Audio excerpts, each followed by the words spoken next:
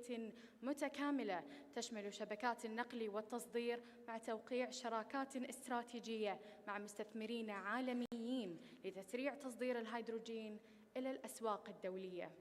إضافة إلى ذلك، تعمل عمان على استقطاب الشركات العالمية الرائدة إلى قطاع الطاقة النظيفة لتوسيع قاعدة الخبرات والتكنولوجيا، وإطلاق برامج تدريبية وتأهيلية لدعم الكوادر الوطنية في مجال الهيدروجين. فضلاً عن ذلك، تعزيز البحث العلمي والتطوير في مجال الطاقة المتجددة بما يتماشى مع أهداف رؤية عمان 2040 والتحول نحو اقتصاد مستدام مع منخفض الانبعاثات الكربونية. وتأتي هذه القمة بالتزامن مع التقدم الكبير الذي تحققه سلطنة عمان من خلال وزارة الطاقة والمعادن وهايدروم في بناء منظومة متكاملة للهيدروجين الأخضر، بدءاً من تخصيص الأراضي وصولاً إلى إنشاء بنية تحتية عالمية المستوى وتعزيز مكانة عمان كمركز إقليمي رائد للطاقة النظيفة. معالي الوزير، أصحاب المعالي والسعادة، تسعى قمة الهيدروجين الأخضر إلى دعم مستهدفات الاقتصاد العماني عبر استقطاب استثمارات نوعية وتعزيز مشاريع الصناعات الخضراء وتمكين التقنيات المبتكرة التي من شأنها دعم مسيرة التنويع الاقتصادي والإسهام في التسريع للوصول إلى الحياد الصفري بحلول 2050، مدعومة بالشراكات الدولية للتحول الأخضر مثل مشروع التعاون EUGCC. تواصل سلطنة عمان ختاماً بقيادة وزارة الطاقة والمعادن العمل بخطى واثقة لتأسيس اقتصاد مستدام قائم على الطاقة الخضراء، بما يعكس رؤية سلطنة عمان لمستقبل مزدهر ويعزز تنافسيتها إقليمياً ودولياً. مرحباً بكم جميعاً، ونبدأ معاً أولى محطات هذا الحدث العالمي الاستثنائي. أصحاب المعالي وأصحاب السعادة، الضيوف الكرام، يسرنا الآن أن نستمع إلى كلمة تحمل رؤية سلطنة عمان إلى مسار العالمي، كلمة ترسم إطاراً واضحاً للنقاشات والحوارات المقبلة. يشرفنا أن ندعو معالي المهندس سالم بن ناصر العوفي، وزير الطاقة والمعادن.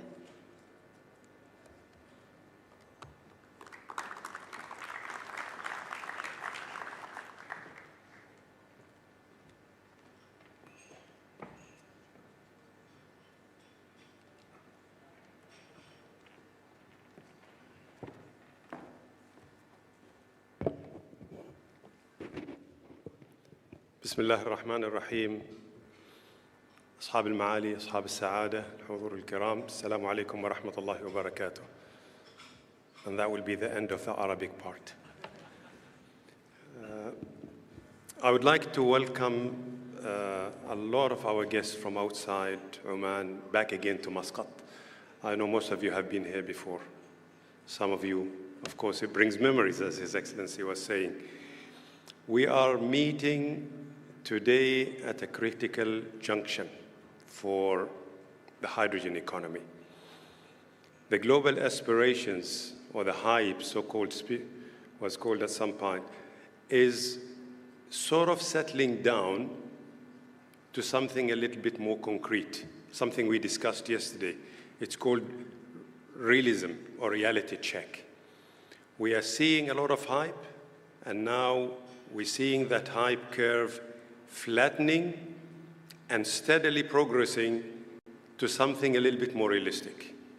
The market is challenging the cost, the market is challenging the supply chain, the market is challenging the regulation, and the market, of course, is also challenging the form of derivative or the type of molecules that will be transported and consumed.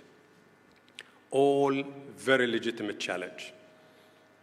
Some people are calling this slowing down. In my dictionary, this is probably maturing an economy that is moving very fast, and maturing in its own right is already fast enough. And we need this. In order to understand why the energy transition takes a long time, and how what we're seeing today is not really slowing down, but in its own right is already very fast, transition from a hype to maturity to getting projects moving.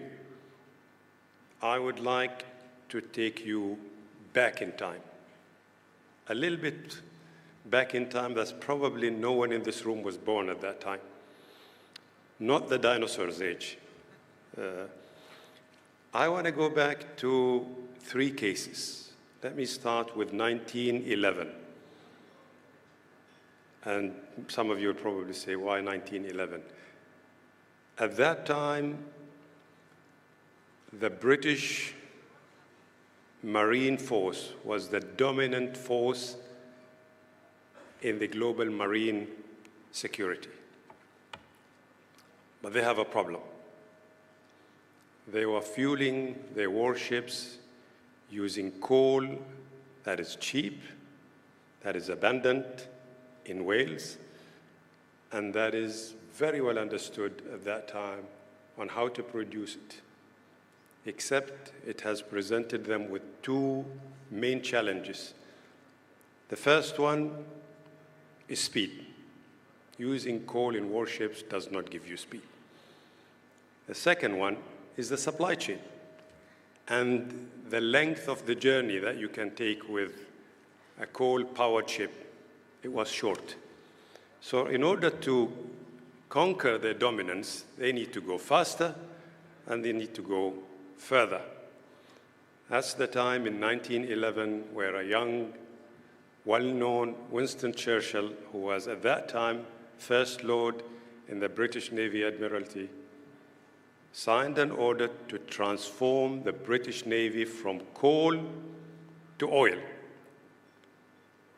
at a time when the United Kingdom was producing 0 barrels of oil. Actually, that's not entirely correct. There was a little bit of production from the oil sands in Scotland. That is probably accounted to about 4,000 barrels thereabout, which is used for lamps. That was not enough to power marine ships that is dominating the globe.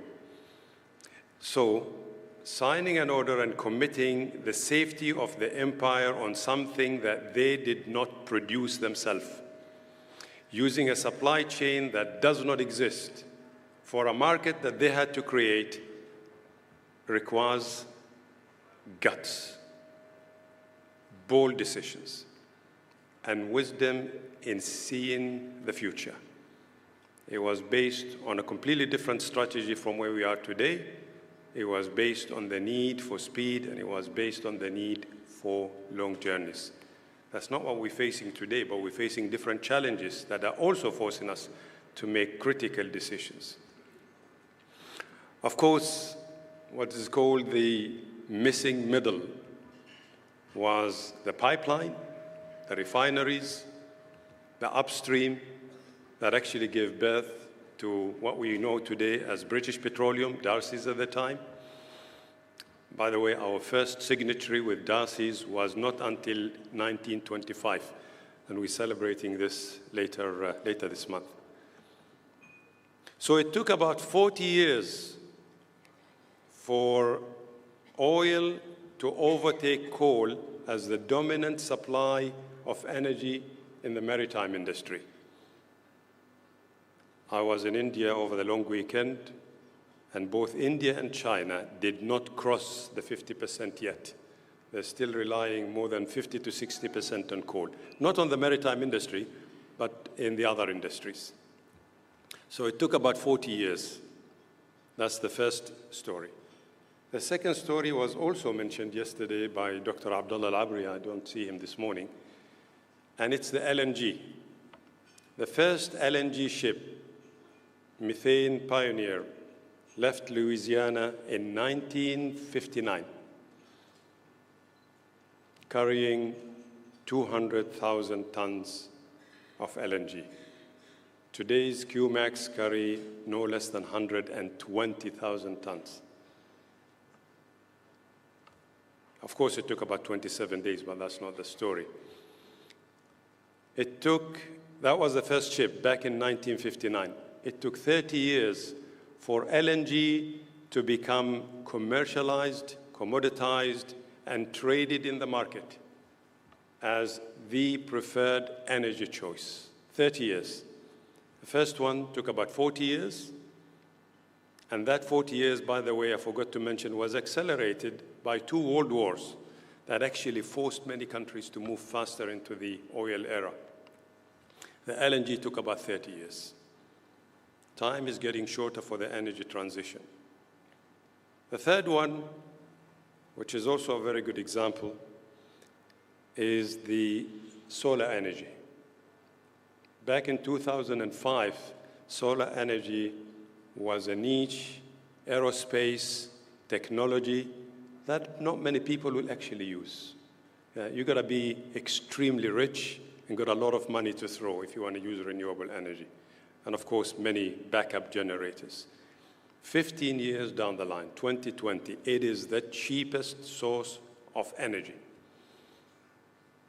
We commissioned our first in, I think in 2019, Ibri 2, and we are building our Ibri 3 at a much lower price than producing energy from gas turbines, gas-fired turbines, much cheaper. It took about 15 years, 40 years on steroid, 30 years on the LNG market, 15 years on the renewable energy, and we are talking about another transition called hydrogen. We don't have the 40 years. We don't have the 30 years. And we probably don't have the 15 years either. I think this so-called slowness is a very fast realization that the hype is not going to get us where we want. We need realism, we need market, we need global collaboration in order to make this energy become the energy of choice, and it is already. 2 days back, many of you have probably seen the announcement that Kawasaki is breaking ground for their first global liquid hydrogen receiving terminal. That automatically will make a lot of industries move fast in order to liquefy, in order to supply, in order to receive it on the other side and consume it and so on. These are fast changes, and thanks to the Japanese, they're leading the way again. Of course, Kawasaki the ship itself was here 2 or 3 years back, if I'm not mistaken. And what they're building now is, I think it's 10 times bigger, if I'm not mistaken. Is it 10 times or 40 times bigger in terms of ships?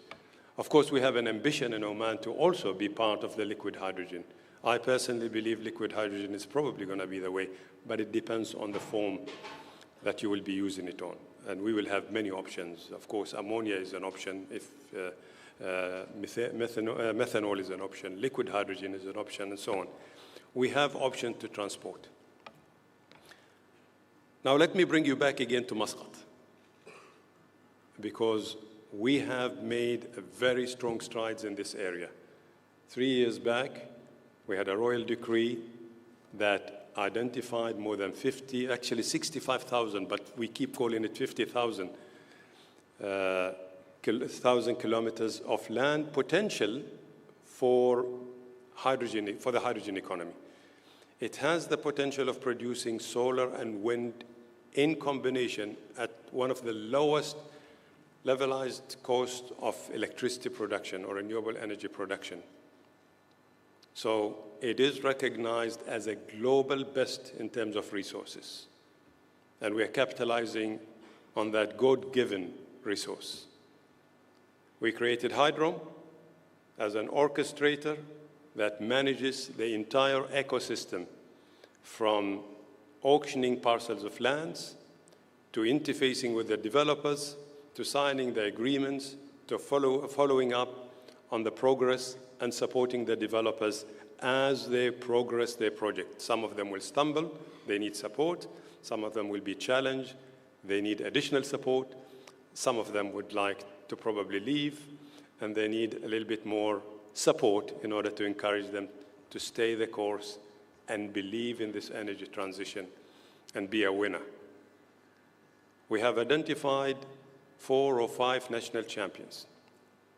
OQ Alternative Energy as the national champion for renewable energy, OQ Gas Network as a national champion for the hydrogen production, transportation, NEMA Water as the national champion for the desalination and transportation of water to the production sites, and OETC, the Oman Electricity Transmission Company, as the national champion for the electron transmission, if required, from the production sites to the ports. And of course, Asiad as the national champion for logistic. And they're doing a great job, all of them, progressing that. We're not seeing it on the ground, but there's a lot of work happening behind the scene. And lately, of course, we have identified also another OQ, but I don't know the name of this new OQ. It's too many of them, OTCO, as our national champion for storage. And the reason why we're doing this is because we believe that scale brings the cost down. If every developer is building their own pipeline, if every developer is constructing their own grid, if every developer is building their own tanks, and if every developer is building their own ammonia plant, then the cost will be high. We will not be competitive. We can compete and compete very favorably if we scale things up and bring the cost down. And that's really the strategy that we're pushing. In alignment, of course, with our partners. Some of them want to go faster on their own, and that's true. You can do it much faster if you do it yourself, but then the cost will be high. So that has been created in alliance, of course, with our national champions and partners. The first auction, and I know Abdulaziz will probably give us more information on this, was very successful. The second auction was very successful. We promised about 1 million tons of hydrogen to be produced by 2030. The agreements we signed were about 1.4 million. And to be honest with you, I wasn't really sure how we're going to deliver it. Because that means we have to mobilize more than 40 million solar panels in about 3 years' time. We have to mobilize more than 2,000 turbines, more than 6,000 to 9,000 wind blades, and we haven't done any of that yet. Really, this is our 1911, if you recall the Winston Churchill story. And so this so-called slowness or realism check is actually a blessing in disguise. It's allowing us to reflect back on many things that could have gone wrong otherwise, and we were preparing for it, but it's now allowing us to actually do things at a fast enough pace, but not hype that is creating a lot of anxiety, a lot of heat on the contracting community, transportation community, manufacturing, and so on. There was a time when, if you're looking for an electrolyzer, you'll be really lucky if someone is talking to you, let alone finding it. I think today we're getting to a point where, yes, there is a market. Let's talk about the efficiency, the reliability, and so on, which is the kind of discussion that we should be having. So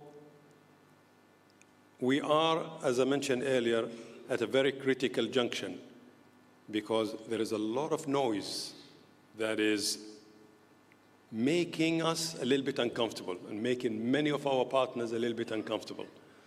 And I think it's a very short-term noise. What we should be really focusing on is the long-term clarity of the direction. And that's what we have. No one at all is talking about hydrogen is the wrong choice and we picked the wrong horse for our bet. I think we're doing exactly what we should have been doing, and I think we are on the right track.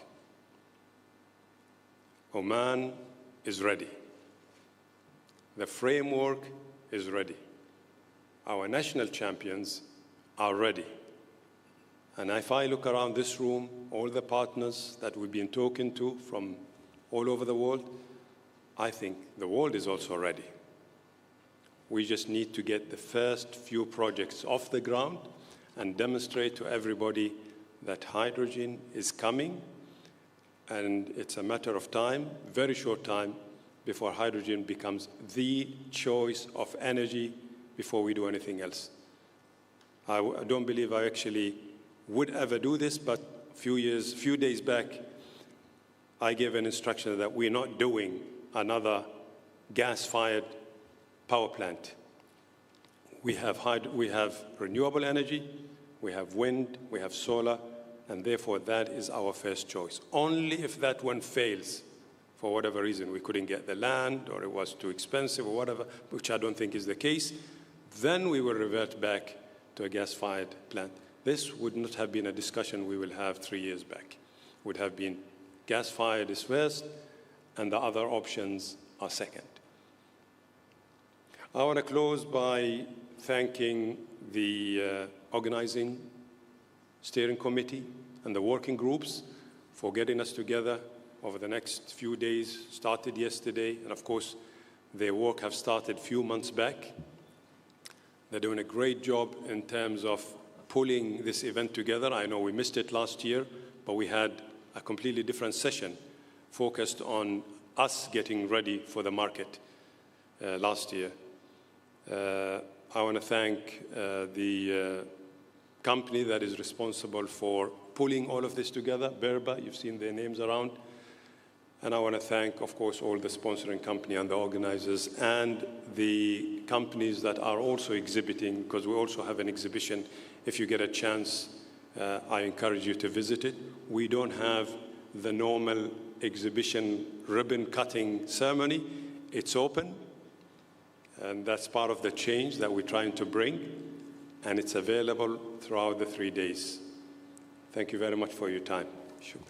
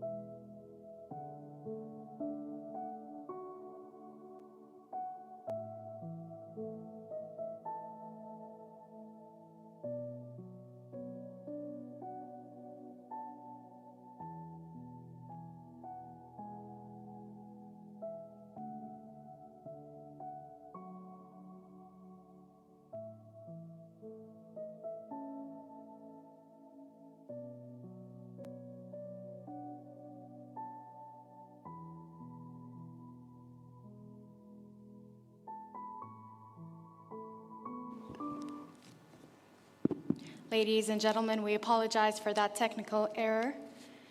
And also, before we continue the rest of our program, to our non-Arabic speakers, you will find translation devices for your service at the far right of the hall.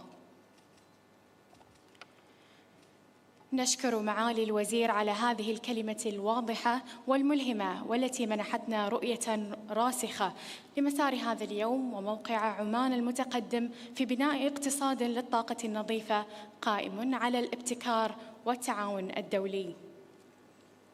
السيدات والسادة، نستمع الآن إلى كلمة ملهمة من أحد أبرز القيادات التنفيذية في قطاع الهيدروجين الأخضر في سلطنة عمان. كلمة تسلط الضوء على التقدم المتحقق وتكشف عن الرؤية العمانية لدفع هذا القطاع نحو آفاق واسعة وتعزيز التكامل مع الجهود الإقليمية والدولية. يشرفنا أن ندعو المهندس عبد العزيز الشيذاني المدير العام في هايدروم ليلقي كلمته في هذا الحدث الدولي.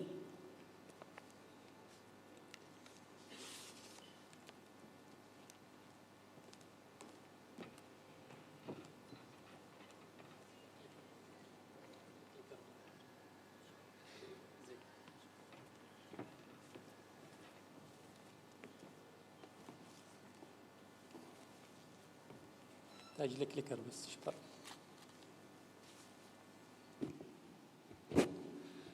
طيب، بسم الله الرحمن الرحيم. السلام عليكم ورحمة الله وبركاته. أسعد الله صباحكم جميعا بكل خير، وأكرر الترحيب بضيوفنا الكرام من الدول التي آثرت أن تشاركنا في هذه الرحلة. قبل لا أبدأ بتحول باللغة الإنجليزية. فتذكيرا بآخر مؤتمر أو قمة عمان للهيدروجين كانت قبل سنتين.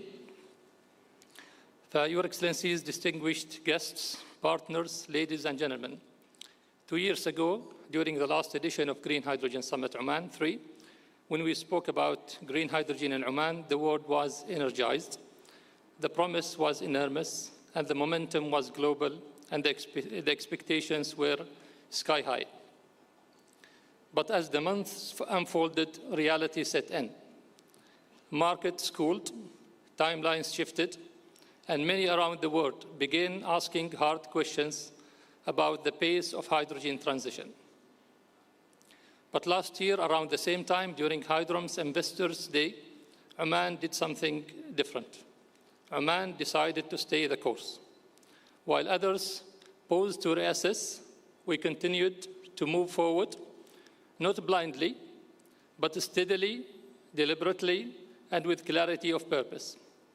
Because from the very beginning, we understood something fundamental.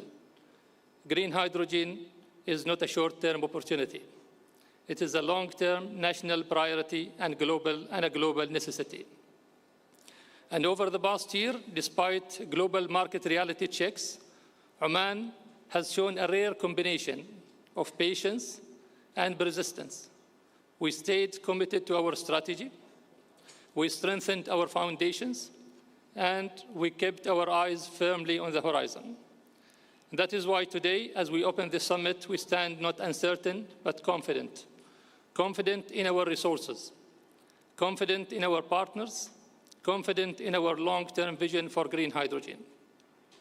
And my presentation today is about a full-year update of Oman's green hydrogen strategy. This is a snapshot from last year Investors' Day that was held in December last year to this moment. Almost every quarter we have something to announce. The first quarter we launched a market sounding for round 3. We launched the first green hydrogen refueling station, and we launched as well a green hydrogen map dashboard to monitor the ecosystem readiness. The second quarter of this year, we signed the first of its kind commercial large-scale liquid hydrogen corridor with our partners, and we launched round 3 to the market. But as well, our national champions have made steps. Fluxes and OQ gas networks have joined forces to set up an SPV and develop the common use infrastructure for the gas network. And we've signed another project, phase 2 and 3 of ACME. The third quarter of this year, we went to the market again with proposing additional incentives and additional support mechanisms addressing both the fiscal regime and the contractual framework for our existing developers. In September this year, we got awarded the Impact of the Year award, and we've witnessed the groundbreaking of the first wind turbines factory in Oman, and as well we've been selected as the country partner for the European Hydrogen Week. And the journey continues. Let me provide some snapshots on our activities since last year. We've been very active in talking to our partners across the world. We've been into Spain, Netherlands, Belgium, Germany, UK, Denmark, Estonia, and Norway. We spoke to Chile, and we invited the Chilean part, our representatives to come to the Green Hydrogen Summit, and they are here. On the eastern part, we are in discussions with India, Singapore, Australia, Japan, and Korea, and China. And today we are blessed to have His Excellency Karim as well joining us from Egypt. We can add that flag as well for next presentation.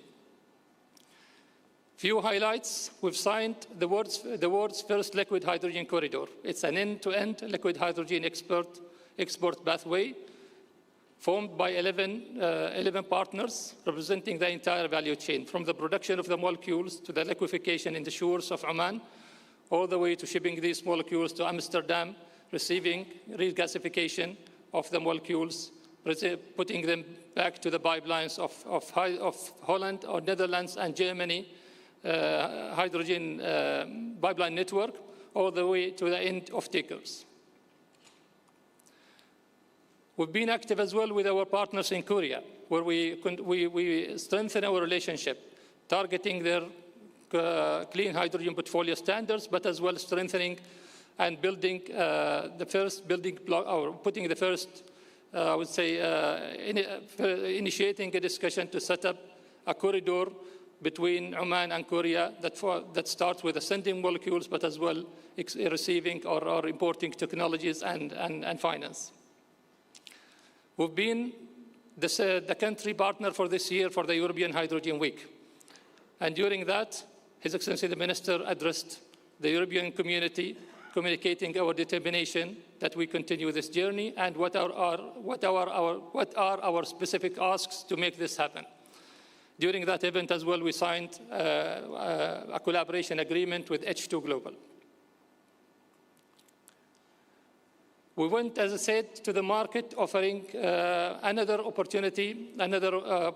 investment opportunity, which is round 3, what we call public auction round 3.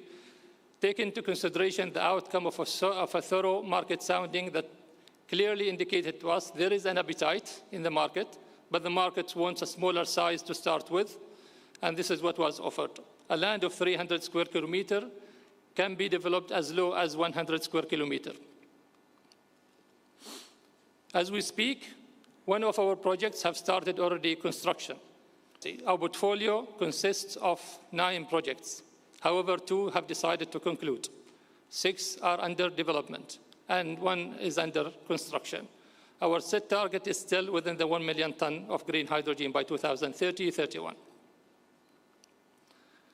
2 projects that have concluded, which is PP Docom Phase 1 and High Docom, led by Bosco and Engie. A decision was reached by mutual agreements to remain open for future collaboration. And therefore, 7 projects remain active in Oman's hydrogen portfolio. 3 in Docom, Amna, Nactis, Geo, Acme, Highport, and Salalah H2. 4 in Docom and 3 in Salalah. An update on the common use infrastructure. The 3 streams of common use infrastructure have all of them have completed the pre-FEED activities for the electricity, the hydrogen pipelines, and for the water desalination and pipeline. We have already launched our green hydrogen map, which we monitor closely the progress on making the entire ecosystem ready for our sector. And one thing to declare at this stage is that we have activated one single automatic permit, reducing the number of permits from 36 to 7, and even the 7, they are granted, and they've just provided their requirements, and an automatic and single permit is granted immediately the moment we award the contract. In response to the market dynamics, the government decided to offer further reduction of the land fees during the development phase, reducing it from almost by 50% during the development phase. And the moment a project will move to a FEED stage, it will be further reduced by another 50%. In total, further tax benefit is granted, reducing the royalty from 3% to 1%, amounting around 3.12 billion for the 6 projects. And in the contractual framework, we allowed operational flexibility by allowing phasing, but as well allowing the monetization of surplus power to improve the project economics. We are confident on our resources.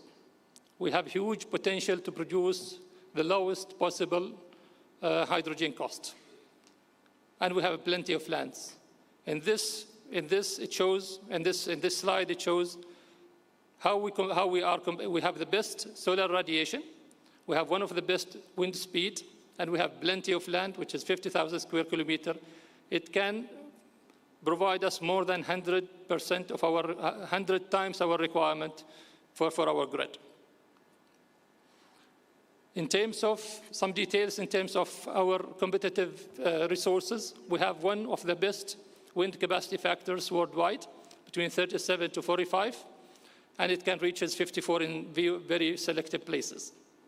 A mean wind speed is 8.4 millisecond at 100-meter hub height, and we have one of the best world-class solar capacity factors, which is on the range of 25%.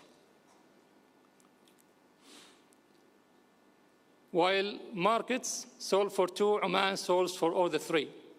We provide a solution for cost competitiveness, execution certainty, and market proximity.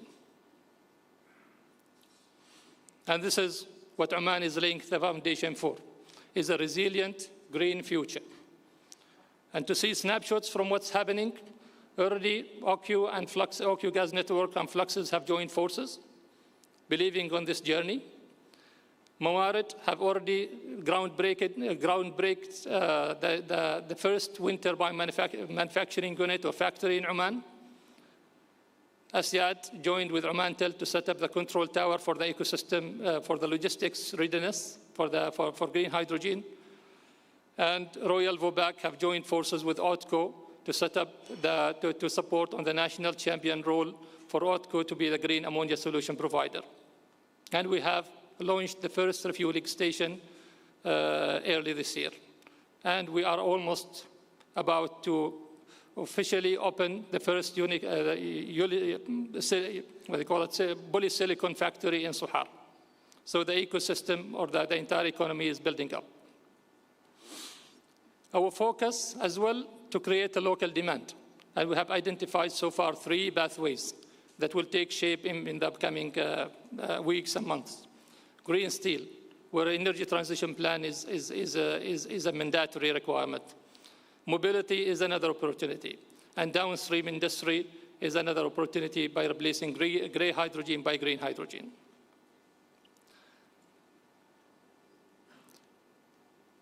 Going forward, I think, we have three pillars that carry Oman's hydrogen ambition forward. We support our projects to advance towards construction and delivery of hydrogen production targets, enable a fully functional ecosystem through shared infrastructure, local demand pathways, and streamlined readiness pillars, and drive value creation for Oman through supply chain localization and development of a downstream hydrogen industry. What partners can expect from us is a complete transparency, as we are today, committed and adaptable. And Oman, I want to leave you with this final slide that Oman is building for the long run through strong fundamentals, long-term policy direction, and continuing offering opportunities in the market, and round 3 is still open for competition. With that, thank you very much.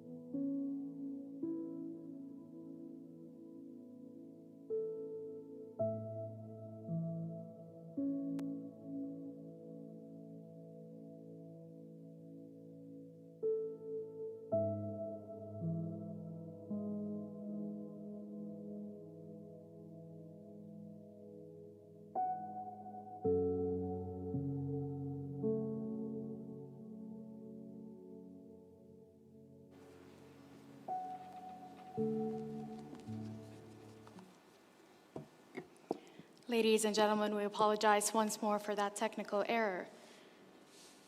نشكر المهندس عبد العزيز الشيذاني على هذه الكلمة الغنية بالرؤى التي منحتنا فهماً أعمق لمسار الهيدروجين الأخضر في عمان، وأبرزت أهمية الشراكات والتعاون الدولي لدفع هذا القطاع الواعد نحو المزيد من التقدم. أصحاب المعالي والسعادة، السيدات والسادة، نستمع الآن إلى كلمة محورية من شخصية تعد من أبرز الأصوات الأوروبية في ملف الهيدروجين، وصوت يعمل على ربط القارة الأوروبية بالمنطقة وتسريع التعاون الدولي في سلاسل الإمداد للطاقة النظيفة. يشرفنا أن نستقبل يورغو تشاتسيماركاكس الرئيس التنفيذي لهيدروجين يوروب ليقدم كلمته في هذا الصباح.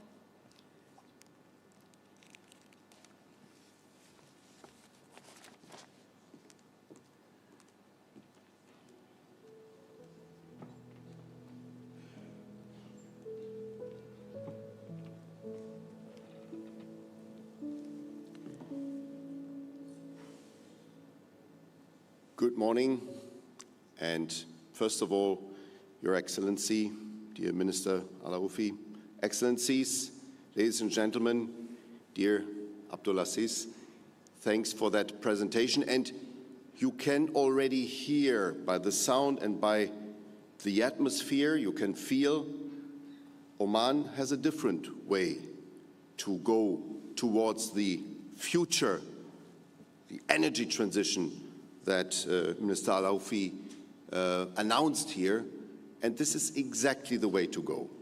Not noise, step by step, but with decisive steps. I'm here representing Hydrogen Europe.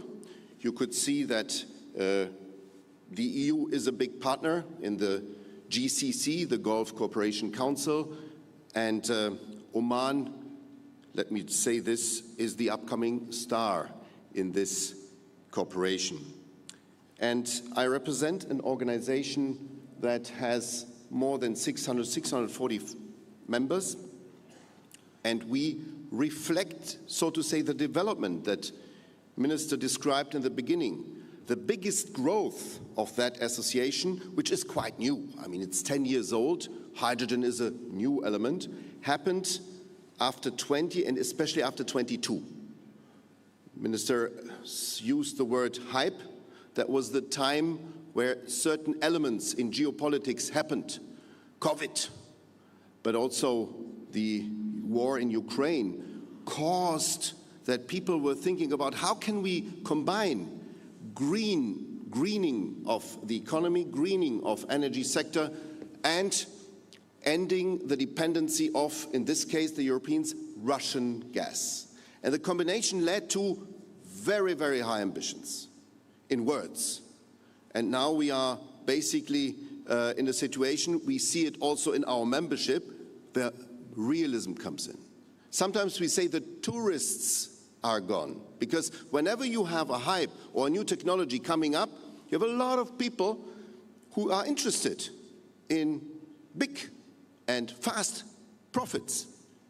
But hydrogen is there to be faster than the other technologies, but is there to stay for a long time. And this is exactly the steps that we need to prepare here. It was a pleasure to welcome you, Minister, you, Abdulaziz, the whole team, as our partner country during our Hydrogen Week that we do now in the 4th year, and you were the 2nd partner country, and it was a big success. I can say that, Minister, you left a strong impression, I have to say, not only today, but also during that Hydrogen Week. And you made the case for your country. Oman is a world-class solar and wind destination and geography. It has strong infrastructure. It has investor-friendly policies. And this is what we can see. We also saw your tax plans. And there is a clear government commitment to become one of the world's top hydrogen addressees. And I'm absolutely sure that the path that you started will carry fruits. Where are we in general internationally.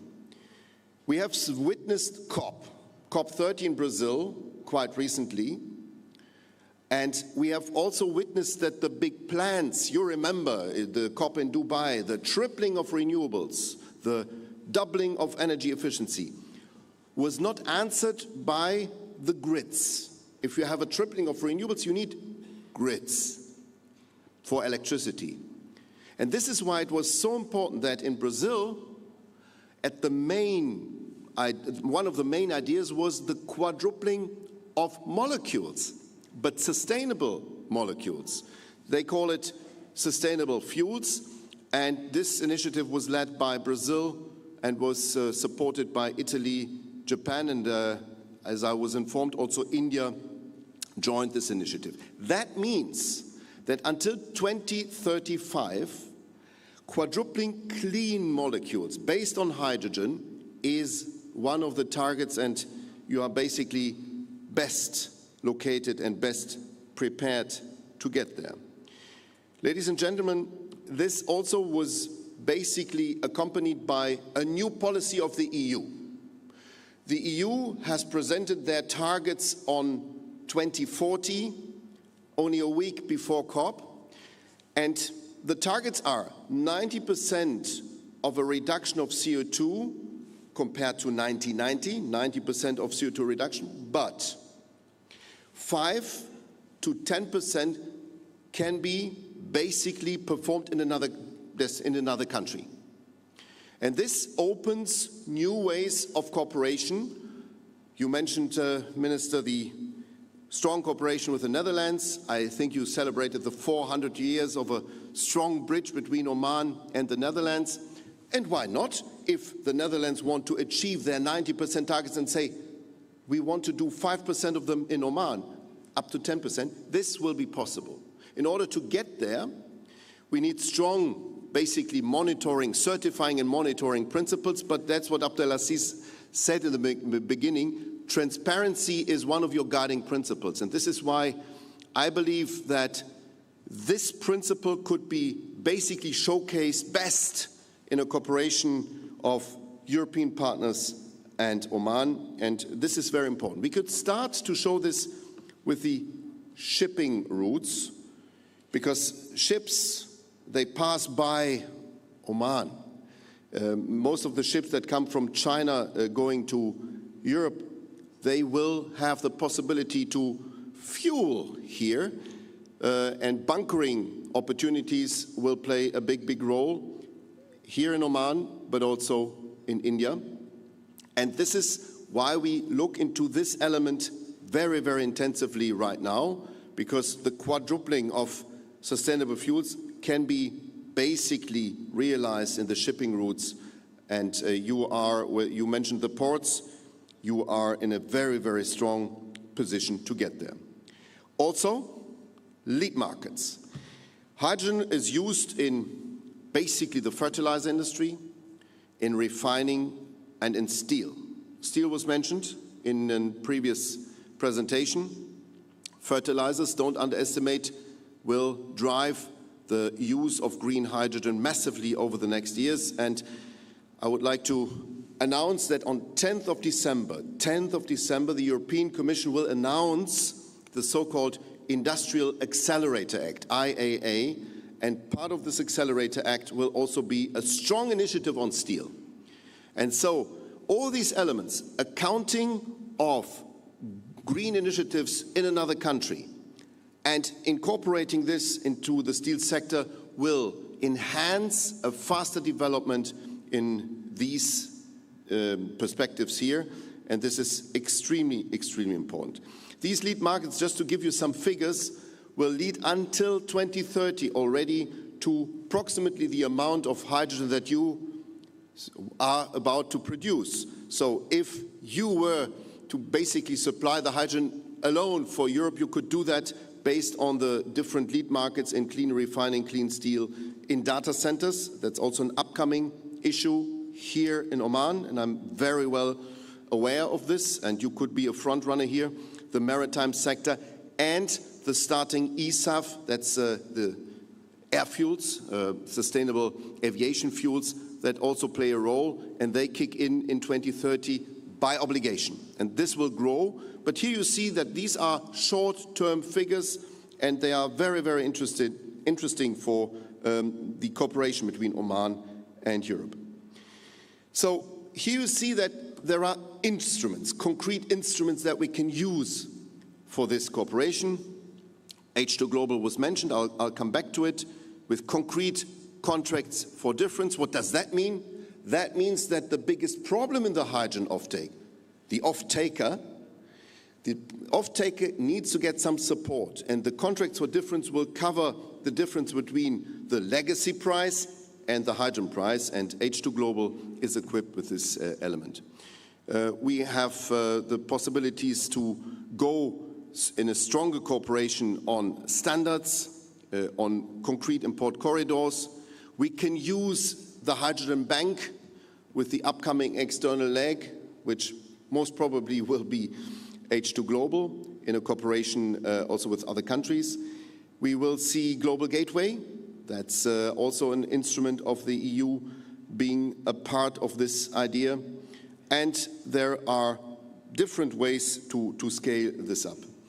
You mentioned already the cooperation between Oman and H2 Global, and I was proud, of course, Minister, to see that this signature took place during the European Hydrogen Week. H2 Global is a very flexible approach to go into that direction. Let me dwell on certain elements that you can be proud of. And I will have the opportunity this week to visit the projects that you mentioned, especially in Duqm, run by ACME, but having also an off-taker, Yara. Both ACME and Yara are members of Hydrogen Europe, and so it's very interesting to see how is an Indian company involved into a project in Oman with a European off-taker. How does this work? This is a role model. It's one of the biggest, and this is why it's so important to get there. Also, Minister, you mentioned liquid hydrogen as one of the strongest possibilities to transport and to deal with hydrogen, and this is something that I'm looking into. By the way, you see there Duisport. That's the place I'm born. It's also a partner here, and I'm very happy to look into that project.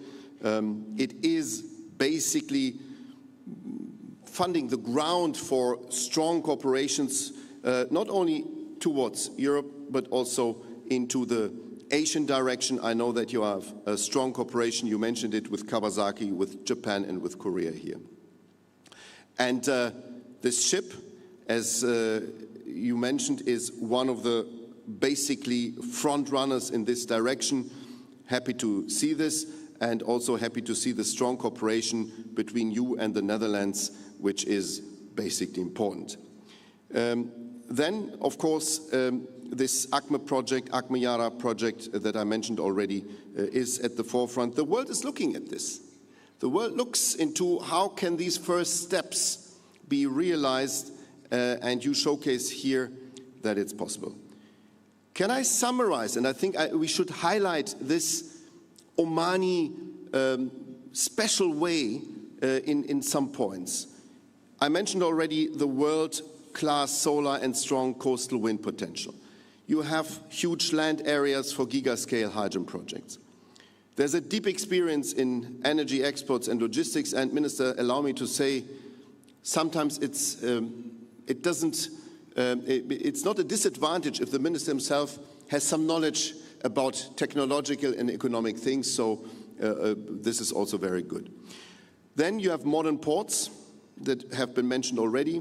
The political stability and long-term investment horizon plays a very, very important role.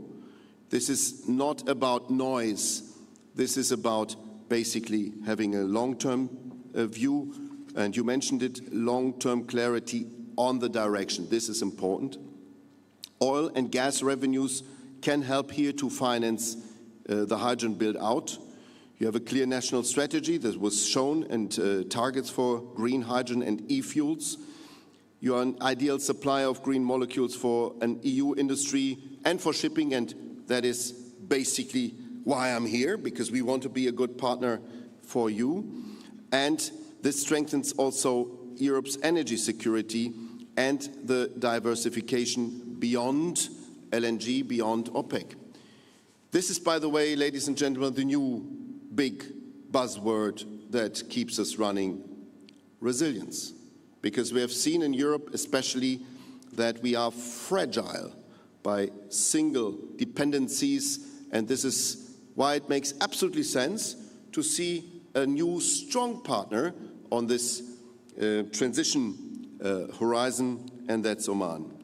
Ladies and gentlemen, we will continue this, and of course we would love to see you also in next year's big hydrogen conference in Europe. I have witnessed your presentation and your presence in Rotterdam during the Hydrogen Summit, which was very, very impressive.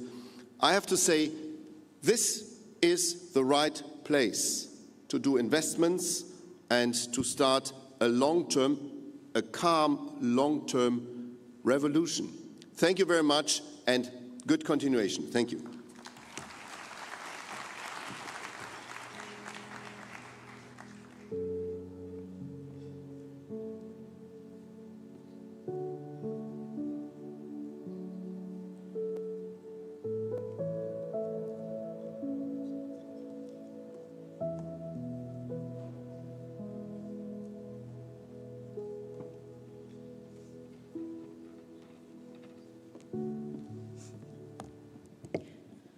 نشكر السيد ماركاكس على هذه الرؤية الواضحة وعلى تأكيده أن التعاون بين أوروبا والمنطقة ليس خياراً إضافياً بل ضرورة استراتيجية لضمان أمن الطاقة العالمي ومستقبل الهيدروجين الأخضر.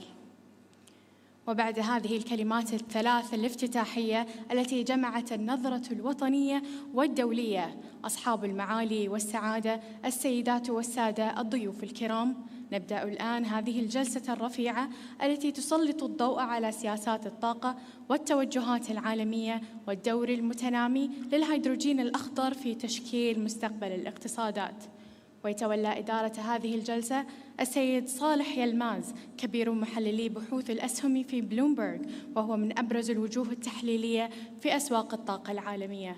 ويشارك في هذه الجلسة كل من معالي المهندس سالم بن ناصر العوفي وزير الطاقة والمعادن، معالي المهندس كريم بدوي وزير البترول والثروة المعدنية في جمهورية مصر العربية، سعادة لويجي دي مايو الممثل الخاص للاتحاد الأوروبي لمنطقة الخليج، فليتفضلوا إلى المسرح.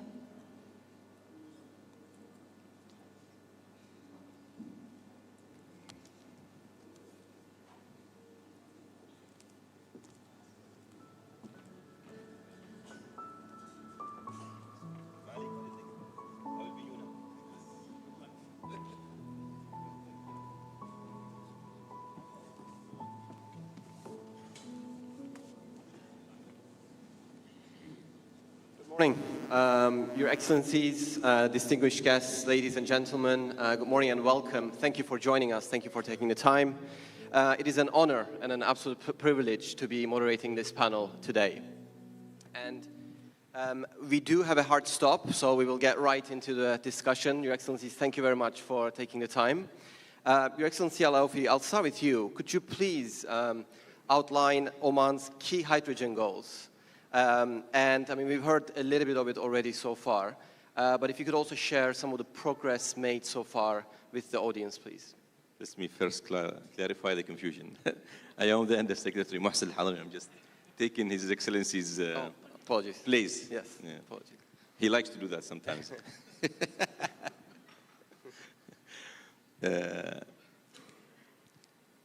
Can you please repeat the question?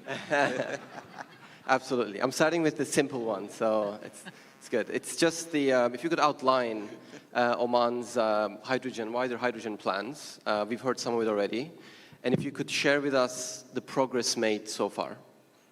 I think Abdulaziz covered a lot of that earlier. I think what His Excellency in his opening speech really summarized points to the same direction. We do believe that it is our role in the ministry and is in line with Oman's Vision 2040 to maximize effectively the resources in the country.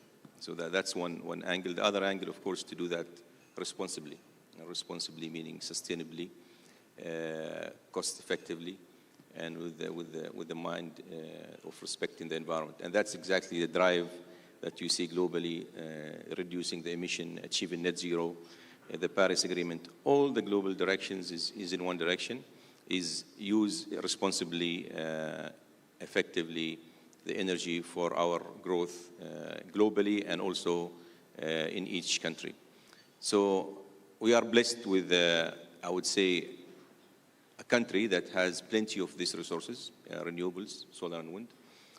We are also blessed with long-term partnerships in trade. We have been trading with many countries in Asia and Europe for a long, long time. And building on that relationship, building on the fact that we also have a strategic location, I think our ambition to build a green hydrogen economy is a perfect way to Oman to play a pivotal role in the energy transition that the entire globe is, I would say, uniting to achieve. Yes, we have our differences in the pathways, we have our differences in what we believe is more effective tool, but eventually we all agree that it is our responsibility to give our societies a better life, and a better life comes with an energy that does not harm the environment, does not pollute the environment. And I think Oman's plan is set clear. We initiated an ambition to produce 1 million tons of green hydrogen by 2030. We are very well set, as was presented on that plan, with 9 projects. There is round 3, which is always going to bring more investment into the country. The framework has been set very well understood by the investors. We continue to improve that as we go along. Technology investments also through OIA with different technological partners and startups is also supporting that ambition, and that's also going, in my view, very well. We have seen progress on the ground, so the first project is actually happening. That's a good progress. So we are moving from 0 to a 1, and hopefully that will make a big difference. We are also seeing that we are starting to use hydrogen for mobility in the country with 1 station. We have ambition between Hydrom and PDO and Oman Net Zero to start the first hydrogen corridor, which is an impressive start if we are able to get to that point. So His Excellency, the Minister was asking me how we are progressing on domestic demand when it comes to steel, fertilizers, and cement and the other sectors, and we are doing that as well. So we are progressing in very solid steps in creating domestic demand, as much as also, as Jorge mentioned, building the export channels to empower our partners in the EU and in Asia with the green molecules that's required for them to decarbonize their industry and their energy systems.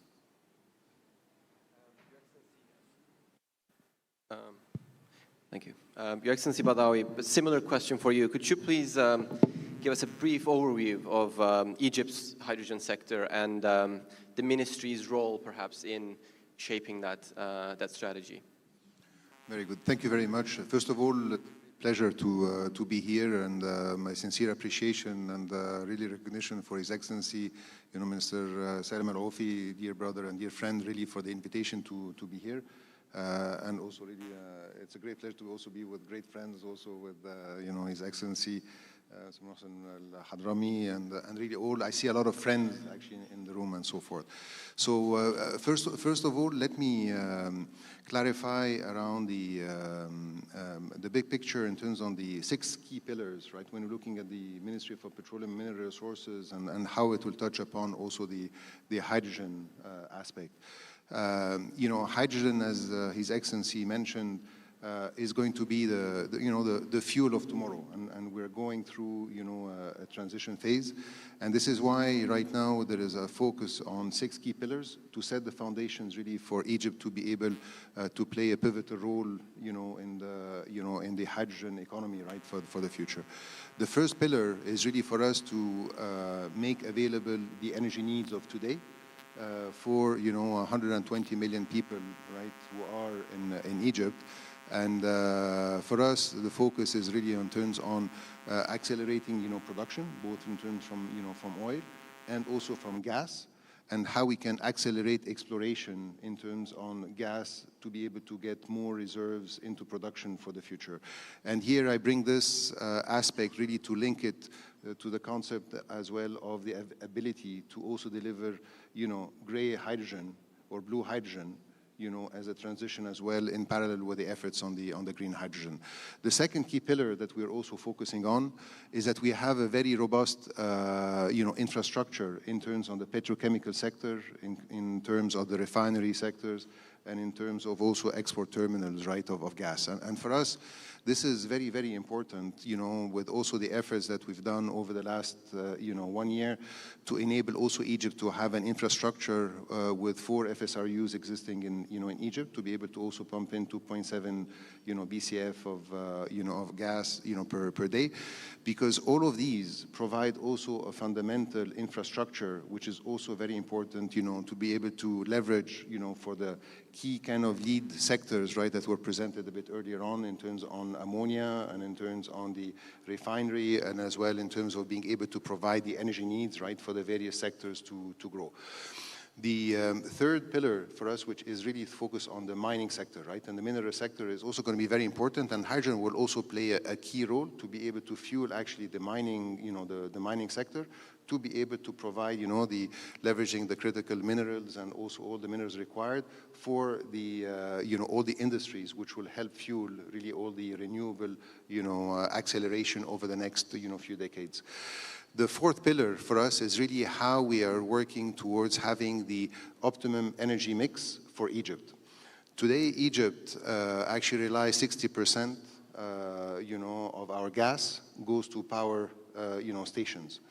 And this is why we have really looked in terms on our natural resources, and where we have, over, 1 million square kilometers, right, of land with lots of sun, and wind. And hence, really, we've driven really an accelerated national energy strategy to accelerate renewable deployment in Egypt, and to have by 2030, 42% of our energy needs to be able to be provided by renewable, by renewable energy. And this is very important for us because it will help to free gas molecules for value-added, derivatives where they are, needed, and at the same time to set the foundations for the renewable, sources to be able to fuel, the future, green, molecules and green, value-added derivatives. And we are very happy and very also proud in terms on linking really the ability of the fertilizer sector that we have in Egypt, by signing a contract with one of our fertilizer companies called MOPCO, with Scatec, to deliver green ammonia to Yara, with an offtake agreement with Yara for 15 years. And this really gives, Egypt the kind of a landmark, project, to be able to also enable the green value-added derivatives and to be able to fuel the scalability, for that. The fourth pillar, which is very, very important for us, is you cannot really make a leapfrog in terms on, on the sectors and in terms of delivering, the future energy needs without having a big focus on the people element. And this is why capacity building is very important for us, and why the health and safety, right, of people is very, very important. And hence we are really kind of fostering an environment to have everybody to be able to come safely, right, to the operation, and to be able to go back home safely, to their loved ones. And at the same time, also the environment. We are very committed in terms of making sure that we leave the environment, right, in a better place, right, for the future generations. And hence really focusing on the capacity building in terms on the technologies, in terms on the safety, in terms on the energy efficiency is very, very important for us. And then the sixth pillar is really around collaboration, regional collaboration. For us, collaboration is very, very important to be able to unlock this. And this is why we are really kind of working with all our partners to be able to unlock really the best value from the natural resources, to be able to deliver the energy needs of today, but as well to really lay down the foundations for the future. And again, our presence here today is really a clear signal as well in terms of the collaboration with the Sultanate of Oman. I mean, we are firm believers that the success for Oman, actually, that we're seeing here in terms on the green hydrogen revolution is a success, actually, not only for Oman, is a success for Egypt, is a success for all the different countries who are really kind of working to deliver scale, lower down the cost of hydrogen, to be able to really have a sustainable, industry going for the future. So we're very proud to be here and very appreciative of being here, and also we have a lot of our companies who will also be able to help build the infrastructure, both in Oman and to foster further collaboration and partnerships. Working? Thank you. Your Excellency Di Maio, on to you. Similarly, I mean, how does the EU envision renewable hydrogen by 2030? And that includes kind of certification needs for exporters. And what type of EU-Oman cooperation could reduce some of that early regulatory uncertainty that we've been talking about? Yes, first of all, let me thank the Sultanate of Oman and the Minister of Energy and His Excellency the Minister and the Secretary for inviting me today, and even for hosting together yesterday the EU-Oman Hydrogen Forum. That was a very important opportunity to try to develop more and more our relations on this sector. But let me say even that as European, I'm very proud of seeing in the PowerPoints, in the slides, so many European companies and Hydrogen Europe working with so much strength in this field with Oman. Indeed, I think that, as usual, the private sector is developing ties that are going beyond the simple energy relations. This is something that it goes beyond the relations on energy, on hydrogen, because we are both, I would say, both sides are pioneers in this sector, and in my opinion, we will build something very important for the future, but even for the present. Leaving the hype era and being more in this reality check era, this is a very good opportunity for looking at the next steps with a pragmatic approach. First of all, Oman is already well positioned about everything you mentioned in your question, certifications and standards and so on. Here there are projects like the project, the Greenfield, the Mahai-Port Dukum, they already got certifications according to our standards. And as you know better than me, the approach is project by project. What can we do in order to try to speed up this process? First of all, I think the political engagement is very important. We are so happy of having all the officials from the Omani government so present in Brussels. They visit us, we visit them, and we have so much exchange on in many sectors. And the visit of the minister to Brussels almost 1 month ago for the Green Hydrogen Week was very appreciated, because it was even an opportunity not only for attending the event, but even for engaging with our policymakers in order even to show the expectations towards the European market. The second point is linked to the standards.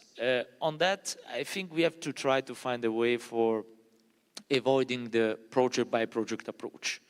Let's try to create a more inclusive and wide format framework for having a standardization on both sides, and for facing the challenges of this sector together with the starting point that is we are compliant both at the same standards. And third is to de-risk the offtake investments, the offtake in a way, the opportunities that our companies are taking now. On that, I think that the European Investment Bank is very important on that. It can help a lot in order to guarantee our companies in their investments. But even the mechanism of the hydrogen mechanism, Hydrogen Bank H2 Global, where I know the aim should be to try to regroup the demand of hydrogen, because a huge market as the single market of the European Union is able to stabilize the price so much that honestly we have to try to do our best in order to try to centralize this demand. But in any case, the coordination of the supply and the demand by the Hydrogen Bank is something already existent, and we have to use this tool. And finally, the B2B. All the opportunities we can try to organize, all the fora, all the events like this event, in order to connect more and more the business sector, is something very instrumental to the goal that we are, in a way, trying to achieve together. Of course, about the standards, we have two directives that are our point of reference, is the RED II and RED III, that are the two directives of the European Union creating the framework for the standards on hydrogen. And there are three simple, let's say, simple pillars. The first is linked to the 70% of greenhouse gases reduction along the full cycle. The second is the monitoring, reporting and verification mechanism according to the ISO standards. And the third are the certification export bodies of the European Union for the exporters that want to import into the European market these quantities. And on that, honestly, I think that Oman is looking at the same kind of standards and is working for trying to be as much as the market can compliant to these standards. Your Excellency Al-Hadrami, back to you. How is Oman addressing some of the infrastructure and logistics hurdles to enable this type of large-scale hydrogen production here? It's a very good question. I think one of the questions that we had a lot of dialogue internally, and I think the last hydrogen summit we decided at the time, and we announced that we will create some sort of a unit within the government that Abdulaziz talked about today, and out of that, many of the government and non-government entities within the country came together, and they somehow forecasted I think it was, we made a lab for a few days, and they forecasted what potential hurdles could be, what potential enablers could be, and the outcome of that is 26 initiatives. One of them Abdulaziz mentioned, which is a single permit.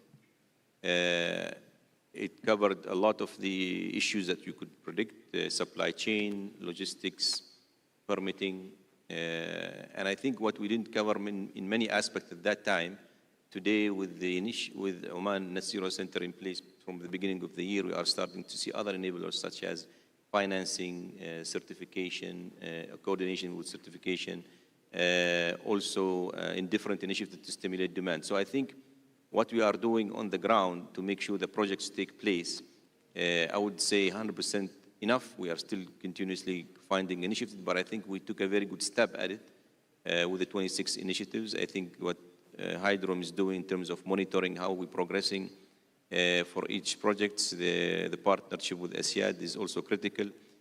I know that, for example, on the development side, OQ, Alternative Energy, are learning from the existing projects, translating that learnings from current projects on wind into the future green hydrogen projects through learning. They've been visiting different projects in Morocco as well to see how transportation and logistics is happening. So we are not waiting for the projects to come. We're actually predicting what could go wrong, what could go right, how can we improve, what kind of cost is invisible that we are not seeing. We are discovering invisible cost. We are shaving that out. We are also going through all the specific challenges we see outside these projects from existing ongoing projects, and we're trying to take care of these challenges as we speak. I think the incentives as well is a good way to demonstrate agility in the system. So when we hear from investors, when the market changed, there was a reaction. And I think, in my view, this was quick, that we got the incentives approved by the government, by the cabinet. So I think on the ground, there is a lot of work. It's difficult to really describe in a short time. But I think we are covering logistics, we are covering incentives, we are covering permitting, and we as well trying to, through OIA, to cover the technology side as much as we can. Your Excellency Badawi, perhaps a similar question in the way that, what are some of the main challenges that Egypt faces, and also, if you could, where do you see some of the strongest opportunities on the other side for international cooperation? Thank you very much. Thank you very much. So actually, I'll start actually with the opportunities, because when you look at Egypt in terms of location, is ideally placed, when you're looking in terms on, with the Middle East, to the east, you have, at the corner in terms of a gateway for Africa, and at the same time, access to Europe. And there is a lot of interconnection, projects already taking place between Egypt and Europe, whether in terms on connectivity, in terms of gas, linking, gas network, whether from Cyprus through Egypt facilities and then export, back to Europe, or, the green also corridor in terms of the Gregi project, in terms of linking up, green electricity from Egypt to, via Greece into Europe. And hence also leveraging the Suez Canal, like you have seen really on the earlier, slides, which were showing one of the major shipping, routes, which will be very important, right, for hydrogen. And also this is why, Egypt has been working very diligently in terms on looking at both incentive packages, right, for investments in the green hydrogen, projects. Those incentives, include, tax-related and non-tax-related, incentives. But the other one is also how we can leverage the, the location of where we can have green industries to be able to be located, like the Suez, Canal Economic Zone, from a location perspective, where we also have renewable, energy infrastructure. At the same time, the port accesses, and as well kind of a major shipping, shipping lane for, for green fuel, to be able to be, enabled for the maritime, industry. And at the same time, really in terms on how we can build in terms of achieving, about 8% of the market for hydrogen. We're looking at, 10 megatons, per annum, right, in the, the next, decades. However, this will not be easy. It will require collaboration and partnership. And this is why I think having continuous engagement with technology providers, with developers, with various governments, and how we can foster an environment where off-takers are actually enabled, because it's also all related really around having the offtake. And this is why the collaboration between different countries is very important. And for us, when we look at the capabilities to be able to deliver, those mega projects, it will require people, it will require technologies, it will require, construction, EPC, capabilities and so forth. And to address your point around collaboration between, countries, for us, when we look at the Sultanate of Oman, we see actually really a lot of very structured efforts, a very structured approach in terms on the hydrogen front. And there's a lot of learning and collaboration that can actually take place between Egypt and also the Sultanate of Oman in terms on the practices, in terms on in terms of lessons learned, and also in terms on how we can collaborate on deployment as well in terms on this infrastructure. And this is why, again, we will be working very closely with our partners here in the Sultanate of Oman in terms on taking the best practices, sharing knowledge, sharing of resources, and also sharing the capabilities in terms to develop joint partnership to be able to deliver those projects which are actually will make a big transition. And when we look at Oman, we look at Oman actually as a major hub actually for green hydrogen, and also obviously with the markets towards Asia, a fantastic opportunity, and we are very keen to help the Sultanate of Oman deliver, those projects through also partnership with our companies, and at the same time we're also leveraging the partnership and all the infrastructure being built in terms of also how we can help also combine, Oman, combine Egypt as also gateway for Europe markets for hydrogen, and having really cross government and cross-country collaboration. The success of Oman is a success for Egypt, is a success for all the countries who are really playing a key role in the hydrogen economy, and we're very keen to collaborate and to learn and to join in partnerships together. Great. Thank you very much. Your Excellency Di Maio, we have about 5 minutes left. Unfortunately, I've been strictly advised that we have a hard stop, but I do want to ask you one final question. Which factors do you think matter the most for driving investment? And how can some of the EU tools like Global Gateway that we saw in one of the slides earlier help unlock first mover Oman EU projects that we heard about? I think that, I'll be very brief, I promise. I think that the connectivity in general, not only for hydrogen, is the future. Our two regions, because the ambition of moving goods, data, and the energy between the Asian market and the European market looks at this region and makes this region so fundamental, and I think Oman in particular is the gate for both markets, in particular when it comes to the connectivity, the corridor. And it's not only about IMEC or development road and so on. You see that the connectivity initiatives are growing more and more, and this is very important even for hydrogen.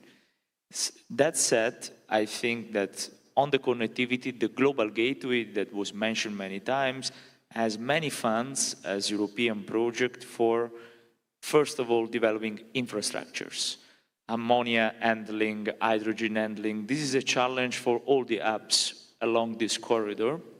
We can contribute in a very important way. The second point is the partnership port to port.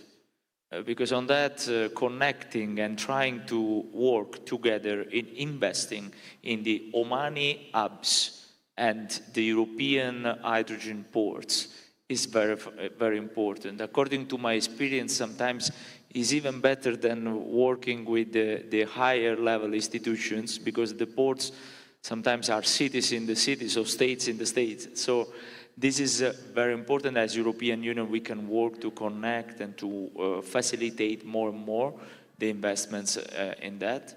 And a huge alliance on safety, because safety is very important for our citizens, for the perception of this sector, for reducing the perception of risks or dangers and so on. And finally, to de-risk the investments. For de-risking, I already mentioned some tools, but I would like to mention the export agencies. The export agencies on both sides, they have to make an alliance. Even one by one in Europe, country by country, with the Omani entities, but we have to work on that in joint project for that. Thank you very much. I think we could easily spend another hour or 2 hours talking. I have many, many questions to ask you, but like I said, we do have a hard stop. But Your Excellencies, thank you very much for taking the time out of your very busy schedules. And thank you all for joining us. A big round of applause, please. Thank you.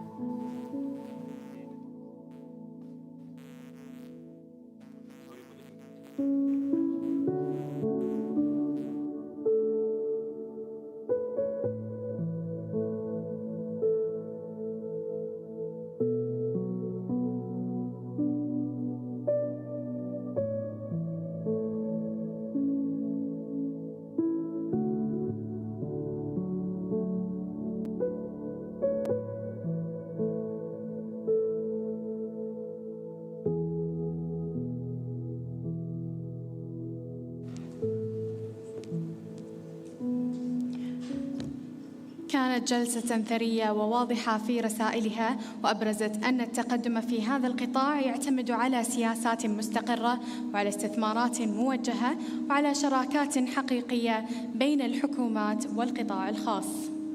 أصحاب المعالي والسعادة، السيدات والسادة الكرام، نصل الآن إلى فقرة مهمة تجسد روح الشراكة وتترجم التزام المؤسسات الوطنية والدولية في دعم جاهزية منظومة الهيدروجين الأخضر في سلطنة عمان.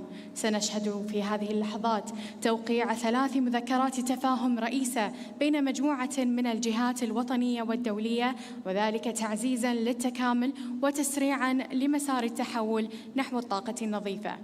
أولاً، مذكرة التفاهم بين غرفة تجارة وصناعة عمان وهايدروم، وهي مبادرة تهدف إلى دعم جاهزية منظومة الهيدروجين الأخضر الوطنية.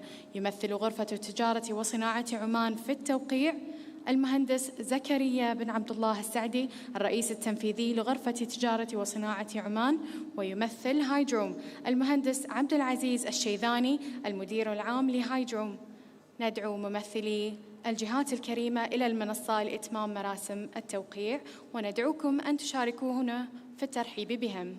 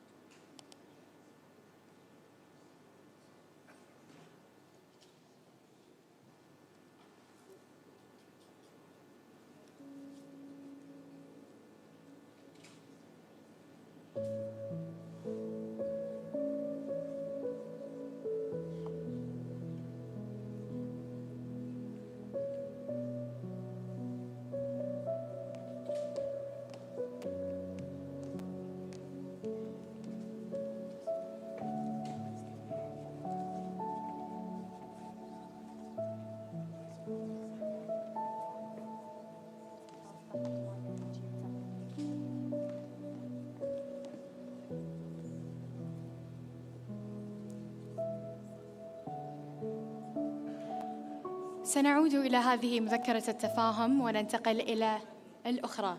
مذكرة التفاهم بين هايدروم والجامعة الألمانية للتكنولوجيا في عمان جيوتك، تهدف إلى تعزيز البحث العلمي وتنمية الكفاءات وتطوير المسارات التعليمية في مجال الهيدروجين الأخضر. ويمثل هايدروم المهندس عبد العزيز الشيذاني المدير العام لهايدروم. ويمثل الجامعة الألمانية للتكنولوجيا في عمان في مراسم التوقيع البروفيسور الدكتور مايكل براون رئيس الجامعة الألمانية للتكنولوجيا في عمان.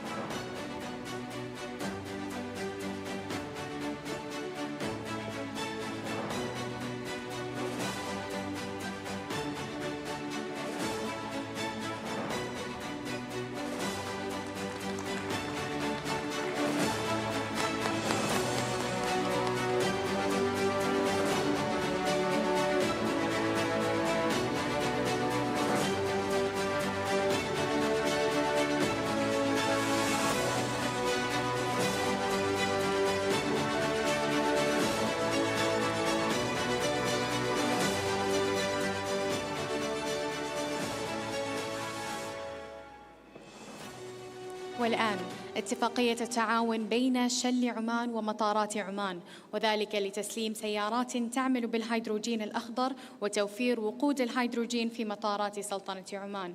يمثل شل عمان في مراسم التوقيع سعيد الرواحي مدير عام العلاقات الخارجية لشركة شل عمان، علي الجنابي رئيس مجلس إدارة شل ديفلوبمنت عمان. ويمثل مطارات عمان المهندس أحمد العامري رئيس التنفيذي لمطارات عمان، والمهندس عبد العزيز الهنائي رئيس العمليات التشغيلية بالشركة العمانية لاستثمارات الطيران التابعة لمطارات عمان، وجيرمي بانينغتون رئيس العمليات التجارية بالإنابة لمطارات عمان. ندعو ممثلي الجهات الكريمة إلى المنصة لإتمام مراسم التوقيع.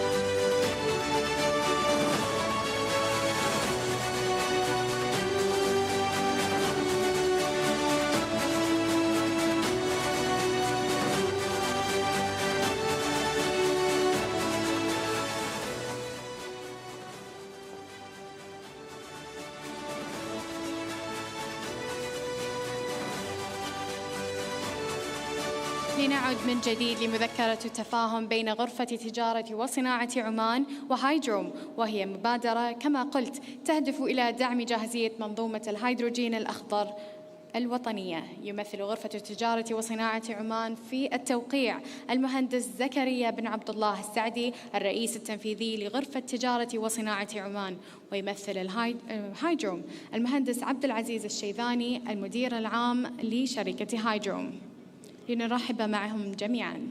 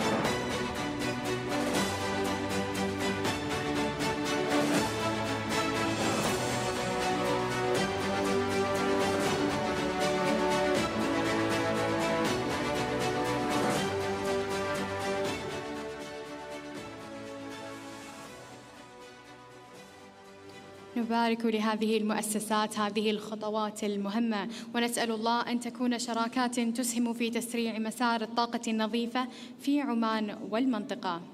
السيدات والسادة، نبدأ الآن جلسة محورية تسلط الضوء على رؤية عمان في قطاع الهيدروجين الأخضر، وعلى ما تمتلكه سلطنة عمان من مقومات طبيعية ولوجستية، وعلى ما تمتلكه سلطنة عمان من مقومات تؤهلها للعب دور عالمي مؤثر.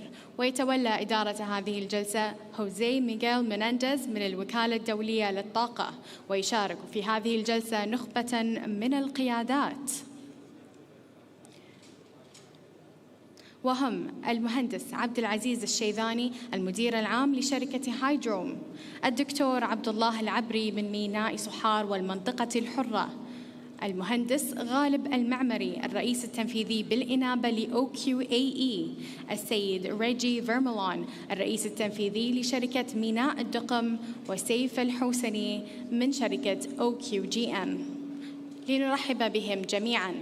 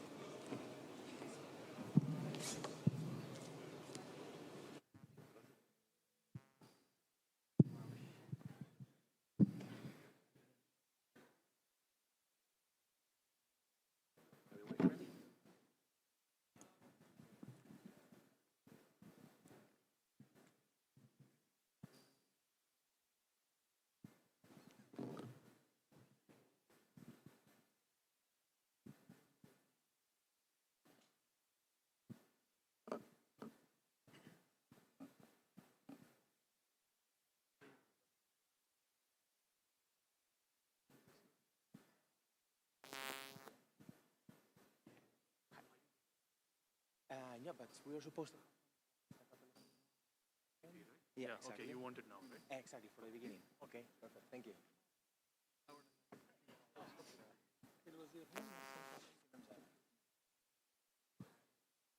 Okay. Well, good morning, everyone. Welcome to this panel. My name is José Miguel Bermúdez. I am the hydrogen lead analyst in the International Energy Agency, where I coordinate the work that we do on hydrogen, and it's an absolute pleasure to be here today and to have the opportunity to moderate this panel about hydrogen Oman's vision and how to realize that vision. No? I am joined in this panel by Abdulaziz Saeed Al-Shidani, Managing Director of Hydrogen, Galib Al-Manari, Acting CEO at OQ Alternative Energy, Reggie Vermeulen, CEO at Port of Duqm Company, Abdullah Lavri, Vice President of Sustainability at Sohar Port and Free Zone, and Saif Al-Soini, Chief Business Development and Commercial Officer on QNM. You are all waiting to hear what they have to tell you about how to realize this vision in Oman, but please allow me just to spend 5 minutes setting a bit the scene, particularly the international scene, so I can hope it can stimulate a bit the conversation of today. This presentation I'm going to make is based on the latest analysis from the International Energy Agency, which I can tell you we publish every year a report, our Global Hydrogen Review, which I invite you to revise in our website. It comes along with many other tools with a lot of data about what is happening in the hydrogen sector, which I hope it can be useful for your work. And if not, please come and complain, and we will, of course, try to improve it. So we started publishing this report back in 2021. So we wanted to make a bit of a stock take this year to see what is really happening in the hydrogen sector globally and what we have achieved in these 5 years. No? If we go back to 2020, there was a moment in which the hydrogen sector was having a lot of momentum behind. There was a lot of commitments from governments in terms of adopting hydrogen as a new energy vector. And this received a strong response from the private sector with hundreds of announcements of projects all around the world. Now, this couple of last years, we have seen a lot of negative news making the headlines. No? We're speaking about project cancellations, project delays, reductions in these ambitions that were announced in 2020. And this has left a bit of negative feeling in the sector. But actually, when one looks at the data, at the numbers, what we can see is that rather than a sector that is stalling or that is faltering, we have a sector that is progressing and is reaching important milestones. And let me give you just 3 examples. Back in 2021, we have only a few projects, small projects in operation for the production of low emissions hydrogen. In this year, production has grown already 60% and is on track to reach for the first time in history 1 million tons. But when we look at 2030, and just based on projects that have reached a final investment decision or are under construction or already in operation, we think that low emissions hydrogen production could surpass 4 million tons. This is, of course, much less than those ambitions that were set at the beginning of the decade. But considering that it's a nascent sector, it's an impressive progress. We are speaking about moving from less than 1% of total hydrogen production today to around 4% in 2030. And this would put low emissions hydrogen growth on par with the fast expansions that we have seen in other success stories on clean energy technologies lately, no? As the case of solar PV. Projects are also becoming larger. Again, going back to 2021, the largest electrolyzer in the world had a capacity of 30 megawatts. But this year, in China, we have already seen a project of 500 megawatts starting to operate. And when we think about the largest electrolyzer project under construction already in the world, the Neon Green Hydrogen project, we expect that it can surpass 2 gigawatts by 2027. No? This is 75% increase in size in in less than a decade. And another positive message is coming from technology development. We are seeing more and more technologies that are moving from pilot scale to big pilots to demonstration and to commercial operation. And this is particularly important on the demand side when we expect many technologies, for example, as you can see in the slide, in shipping or in steel making, becoming commercial before the end of the decade, which can unlock a lot of demand. Now, these are positive news, but we have also to recognize the challenges that the sector is facing. I'm pretty sure we are going to speak about this today. Those 4 million tons that I mentioned before is just 10% of the total project pipeline that has been announced. The other 90% is still at earlier stages of development, in feasibility studies, still even in concept studies. No? So when we take into account the situation with some of these projects, I like how Yorgos put it, some of these tourists that have appeared in the sector. And the fact that we only have 5 more years until 2030, we have asked ourselves how many of these projects can realistically be in operation by 2030. And for doing that, we have done an analysis considering what's each of the project's status, the size, the targeted use of that hydrogen, the location, factoring in aspects like financing cost or availability of energy infrastructure in a given country. No? And what we have found is that in addition to those 4 million tons, we think that there are another 6 million tons that have a strong potential to be in operation by 2030. Provided that there is government support, and I think here we're in a good example where there is this government support to close the cost gap that hydrogen, low emissions hydrogen still have with grey hydrogen, but also demand policy sides, demand side policies, particularly on existing applications. And again, here, as Abdulaziz has already told us, we have a good example. On the other side of the spectrum, we have around half of this potential production that we think that has low potential or is uncertain to become operational by 2030. But this is very located in some key examples, no? Some very large electrolysis projects in emerging economies, which have, of course, a strong potential to produce low-cost renewables, but they face challenges in terms of financing, in terms of infrastructure, in terms of securing this offtake that we have already been speaking today. And let me just finish with the zooming of the situation, how we see the situation in Oman today. No? So Oman, as of today, does not produce significant quantities of low-emissions hydrogen, practically the same as every other country in the world, but the potential of the country is out of question. And we have already been seeing the presentation, the enormous potential of the country, right? So we think that based on announced projects, around 700 kilotons of low-emissions hydrogen could be produced by 2030, very close to the government target. And we have seen already in some presentation today that it could even be met as soon as 2031, which is fantastic. But the reality is that when we see at the projects, we only have around 3% of that total capacity having already reached a final investment decision. No? So now, gentlemen, I'm going to task you with a very difficult task, but hopefully you are the right people to solve and tell us what we have to do to make sure that all that 97% of other projects can reach to that final investment decision and deliver against this vision, no? And these objectives from Oman. And I mean, no pressure, but this is your task for today. So Abdulaziz, let me start with you. And if you could tell us, please, how is Hydron driving Oman's ambition to become a global leader in green hydrogen?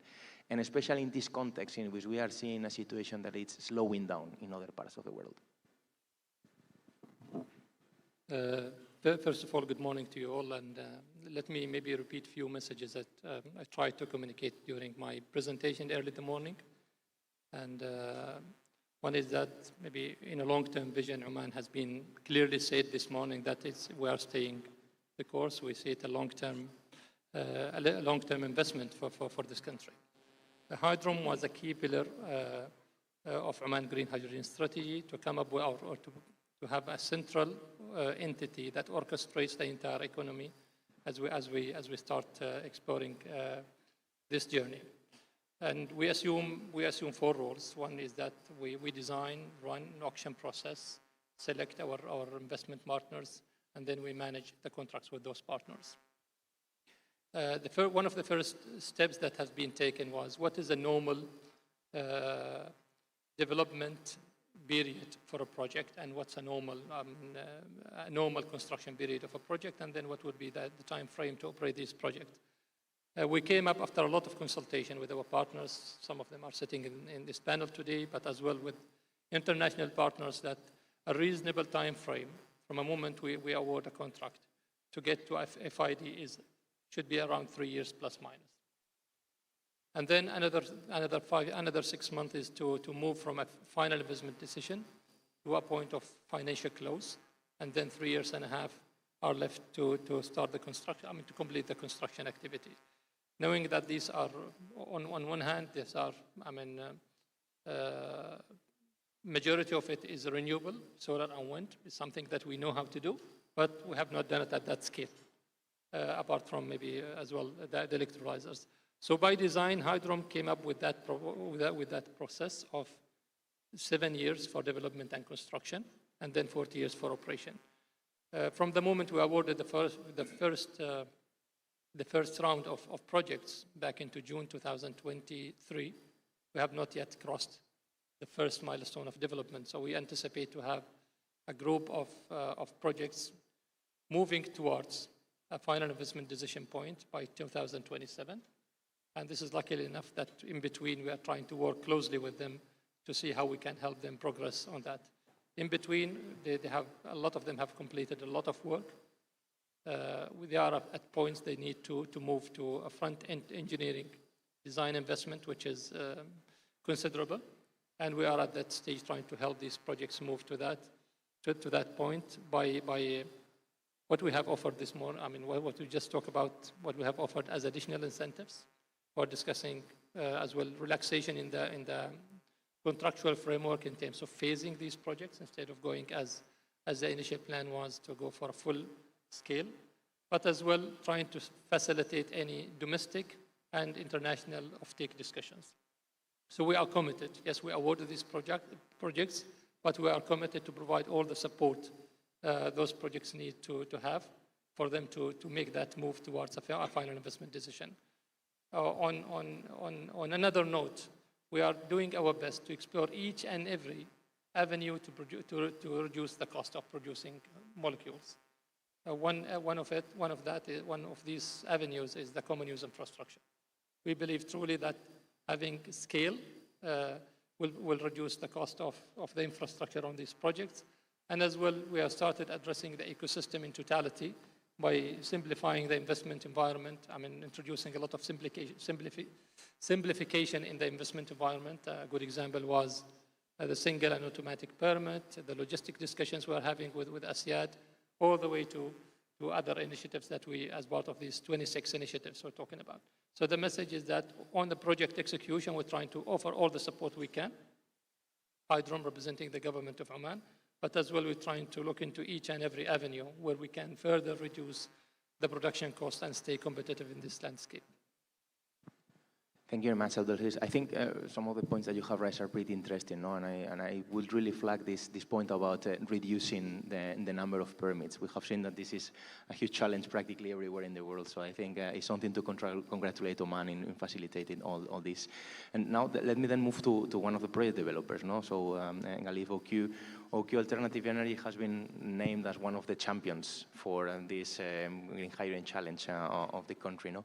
So if you can tell us how OQ is contributing to this challenge as the champion. What is your role as OQ, and how you can facilitate this, and how things like this support that Hydron is putting forward, how is it helping it in your projects? Good morning to everyone, and thank you, Jose, for actually gathering us here today with my distinguished colleagues who kind of represent the whole green hydrogen ecosystem.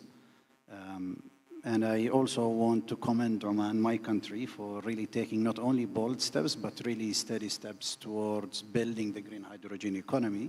We no longer talk about green hydrogen as an aspiration, but it has moved to reality. And today, from the slides of Abdulaziz, there are already a project at least that is already under construction. OQ Alternative Energy has been tasked of mainly two roles. So one is we are the national champion when it comes to the development of renewable projects in the country for industrial or a direct sales, i.e. more B2B agreements. And for that, we have actually been developing projects. We already have projects under execution, but also towards by end of 2030, we anticipate that our portfolio is going to be in excess of around 10 gigawatt. That's a huge or a really fast-track development for a company that only started a year ago with zero investments. And now, by the end of this year, we will be FIDing close to around 2 gigawatt.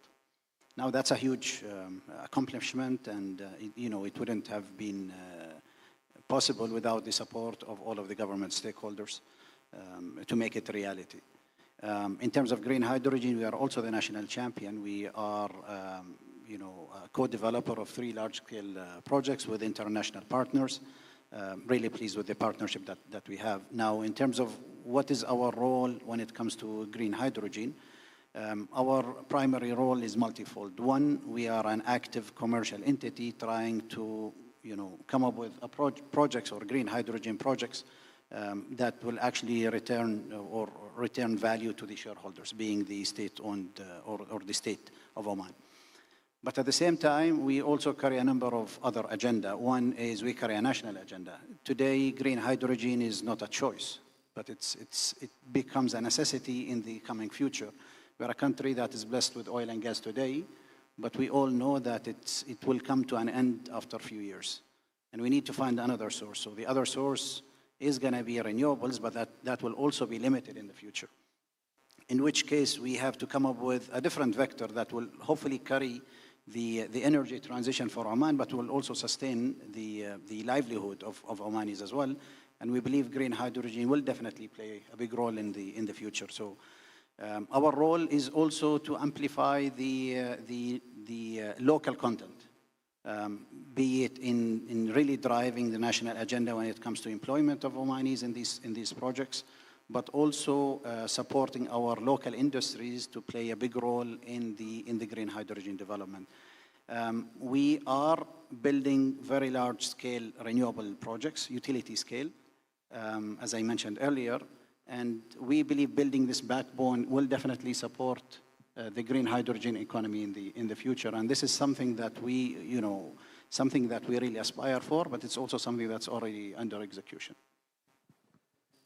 Thank you very much, Galif. Let me pass now to Saif. So we have been hearing today the importance of the common infrastructure, or building this common infrastructure to have this scale and bringing the cost down.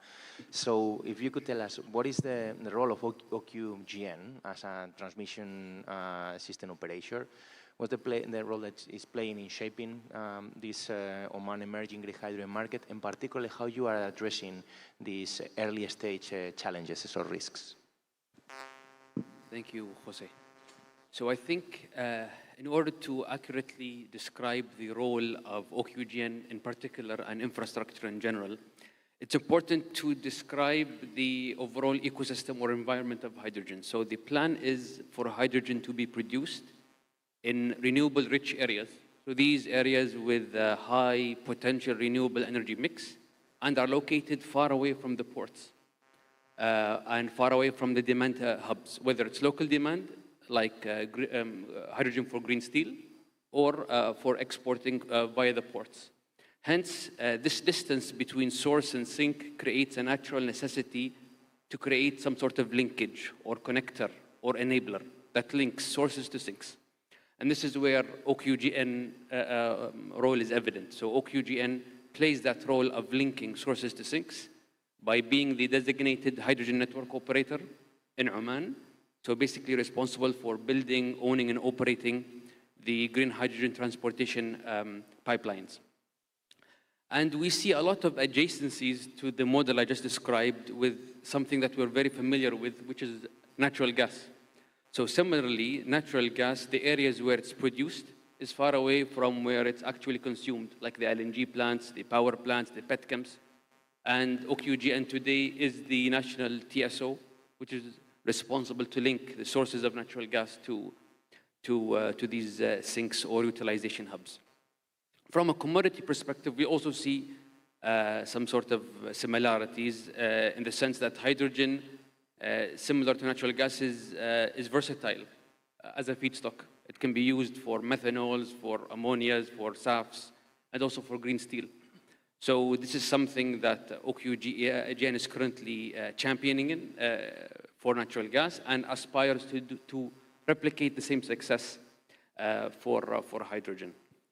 When it comes to challenges, I think the elephant in the room, as always, is demand and offtake and market. And specifically, it cascades down to us as an infrastructure it really hampers our ability to accurately design and size our infrastructure. So there's a very fine balance between fit for purpose, lowest levelized cost of hydrogen, versus you design it a bit oversized to accommodate for future growth. And with this uncertainty in demand and offtake, it makes this equation a bit more difficult. Thank you very much, Salif. So, Abdullah, moving to you now. It's true that we have still 97% of the pipeline that has not reached final investment decision, but Oman has already managed to attract large investments on hydrogen. We have a very big project already under construction. So, in your opinion, if you will need to convince investors, what are the factors that make Oman attractive for the investors to come here and think about green hydrogen? Thank you so much, Jose. So first is, it's good to see you once again in Oman. And secondly, I'm really humbled to take part in this distinguished panel. And thirdly, it's so nice to see the audience coming once again to Oman, exploring the opportunity and realizing how things have shaped up over the last 2 years since the last summit that we had 2 years ago. So I really urge everyone, after welcoming you all, to really speak to the industrial zones, to the ports, to the project developers, to see how things are shaping up in Oman towards the realization of a full-scale hydrogen economy that we are aspiring to achieve. So to your question, Jose, what are the factors? It's a broad question. It's a fundamental one. And look, after all, the hydrogen market is already developed in the world. The world is currently trading 100 million tons of hydrogen today. So the movement of molecules from production sites to the consumption sites is already mature. It's a commodity. And Oman is already the third largest producer of hydrogen in the region. So again, hydrogen is not new to Oman. In fact, we already have a lot in the ground in terms of assets, investments, capabilities, expertise, and infrastructure. Everything is more or less there. Talking about the scenarios of growth from the 100 million tons that we have today in the world to 2050, which is only 25 years from today, then the scenarios are suggesting that we would be anything between 200 in the stated and the announced pledges scenario, all the way to 500 or thereby. So it's anything between 2 to 5 times more of today's market. That's a big jump. And anybody coming from the oil and gas sector, and certainly a guy like me, would certainly tell that we don't hear any major expansions or explorations in the oil and gas assets, and certainly not in the coal assets, right? So that growth in hydrogen market would have to be satisfied by alternative pathways. And here we talk about the green hydrogen, right? Because there is a big growth coming up, but then we don't have much of new discoveries in the gas or in the coal. So that's why the alternative pathways are really coming up, and I have no doubt on that. The question is when and how and at what scale. So what makes really Oman competitive to investors? You know, investors lack two things, two fundamental things, to my perspective. The first one is clarity. You know, they need things to be really clear. And the second one is certainty. So clarity and certainty. And if I can give more details, clarity is in the sense that, you know, I'll just repeat some of the stuff that Abdulaziz was saying. Oman has really made a policy, a strategy, and targets. So not only that, but it's only one orchestrator that manages the auctions, which is HIDOM, allocates the lands, evaluates and supports all the way through. So one orchestrator. So instead of investor coming and knocking the door of 5, 6, 7, or 8 authorities, and then they could have this, conflicting messages, no, it's a one orchestrator that orchestrates everything, and all the roles are split and clear with everybody. So that clarity is there. And the integration between the power, the water, the infrastructure, including the gas network and the overhead lines, the ports and the free zones, is already there. So that clarity is already there to investors. Now let me go back to the second point, which is the certainty. And the certainty has a number of components in it. The first one, to my mind, is the competitiveness and the proving project delivery. So competitiveness, in the sense that, and Ghalib touched base on this very nicely and very clearly, is that we've got a lot of solar and wind in Oman. And the solar and wind are a cost curve, so really cost curve, really competitive cost curve in Oman. We've got a very established infrastructure in terms of gas pipelines and overhead lines, state of the art. We've got really state-of-the-art industrial areas like Dukum and Sohar and others. So that competitiveness in the ecosystem is there. Now, the project delivery is that Oman has executed a bunch of projects, numerous projects, various projects across the value chain, taken from LNG all the way to the production of molecules, all the way to the steel and products, and all the way to massive oil and gas industries. So all the project architecture and delivery is in our blood, in the DNA of Oman. So that also provides certainty to the investors. The second part of certainty is connectivity. And this is where ports and free zones play a major part. We're really connected to the west and the east. We're already in the trade of molecules, be it methanol, be it urea, be it ammonia, be it steel, be it, and we've got the infrastructure for it, whether it's conversion, storage at the ports, or transportation. All the jetties are already in place, and everything is in place. So we're really connected to the world, and we're doing the same with the green hydrogen. In Sohar, for example, we're already working with the Swiss and with the Dutch to see and establish those corridors. It will take time, yes, but we're maturing things. Now, I'll go to the final point, which I think is really important. It's credibility. Credibility, and that is linked again to the auctions, for example. Oman has launched auctions, and we've closed auctions. So the auctions are closed. We've got a number of projects. Some of the projects are taking shape already, as we've heard this morning from Abdulaziz and the minister. So we are really delivering on the green hydrogen side. So in that sense, and this is bold, and this could be really controversial, I'm quite pleased to see some of the projects kind of falling off of the bandwagon, not only in Oman, but across the world, because all of us, the whole world, can focus on the ones that are really meant to succeed, right? And this is where credibility comes into play. And this is where Oman is really distinguishing itself. So I hope that answers. But investors, in short, are looking for clarity and certainty. And I think beyond what Dr. Abdullah mentioned, I think there is one fundamental point that is typically overlooked. And then, you know, people who come from the oil and gas industry would probably know this, but more specific also to the renewables. I am not aware of any country, and please tell me if I am wrong, that actually gives you a concession, a renewables concession for 40 plus 7 years. It is something that is really, really, great of Oman that actually offers this, and something that is really unheard of, specifically in the renewables. All of the PPAs, or the power purchase agreements, they are only there for 20 or 25 years. But to give a developer 47 years renewables concession, this is something that is really astonishing. Thank you very much, Khalid. Well, of course, I'm launching questions, but at any point, anyone, please just raise your hand and you take the word.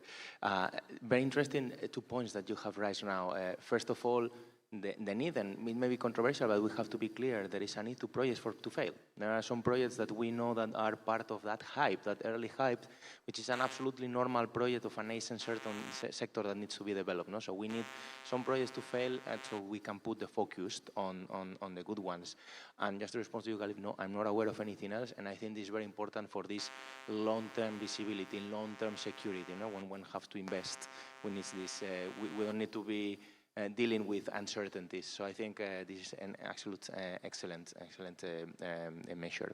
So, Regin, let me now move to you. We have already been starting to speak a little bit from ports, and actually, Port of Dokkum has been one of the early movers around the ports around the world in engaging with international discussions. No, I think I will put it as one of the key ports in the hydrogen sector, along with PSM in Brazil, with Port of Rotterdam in the Netherlands, perhaps Kobe in Japan, and Port of Dokkum has been there in all these international dialogues. So how do you see Oman's position in these world dialogues, and advantages or disadvantages of this early engagement that has happened from the Port of Dokkum in position that the country ahead on this hydrogen race?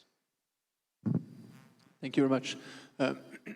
So I think that the ports in general are a key enabler, if not the key enabler, when it comes to transport of any type of goods, whether it's physical or, in this case, hydrogen or molecules. I think what we see is that Oman, in this case, has been true to its value and its approach to the rest of the world, in the sense that if I take a couple of years ago, when the hype was there, we could say that Oman was maybe a little bit more discreet, as it is in general, when it was talking about hydrogen. We had great ambition, we had great potential, but if we talk, or the voice compared to some neighbors were a bit less heard. However, what was interesting, what still is interesting, is the continuity of the different engagement that were there. And one of them, and I'll come to the port after, was indeed the creation of Hydrom. I think in all the years that I'm here, is the first time that we have, to my knowledge, a topic in Oman that is so focused and that everybody knows who's in charge and who's leading it, in this case, Hydrom. There is not several cooks in the kitchen, there's one cook, and that makes it much more efficient. With that in place, the ministry, Hydrom, we have been all able to then look in the right direction, the same direction, to put that into place.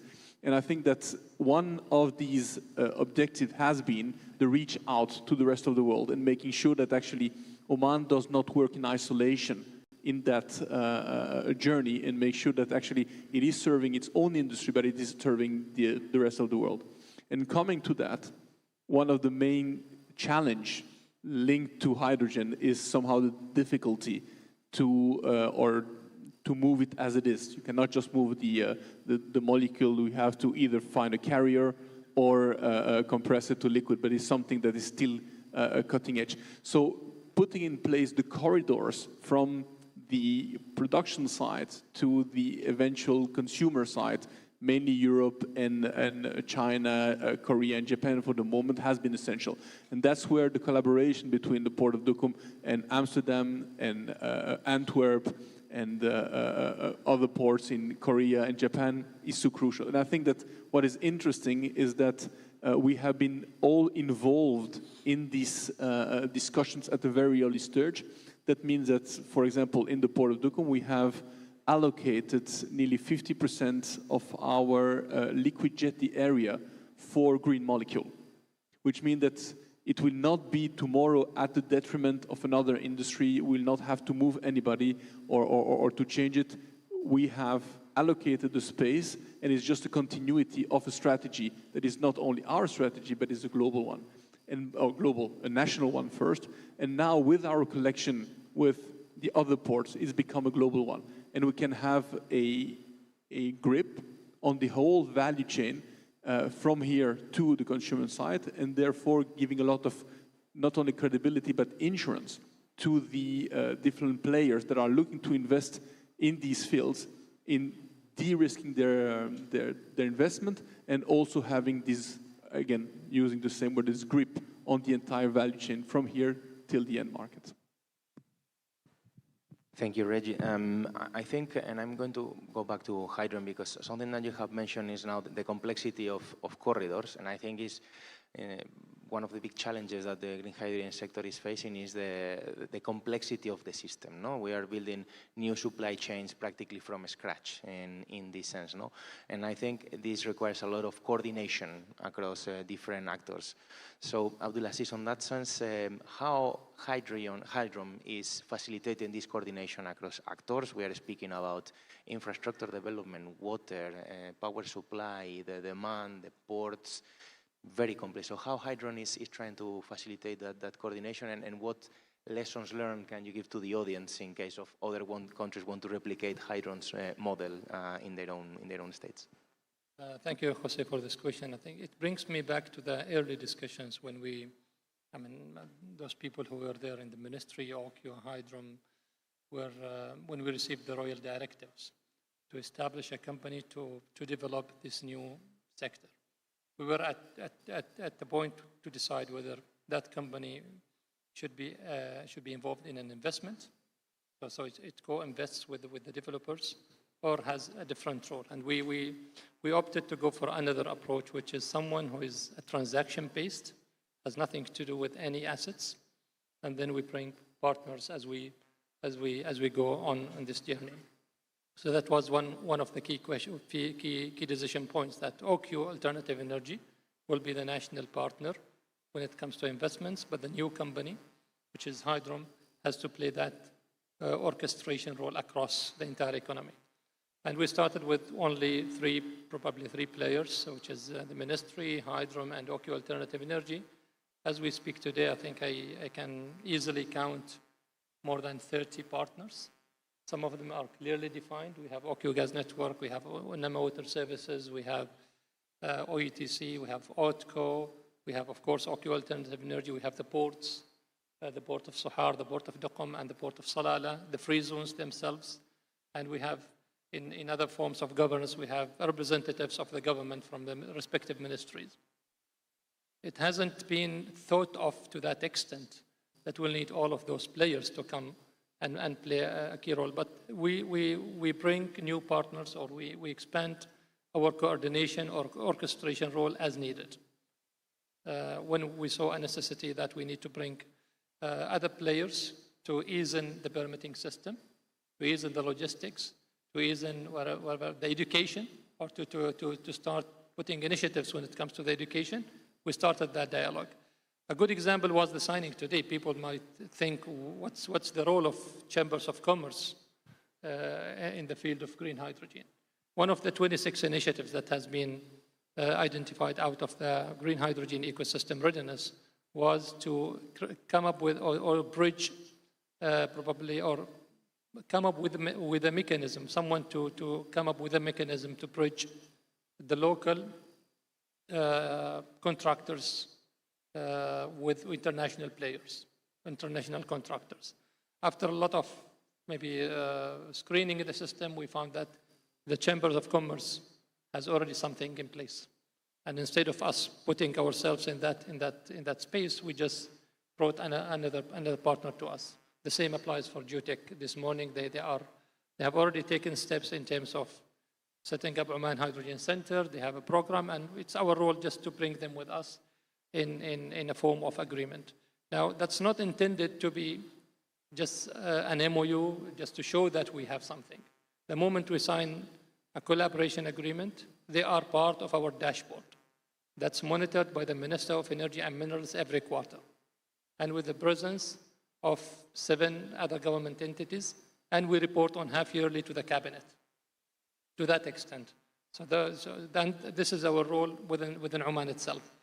However, we started early on to explore as well other roles, to have an active coordination role with the targeted markets. The developers like OQ Alternative Energy and others are very active in securing offtake opportunities, but our role is trying to facilitate, create platforms as much as possible. H2 Global that was mentioned yesterday and today is one of them. We had signed few memorandum of understandings with German potential off-takers. We had the liquid hydrogen corridor as well, bringing partners. We started the journey with us and the ministry, and then when it came that we need someone to invest in, then the board of DOCOM was brought to the discussion, and the OQ group was brought to the discussion. And that defines our role. Wherever there is a space that we need to maybe explore further, we go there, explore it, and then we decide whether we are best placed to address that challenge or that opportunity, or we bring someone who is better placed than us to look after that space. And this defines our role in Hydro. Thank you, Abdulaziz. And I think something that you have just mentioned, no? Like this thing of exploring new partners that at the beginning you may not think about them, and at the end they can play a role. No? I think this example of the Chambers of Commerce is very interesting. And again, I think it's another example of something that is not really explored in other countries. So once again, I may be a bit biased in my appreciation for the work that Oman is doing, but I think it's really impressive on this point of coordination. And continuing with this point of coordination, Galib, apart from the role that Hydro has across the whole supply chain, there is a moment in which it's about the project execution, no? And we have heard in other presentations, and I think the minister said that if you go 3 or 4 years ago, no one would speak to you if you were speaking about buying an electrolyzer, no? And now there are a lot of different partners that you can find on the space. So how is now OQ coordinating with all these new partners that are appearing and are maturing on this hydrogen sector? And again, continuing with the question about the lessons learned, which lessons learned that you can tell in the audience about things that have not worked in this engagement with partners and things that have worked in terms of facilitating projects moving ahead? I think it's a very interesting question. But let me reflect on OQ as a group, because partnership is actually in the DNA of OQ. Since inception from 1982, all the way we like, and in almost every single project, we actually do projects with other partners. So this is something that it's already built in the system. This is something that we will continue doing. And it's something that not only that we enjoy doing, but it's also liked. So we are also liked by the international partners. And not only the international, but also the domestic partners. I think throughout the past few years, since the inception of OQ Alternative Energy, we have built certain credibility when it comes to project execution. But bigger than this, as a country, we are a country that is also very well known for delivering projects. If you look at the electricity sector today, in terms of the renewable space and the penetration of renewables into the system, which again, I'm really emphasizing on it because the pathway for a competitive hydrogen starts with cheap electrons. So really building the ecosystem around renewables is really fundamental for green hydrogen economy. On the grid-connected IPPs, there are already today 1.5 gigawatt. When we started, as His Excellency mentioned this morning, we only started with 500. Before that, there was only 100 megawatt plant, solar plant in Oman. The country from now until the end of 2030 will be actually adding almost 1 gigawatt on average on annual basis until 2030. That takes us to almost 9 to 10 gigawatt, and this is only the grid-connected projects, let alone the direct sale projects that OQ Alternative Energy is going to be involved, again, with partners as well. So we are building that credibility. So that's on the renewables part. And as His Excellency mentioned a few years ago, there was abundance of electrolyzer companies, solar, wind turbine manufacturers, and the story continues today, and actually not only continues, but technology is also becoming cheap. It's more accessible, so it really helps our journey when it comes to green hydrogen. This is something that we will definitely need to build on. Again, building on the competitiveness of the low or cheap electrons that will hopefully help us de-risk also the green hydrogen economy, be it on the renewable space or the midstream when it comes to the electrolyzers, but also on the, if we decide as a vector to go for ammonia. OQ as a group is an expert in ammonia. We already have two or co-owned two ammonia plants in the country. There is also a third one that is owned by a third party. So as a country, this is something that we also, are experts in, and we know how to move the molecule from one place to the other. Thank you, Liv. You mentioned just now cheap electrons, but now, Saif, moving to you, apart from the cheap electrons, we also need to facilitate transport of the molecules afterwards. Now we are moving from a sector where everything is co-located, production and use is in the same place, while now we are having production on one side and hundreds of kilometers away, it will be the consumption. No? And here it brings a new part of the coordination, which is between the producers of hydrogen and the users of hydrogen, and the linkage that the infrastructure side can facilitate. So how is OQ trying to solve this problem, and how are you engaging with both sides of the supply chain to facilitate early investment and early movers, and particularly avoiding challenges as the ones, for example, we have seen many investment delays in the case of European projects because the infrastructure is still not there? So I really think that when it comes to the hydrogen sector, we're not shooting in the dark. And I'm not saying this just to please the policymaker. The policymaker is not here. I really believe that the National Hydrogen Strategy encapsulated everything, encapsulated milestones, targets, plans, frameworks, roles and responsibilities, scalability, you name it. And part of the sectors or element of that strategy is infrastructure. So at a very early stage, the concept of common use infrastructure was adopted.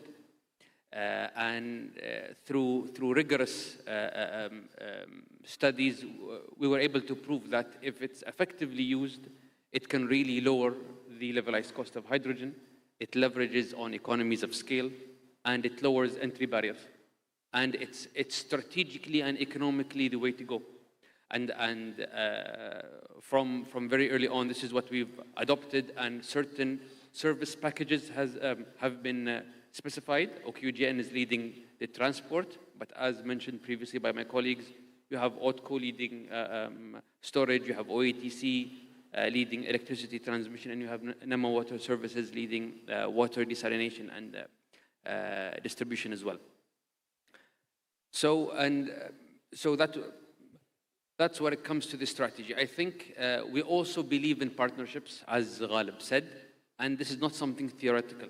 We've actually partnered with Fluxus, the Belgian HNO, for many reasons. One is the transfer of knowledge, and that Belgium is kind of ahead of Oman in terms of their hydrogen aspirations. But also, it's an opportunity for us to create intercontinental hydrogen corridors. And this is where ports also come into play. And it gives a chance for the Omani green hydrogen to be integrated into global markets. So the collaboration is also very close with Hydrom, and in fact, it's extremely needed. So Hydrom is orchestrating the sector. It has the mandate of achieving these milestones, and it's balancing between the upstream and the downstream, and it helps us send a consistent, reliable message to investors and to developers that we are all on the same page. In terms of status, talking about OQGN in particular and infrastructure in general, pre-FEED is completed. Right-of-ways have been identified and secured, and several common use infrastructure term sheets pertaining to shared service agreement have been signed with several developers. Thank you, Saif. Abdullah, now passing over to you. Ports are central in this challenge or this new race for bringing green hydrogen all around the world. No? They can accumulate demand, they can facilitate the trade, they can provide fuels for ships, which is expected to be a new demand sector. So how is Sohar working with partners to position itself as a future green hydrogen hub? Thanks again, Jose. It's another good question. So indeed, ports are really fundamental, are central, and ports sit in many ways at the intersection of project delivery and trade economics. And of course, the last one is the climate physics. We're the first to be hit with the wave heats and so on and so forth. So we've got an inherent interest to really accelerate the transformation towards clean fuels and low carbon molecules. So in Sohar Port, we've taken that into the fundamental strategies, of course, including the sustainability, but also translates into the commercial and the technical and other strategies. We have been planning the whole ecosystem, not just individual projects. So with that comes into play is master planning the land use and the shared infrastructure. So anything from the corridors for green hydrogen to the CCUS and everything else, to the storage of power and the low carbon molecules, all the way to the utilization in the port and the free zone, but also to the export. We've been really active. We're still active in the space, and we collaborate so much with the stakeholders on the table, but also across Oman. One of the things that we're doing is we are aggregating demand. We are already a big user of hydrogen today, and we will be a big user of hydrogen tomorrow, and of course into the future. It's just that we need to switch from fossil-based to clean hydrogen. So aggregating the demand, we've established an alliance inside the port and the free zone. We call it SINZA, or the abbreviation is SINZA. It's Sohar Net Zero Alliance. So we continue to have the dialogue with the partners in a similar fashion to what we're doing today. And with that, we aggregate the demand. We think collectively of how do we utilize the common use infrastructure that we currently have, but also de-risk investments. So that's something that we are working on. And secondly, is we're also working on the establishing domestic market within the port and the free zone, working closely with SINZA, but also with Hydrom and other entities. And what that does is the duality. So to investors, there's a dual pathway. So if the investor comes into Oman, then there is that domestic market, but also there is that export market. So that duality provides that certainty that I talked about earlier, and optionality for the investors. Plus also, we are open to any thought, to any idea, and we always call ourselves Sohar is the Open Innovation Lab. So we are really welcoming any new thought, any new idea, whether it's in the gaseous hydrogen, liquid hydrogen, but also solid hydrogen that can be tested out, that can be produced, utilized, or even exported from Sohar. So with that, we've done some of the innovative partnerships. One of them is currently in progress with the Swiss, and I know that they are here today. But also we're working with the Dutch to see what can be done on that front. After all, we've got that international governance. We are 50-50, so Port of Rotterdam has also a say in the Port of Sohar. So that international governance provides the state-of-the-art best practices that we continue to adhere, but also to utilize into the future. So in summary, we're not selling promises in Sohar. We are not in that game. We are selling progress. There is a lot already on the ground. And there is a lot to capitalize on in Sohar, whether it's infrastructure, assets, resources, expertise, but also that financial connectivity and trade economics. Thank you, Abdullah. And conscious of time, Roger, you're going to get the last question of the panel. And it's about turning vision into reality. No? We have already one of the largest projects under construction of the world happening in Duqm. So what do you say that could be lessons learned that could be replicated on how turning the vision that was developed a few years ago into something that is becoming a reality today? I guess the biggest lesson learned, if I have to to look for the future, is the fact that we have been, and again, all collectively, able to react on the change, the turmoil on the international hydrogen scene. What I mean by that is that when this journey started, it was all about export, export, export. And this, due to, again, many factors, this low-hanging fruit seems to be not as low as it used to be. And in order not to lose the momentum, in order not to waste all the effort that was done, I think, again, altogether, the Oman have been able to turn itself and work and say, okay, the international demand will not come as fast and as big as we wanted. How can we still continue to be a player? And therefore been looking into a local consumption and actually accelerating this local consumption. And we were discussing earlier the steel industries and others and the policies that are being put in place. And I must say this is something that being here give me a lot of confidence for the future, is that there is really an agenda around hydrogen, and hydrogen will happen. And once we encounter bump on the way, we all find ways actually not to slow it down, but to find internally options, solutions, and way forward. And I think the biggest lesson for me is the fact that this dialogue is constant between all the players. And I think that in all the fields that we're working on in Oman, for me, the hydrogen one is one where the information flows the easiest, the clearest, and the fastest. And in the presentation of this morning from IDROM, it was also very clear. The agenda is clear, and we are sharing, and they are sharing with everybody where they are going. And it's for us also very good, because when we know when hydrogen is going, then we know where we have to go to be able to serve it. So this transparency is sometimes quite unique, and is something that I highly value, and I hope that will be done across much more sector. Okay, thank you very much, Reggie. And if you allow me to conclude, I think I would like to get two key messages out of the panel. And if you disagree with the ones that I have been making with my notes, please shout out. But I think that one message for me is that things may not be happening at the speed that we expected, but they are happening.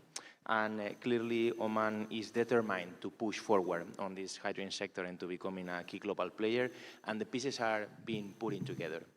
And the second one is that stakeholders in Oman are already working. As Abdulaziz said, we have moved from 3 partners to more than 30 partners today. And they are not only engaging locally, but they are also engaging internationally. And this is going to be key to, again, position Oman as a key global player. So these are the two takes that I get from the panel.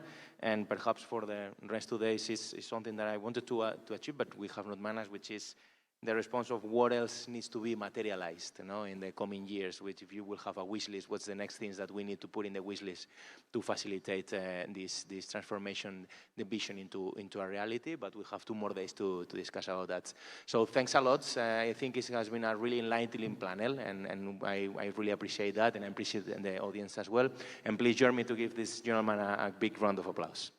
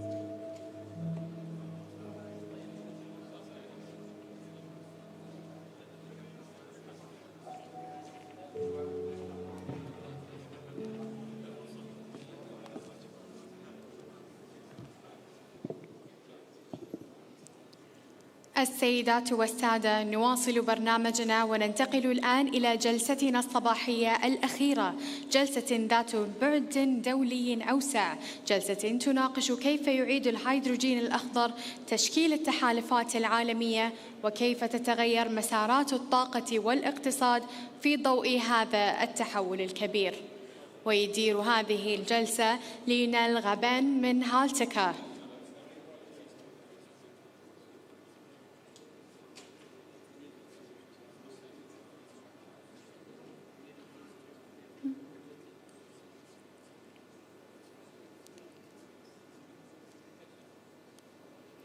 ليونيل رابان.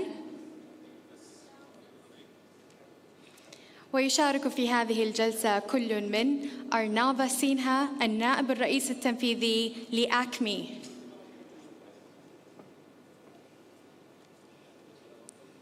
بولين رابي مديرة مشروع H2 Global، ميكو بوجيون ميريد باحث أول في جيوسياسية الهيدروجين ل CRCCH، مارك جايلين كيرخن نائب رئيس لتطوير الأعمال في الشرق الأوسط، ورميثة البوسعيدية مدير تطوير الأعمال والقيمة المحلية المضافة لشركة هايدروم، ولنرحب بهم جميعاً.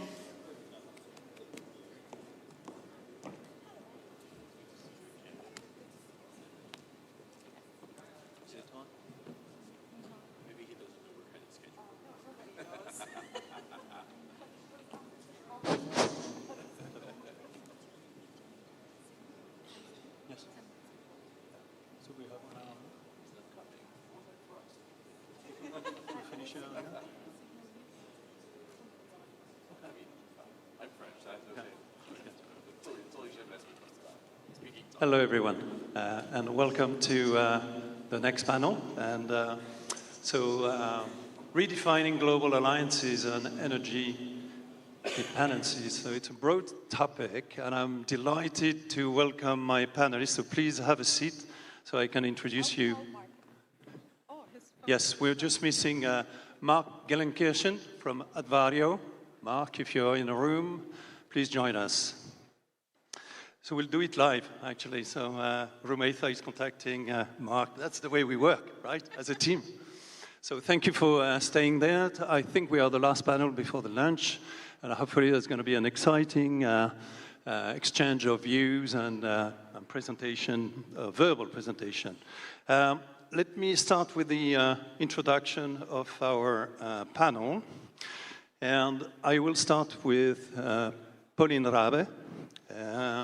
Pauline is a project manager at H2 Global. She's also in charge of the Middle East region and the project that H2 Global are developing. You heard about it, I think, yesterday for some of you, and then today there's a partnership going on with Hydrom. And Pauline is based in Berlin, but I understand she's visiting the region regularly and working with people in Oman. H2 Global, I think, I'll leave Pauline probably give a little bit more information about it. But that's an accelerator, I would say, of the emerging green hydrogen market or low-carbon hydrogen market in many different ways. And that's an excellent transition to introduce Rumeitha Al-Busaidi. And Rumeitha is the Business and ICV Development Manager at Hydrom. And in addition to that, Rumeitha does many other things as well. And is a passionate, climate passionate, let's say, or climate change passionate. So thank you, Rumeitha, for joining us. You're representing Hydrom today. Hydrom, no need to introduce Hydrom. It's the orchestrator of the green hydrogen market, or the orchestra conductor, maybe. I think it's a good term, isn't it? Yeah. So I would say that. So thank you very much for joining the panel. To your left is Mr. Miko Blejon-Mered. And I took 2 pages of notes to introduce Miko, because he's doing many different things in life, all very interesting. I'll give you a chance to comment on that, Miko. Miko is a global expert in hydrogen strategies, geopolitical analysis of energies in the broad sense of the term. He's also a senior researcher at the Canada Research Chair in Clean Hydrogen. He's also a lecturer in two of the most prestigious French universities, AFP, or Research Center, Institut Français du Pétrole, based in Rueil-Malmaison, next to Paris, and l'École de Guerre, which is another school and training center to develop the strategist of France and beyond in the future. Yeah, in English we call it the French War College. So we do war, hydrogen for war, basically. Economic war. Thank you very much for joining, Miko. And last but certainly not the least of our panel today is Anarva Sinha. And Anarva, you are the Executive Vice President of ACME. You're based in New Delhi. You're a regular visitor of Oman, as I understand it.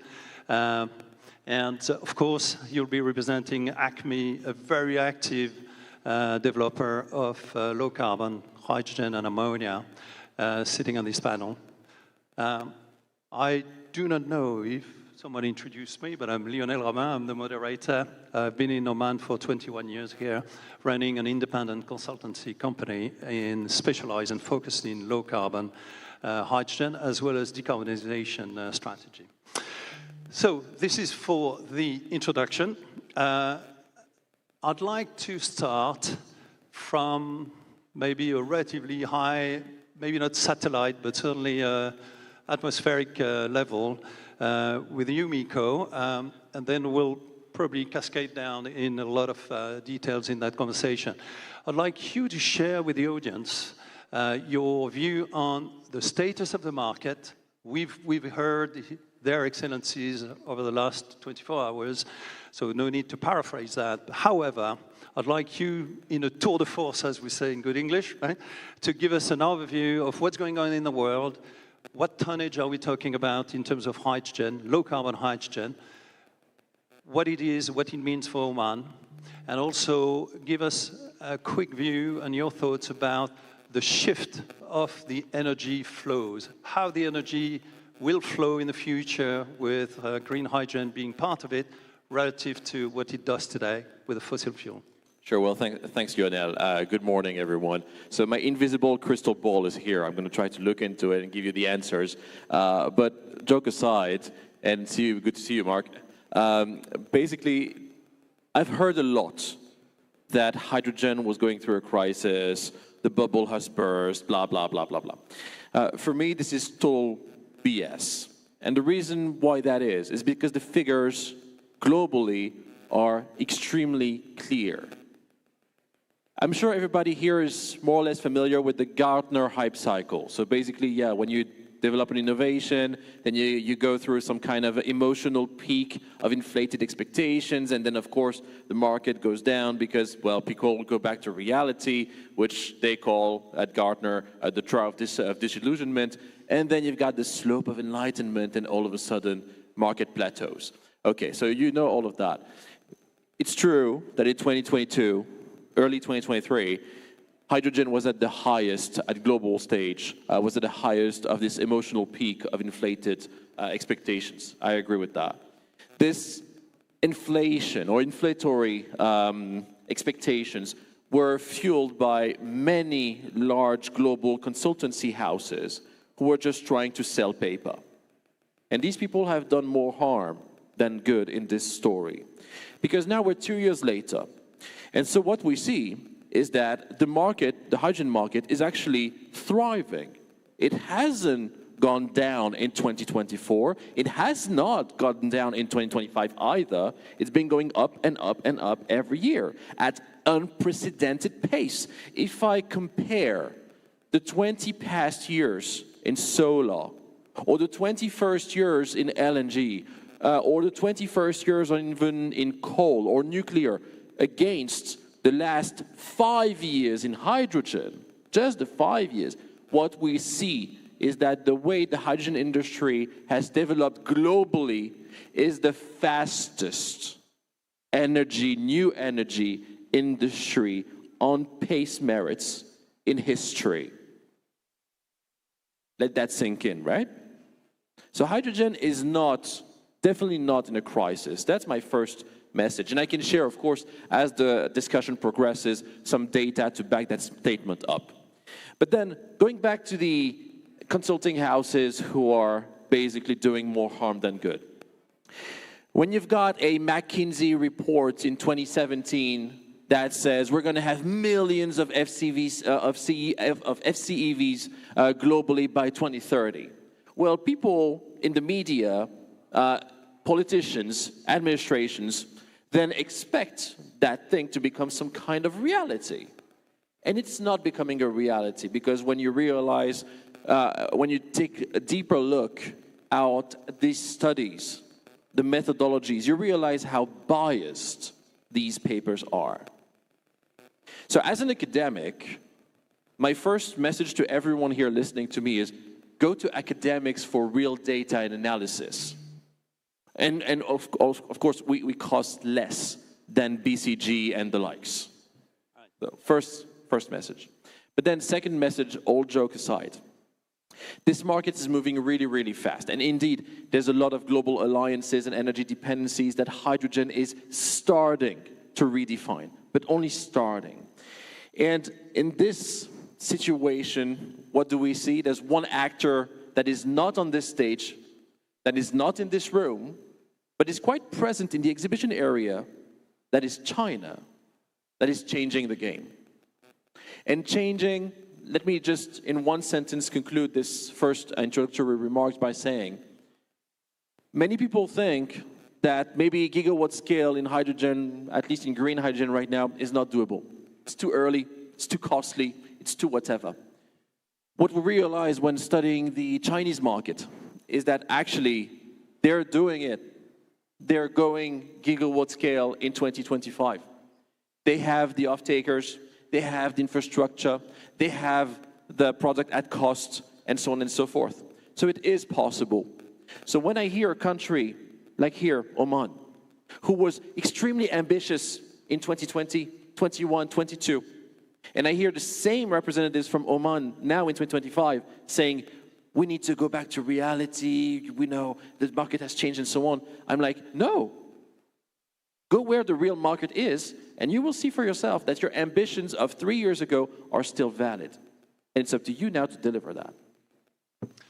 Thank you, Miko. I think I forgot to mention you're also part of the Fuel Cell Association in China, but it sounds clear from what the International Hydrogen Fuel Cell Association. I'm on the executive board there, and indeed, it's a Beijing-based organization, but it's not a Beijing-financed organization, if you see what I mean. Okay, excellent. Thank you very much. And since we had Mark Gelsenkirchen joining us a few minutes ago, so welcome, Mark. You're a familiar face in Oman. Oman must feel home when you come and visit, because you're the former CEO of Sohar Port and Free Zone company, which is a 50-50 joint venture between the Port of Rotterdam and the Ministry of Transport. So welcome. You are Vice President of Business Development for the Middle East for Advario. You're based in Abu Dhabi.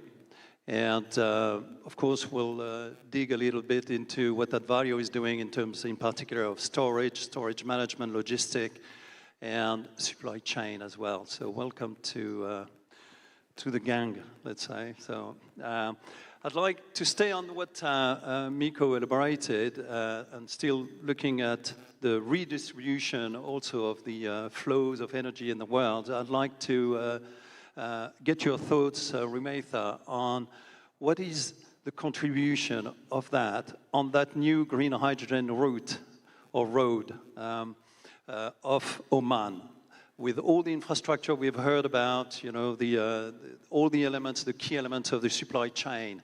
So how would you describe the contribution of Oman today to that new green hydrogen road developing?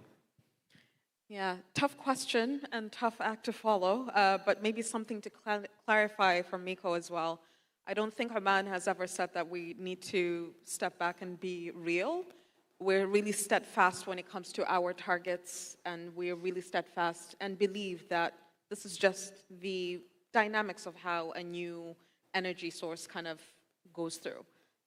We've done it before with oil and gas. We've done it before with LNG, and that's something that we're a firm believer that things will move forward.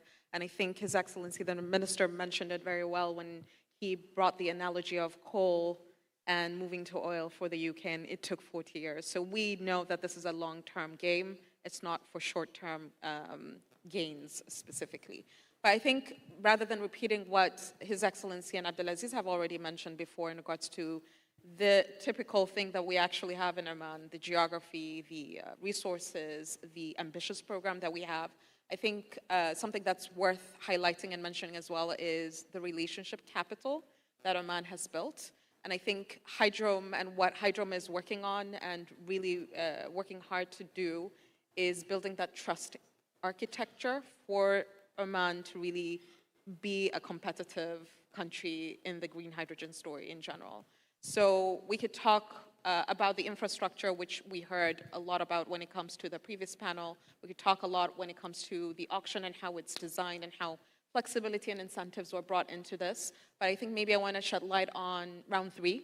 And maybe a good, interesting analogy that I use a lot is like literally walking into a dinner party with all these 100+ companies, and everyone wants a different thing. So if you were to imagine a dinner party, you have some people who are very strictly halal, they won't eat anything else. You have some that prefer eating standing up. You have some that have really different ideas of how the meal should look like or how the party should look like. And that's exactly what we're trying to kind of build together to bring in partnerships from Japan, from China, from Europe, from the US. And I mean, we've covered 5 continents in just this round, and trying to kind of bring them together to form consortia to build the next future for them in a way that allows them to speak the same language. And I think that's what we've been doing so well in Oman, to bring in these multiple players. In total, we have 23 companies from different geographies. Acme is one of them as well, to really make sure that we're able to kind of bridge those gaps and understand each specific developer's needs and try to meet those targets, but also in the same time speaking the language of the world to be able to really pass on that Oman is also sticking to the targets that it announced back 3 years ago. And we did do the smart thing of really thinking of things conservatively. So when the world now talks about 126 million tons is expected by 2030, our strategy actually took that into account from the day one. So it's not like something that shocks us when we hear this, because we know, like we said before, we're looking at it at the long term. We've seen these cycles happen before, and we're just moving forward towards that. So I think what we offer, in addition to all the other amazing stuff when it comes to structural and geography and infrastructure and talent, is we speak the language of the world when it comes to energy. We speak the language of the world and understand what transition requires. We've done it before, and we're here to do it again and are able to take these partners with us on a long-term partnership as well. Excellent. Which is a good transition to, we'll be jumping back and forth between dependencies and global alliances and challenges, because I think what is interesting for the audience is also to talk about challenges. It's not an elephant in the room. We know that it has been identified. But I'd like to get Pauline's thoughts on H2 Global, on the dependency. We come from an era, a long era behind us, which His Excellency referred to almost bringing us back to 1911, he said this morning. Well, great, that's true. Coal, then oil and gas, then LNG, and now renewables and so on. So we're going to move from a state of dependency, and I'm thinking some of us come from Europe, so you'll probably see where I'm coming from. We depend in Europe because we are net importer of those energies, and we know because of the geopolitical situation that has been sovereignty has been an issue, dependency has been an issue. Here, H2 Global is offering a mechanism to actually accelerate and enable the development of green hydrogen in various places across the world, I would say, because you are agnostic to the geographic areas. So I'd like to get your thoughts on how the new world, the new green hydrogen world, and I believe just probably most of us and all of us that this world is en marche, So it's a matter of time now for that new economy to really grow. So how does the H2 Global mechanism will change the dependency or switch the dependency to a new form of dependency through the project? Thank you for having us today. H2 Global actually was created as a reaction to a very simple observation that we agree that we need hydrogen and its derivatives for the energy transition, but that we also face many barriers along the way. May it be regulatory uncertainty, may it be liquidity. And the H2 Global mechanism was set up in a way to bring producers and off-takers together and to absorb the risks that we see in the nation market. So the instrument as such can be used by whatever government, quite frankly, for their respective policy priorities when it comes to decarbonization. So we are quite agnostic when it comes to not only the geographies, but also the product, for example.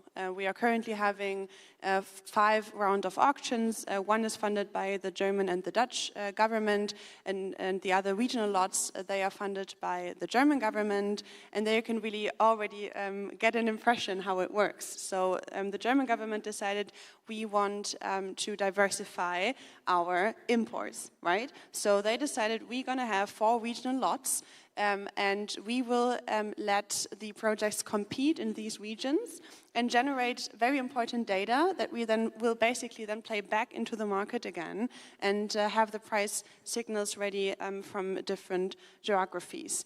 And it's actually also, with regards to dependency, a question of import volumes, because, for example, speaking for Germany, there is an import strategy in place that aims to import nearly 3 million tons per annum of low-carbon hydrogen by 2030.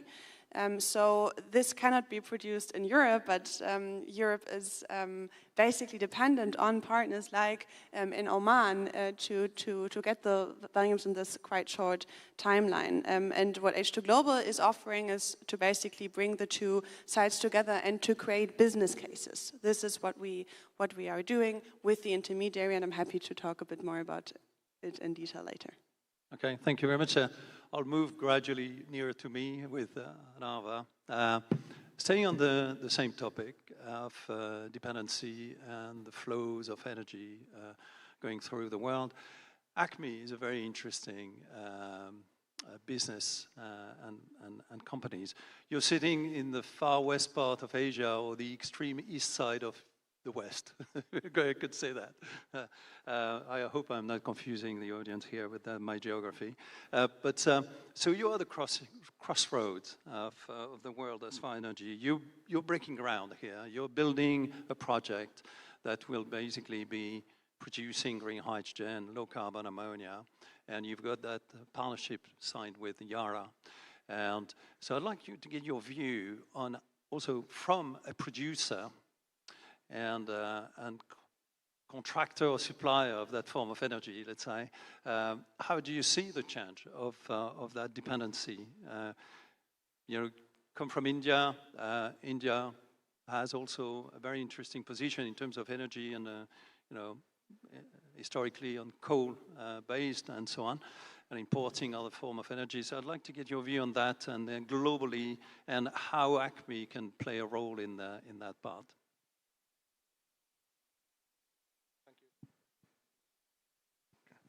Yeah, thanks, Lionel. Good question. I think we're an Indian company, but it's interesting that we have decided to come to Oman for our first flagship green ammonia project. Now, we do have projects in India as well, but let me first start with what we are doing here in Oman. In fact, let's take the question of why we came to Oman in the first place. As an Indian renewable energy developer, that's what ACME had been known for until that time. Our foray into green molecules, we consciously decided that Oman will be our first port of choice. Now, why? First of all, when we decided to look at a green ammonia development project, we wanted to go to a place where there is enormous potential of renewable energy. Nothing beats Oman. I think, again, I don't want to repeat everything that has been said by the esteemed speakers before, but that was the number one factor. The second one, again, as a renewable energy producer going into green molecules production, we wanted certain simplicity in the way the project can be developed. So we wanted a co-location of the renewable energy with the electrolyzer, with the ammonia loop. And that's something that we found in Oman, in Duqm, and that's what, that was again another factor that helped us decide to zero in on Oman, or Duqm to be precise. The third thing, which is extremely important and cannot be ignored, is a supportive framework provided by the government.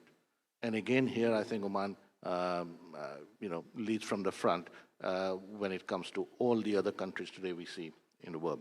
And that's the first reason why we decided to set up our flagship project in Oman. However, just that decision is not enough, because for the project to take shape, you wanted it to be bankable. And the bankability comes from an assurance that the product will be sold for a long period of time so that the bankers can get their money back. And that's where we are very thankful to Yara for actually seeing the potential in the project and deciding to have a complete binding 15-year contract for the full 100% volume of the first phase of 100,000 tons of green ammonia. That resulted in us getting a favorable lending rate for the duration of the contract. And I'm happy to note that the project is in full swing. We should hopefully see the first molecule of green ammonia, which is RFNBO compliant as well, which will be delivered from Oman to Europe in the beginning of 2027. Now, that is one way of collaboration or cooperation, let's say. The second one, I would actually want to take an example of what we're doing in India, where we are developing a project with a Japanese consortium led by IHI, where it's an interesting concept where they have actually come in as a co-developer with a significant minority stake in the project itself, bringing with them low-cost financing options, which then make the entire project far more viable, and then also with Japanese government chipping in with offtake of that product for Japan for the lifetime of the project. Now, these are some of the ways that project viability can be established, and as developers, we obviously look at that. And so far, I've only been talking about green ammonia or low-carbon ammonia, but that's only one molecule, and that's probably the easy one today out there. But we had a very interesting conversation yesterday with enormous potential, which His Excellency today also alluded to in the morning. That's on liquid hydrogen. And while ammonia is a molecule, but then there are so many other derivatives of hydrogen, liquid hydrogen being one of the most promising opportunities out there. And I think, again, there can be collaboration throughout the value chain. We would be happy to play a part in that, where that can happen. In the end, what I would say is that green hydrogen as a value system is one where probably no single player can do everything on their own. There is a need for people to come together, trust each other, collaborate with each other, and build the entire value chain together. And that's what we look forward to. Okay, thank you very much. Staying on ammonia, I'll probably flip all the way back to the end of the row here with Mark over there. Welcome again. We're talking about ammonia production with ACME. Advario will and is a key player in terms of storing and managing the logistic of storing and supplying ammonia. Advario has tremendous experience in, relative to liquid storage and management. So I think you have experience in China as well.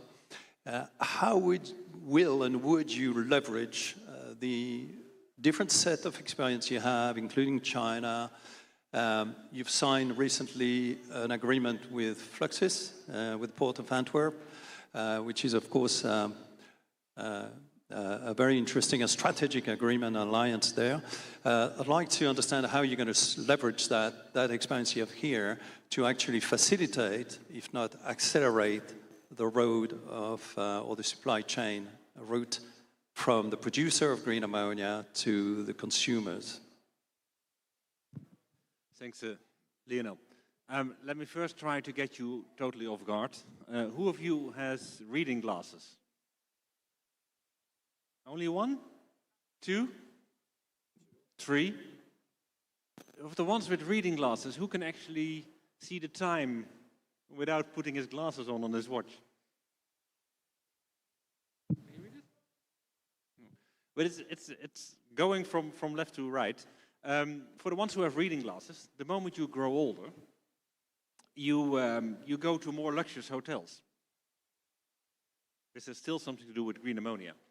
When you go to luxurious hotels, they tend to put the names of the shampoo, the bath and the conditioner in golden letters on brown bottles. I can tell you, if you don't put your reading glasses on under the shower, which I don't, you can't read what is in what bottle anymore. So what they forgot is actually to listen to the customer. They designed a process, they designed a product that they thought looked very luxurious because they looked at it in broad daylight with their reading glasses on, or maybe it were younger people, they had no reading glasses, and they put it into a different situation. Now that is something that we as Advario try to avoid. So we're looking into different markets. So you mentioned China and Nanjing, we have an ammonia tank.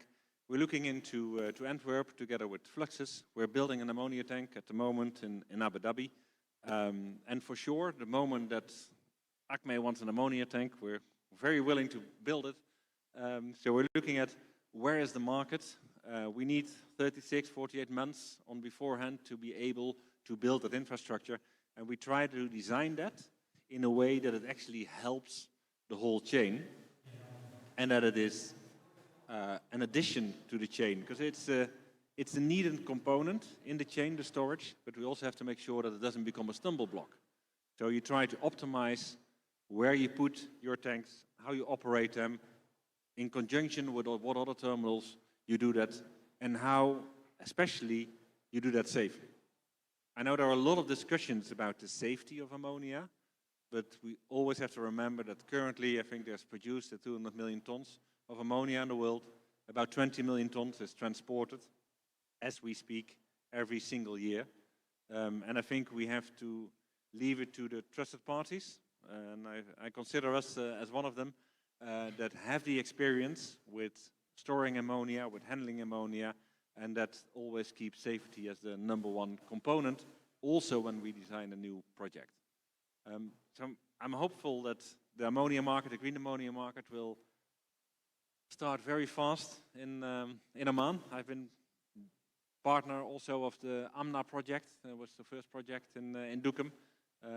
So I hope it will all progress, and I hope that we can help in contributing in building the right tanks in the right place with the right operation, and especially a very safe operation, and that we can link our terminals in China, Middle East, Europe to each other to get a seamless transportation of ammonia, or for that matter also methanol. It doesn't matter so much to us, whatever liquid you want to transport.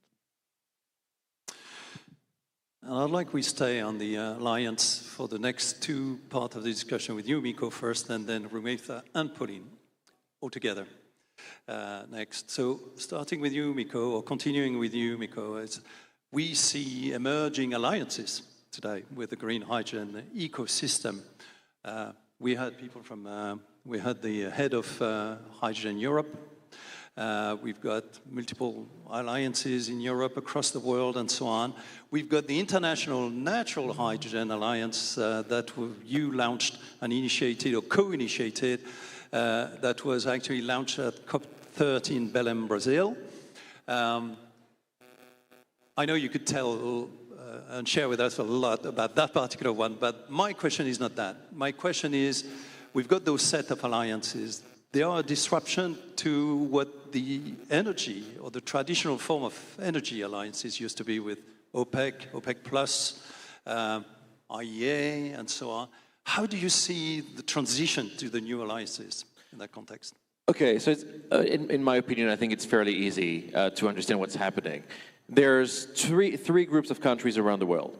There's one group of countries that actually needs hydrogen for its survival. Sometimes it's going to be the survival of a certain regime. It can be oligarchs, can be democracies, whatever.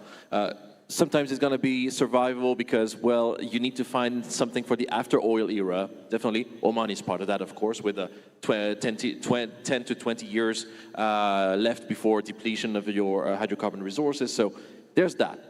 Then there's a second group of countries who are pushing hydrogen because they're pushing hydrogen. They're believing that hydrogen can help many, many, many compartments of the economy all at once. That's definitely going to be China, that's definitely going to be Germany, and so on and so forth. And then there's a third group of countries who sometimes are countries who used to be big in hydrogen, sometimes not, and who have just decided to leave the room. And of course, that's the US. And there's not only the US in that category, of course. So my point being here that when we look, whether we look at the mobility alliances related to hydrogen, whether we look at the ammonia alliances, because there's like 3 different global lobbies for ammonia energy or ammonia trade, for example.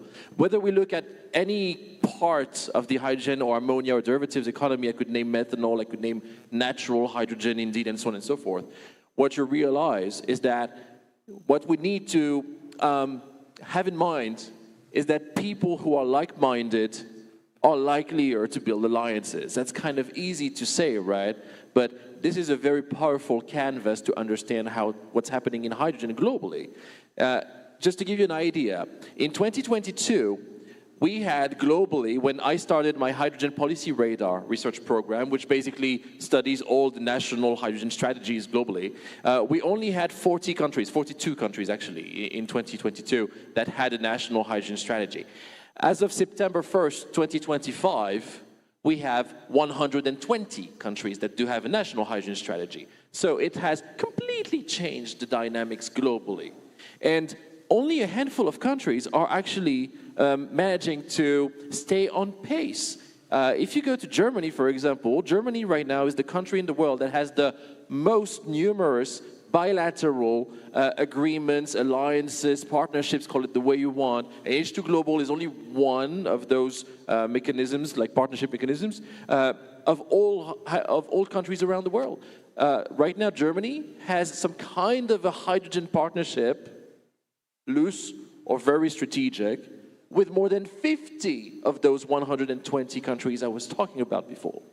So definitely German diplomacy, the H2 Diplo program, what GATZ does, what AHK does, what KfW does, in conjunction with H2 Global and so on, it works. And it works because it brings people that are like-minded, yeah, of course, all working toward the same strategic goals, okay, and building mechanisms that are complementing one another.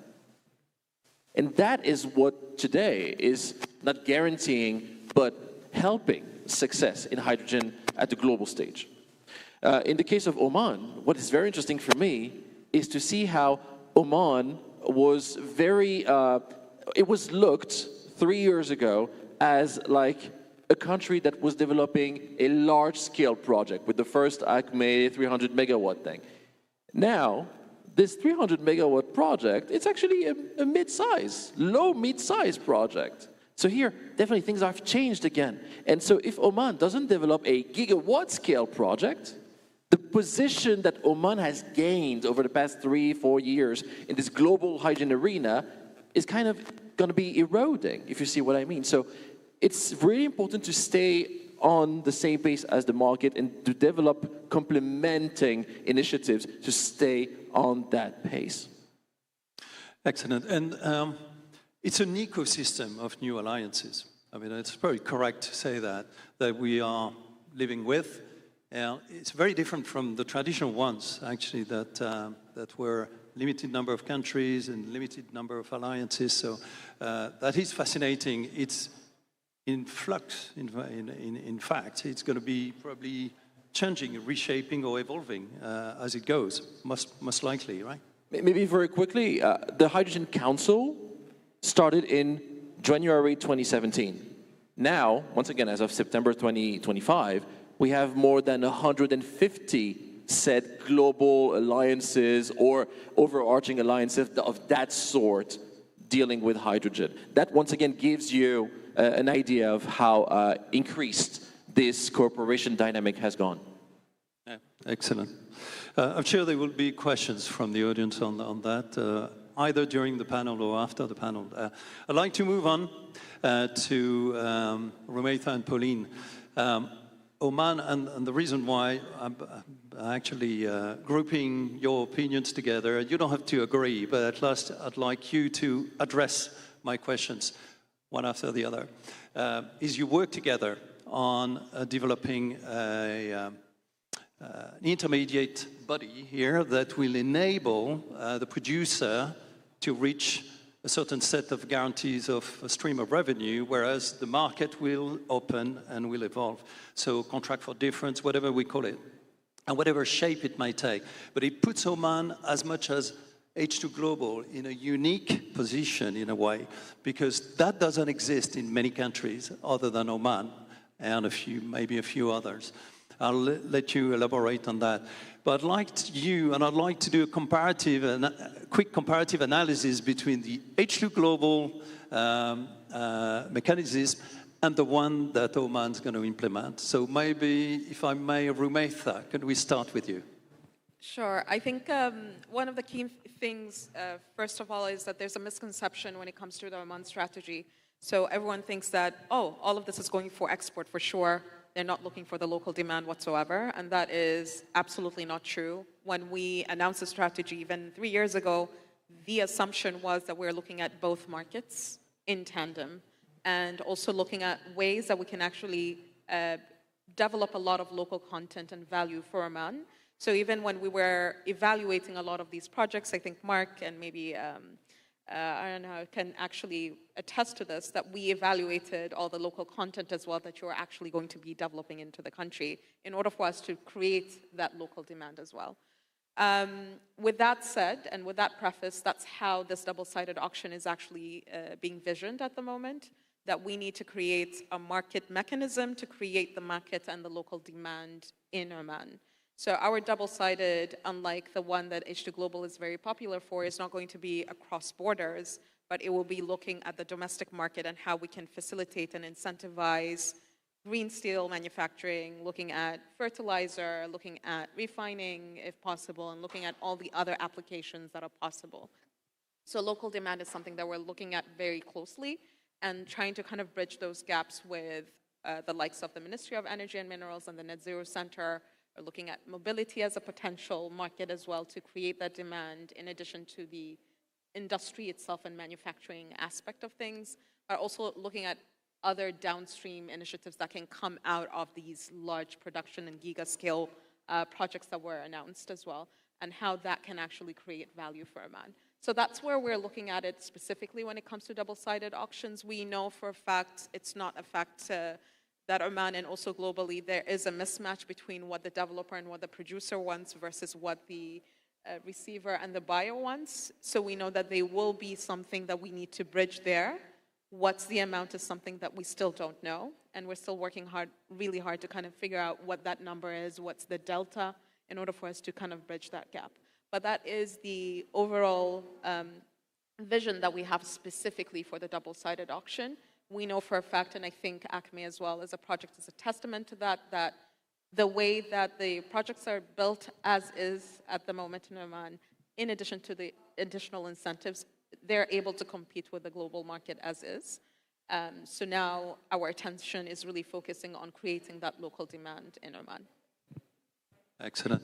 So Pauline, maybe, because a lot has been said here, of course, but what would be the other aspect of what H2 Global is developing in terms of that mechanism that may not be specific for Oman, but you have the experience of doing, for example, the project in Egypt. His Excellency this morning talked about the development in Egypt. So if you could just elaborate on the differences from what Rumeitha said. Sure. So first, I'd like to build on what you've just said, and you saw it all that we have signed an MOU with Hydrum to actually work more closely on the question, how do we tailor the mechanism to the priority of the plans that the Oman National Strategy foresees? May it be a domestic market, may it be international trade. So this is really about having an informed decision how to use the H2 Global mechanism in the best way possible. Having said this, and I mentioned it earlier, the H2 Global mechanism is quite flexible and can be adopted to very different priorities. And to take the pilot auction as an example that you were hinting towards, the results were published last summer, and the winning project is located in the Suez Canal Economic Zone, the Egypt Green Hydrogen Project.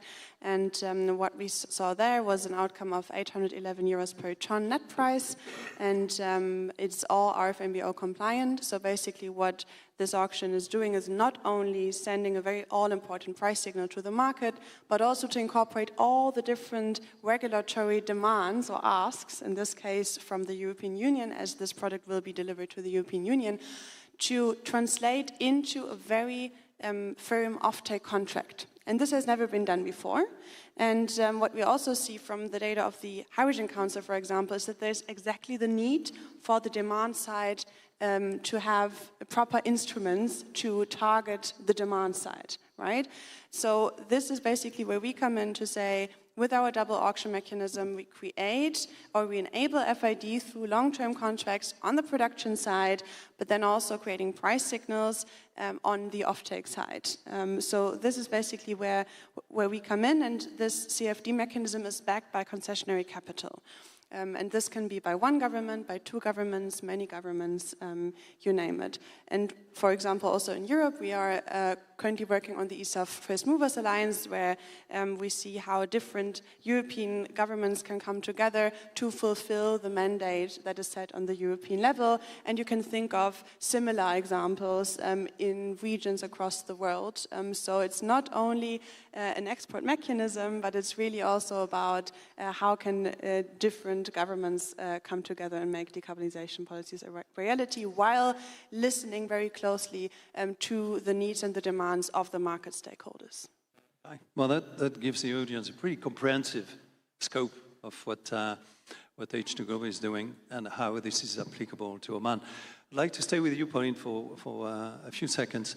H2 Global doesn't just do that mechanisms, you also clean hydrogen, you do clean hydrogen advocacy, and you support research and development as well. So if we stay a little bit on the alliances topic here, how would you foresee the development of strategic alliance in that research and development and clean hydrogen advocacy aspect? So whatever we hear from our Omani partners and elsewhere is when they look to Europe, for example, that there is still certain regular uncertainty. So we now thankfully have the Delegated Act for low carbon hydrogen since July. So there is some progress, and whatever we hear is that Europe is really a first mover in this regard and set the bars, so to say. So we can build on this, but there are still some open questions. And what we are doing with the H2 Global mechanism is also to absorb these risks and then also getting different perspectives together. So we just opened our office in Japan, for example. We have an MOU with the Brazilian government that we signed during COP. So it's really, we also consider ourselves a global platform where we get different perspectives together. You mentioned it, we are doing research, and there we basically dwell on the demands and the real-time issues that our donors that come from across the value chain face in their everyday operations, and we translate this into research questions and into very tangible reports, only a couple of pages, so actually quite readable, and building on what you said, that we should really listen to the experts here to see how we design the solutions for the issues that we are facing. So if I need to summarize, get different perspectives into one room, and because then it's where you get the best possible outcomes. Hi. And Harva, I think you've been very patient. Thank you for that. And next aspect I'd like to explore with you is still on the alliances. Is you've got this pretty straightforward supplier to consumer relationship, contractual relationship. But what is ACME looking beyond that basic relationship, which is basic, not being a derogative terms in my mouth, it's actually the reality. It's a contract. You have a contract with a partner, whether it's a long-term partner, medium-term. But what else do you look? Do you look beyond that? Most probably, because you are an actor already into producing and contracting the supply of low-carbon energy. So what do you look? Because there might be partners in the audience here today, so you never know. And you hope, probably. So what else do you look? What do you look for in such partnership? No, well, our first project, which is completing next year, it's the simplest one in the sense that we are the developer of green ammonia. We are handing it over to Yara, and then they're free to do what they want to do with that molecule. So it's a very simplistic model, you're right, in that sense. But we also don't think that that is going to be the only model that is going to work in the overall scheme of things. There are going to be scenarios where things get very difficult. I'll take two examples. First one is when there's a need for hydrogen in a refinery which is not located near the source of ammonia, let's say. So for example, if you have to ship the ammonia molecule from Oman to Europe, Antwerp or Rotterdam, let's say, and then crack it back to hydrogen for use in refineries. Now, we are not talking about us, getting relieved of our responsibilities the moment we put that ammonia onto the vessel. It's not so simple because we are talking about very specifically a certification regime that follows a life cycle assessment, which means that parties have to come together and figure out how best that solution will work out. So for us, probably ammonia production, the lowest cost, the better it is for the entire group. But then we also have to take care of the fact that there are other dependencies on the value stream where the carbon intensity will play a very major role in the way the whole product is viewed in the end by the end customer. A second example that I would want to give is for liquid hydrogen. Again, there is a codependency among various streams within that value chain, and it starts with the developer, but then it will go on to the party that's going to do liquefaction of that hydrogen, followed by storage, followed by shipping, terminaling, and end of the day, it might need to be regasified into hydrogen. So all of these, again, there are two aspects to it. One is the techno-commercial aspect, the other one is the green aspect, because at the end of the day, when you're using a liquid hydrogen, green hydrogen, or low-cost hydrogen, or low-carbon hydrogen, the aim for you is to arrive at the maximum decarbonization potential, where you are never an isolated actor, but a part of the entire chain. And our view is that as ACME, we would like to be a part of that chain. Of course, there are discussions that we have initiated, we have been a part of, and some of them we hope to see the light of the day in the next few months. Thank you. Mark, my last question to you was related to alliances and partnership, but I forgot to bring you into the discussion of dependency, I think. And recently, as we were running up to this event, we did some podcast, and I interviewed a number of people in that context, and some people contacted me after that, and I received some questions. They're all about challenges. So are they coming from hydrogen skeptical people? Don't know, but it's useful because that forces us to explore and think really hard and long about how we're going to address each and every of them. So I'd like to pose that question to you because you're in operation of terminals and storage and you're an actor in Asia, Middle East and Europe. Will the development of green ammonia, green hydrogen, exacerbate the dependency of Europe on the one geography, or is that going to rebalance it? I have my opinion on that, but I'd like to hear yours. I'm a terminal operator, eh? Yeah, that's a good question. You have a Toyota Mirai there. If you produce that Mirai in green steel, and you transport hydrogen from here to Europe to make that green steel, that Mirai is going to cost price, it's going up with €1,000. If you make DRI or HBI here, or even green steel here, the cost price of that car will go up with 250 or 300 euros. So there's a huge difference. So I'm totally with Romaita. I think one of the things that we should concentrate on, most logical way to transport hydrogen, and this is not good for my company, but most logical, you do it in the end product. Do it as steel, do it as glass, do it as whatever you have here and whatever you can transport. And that will be a shift, maybe also in the industries, so where they're moving to.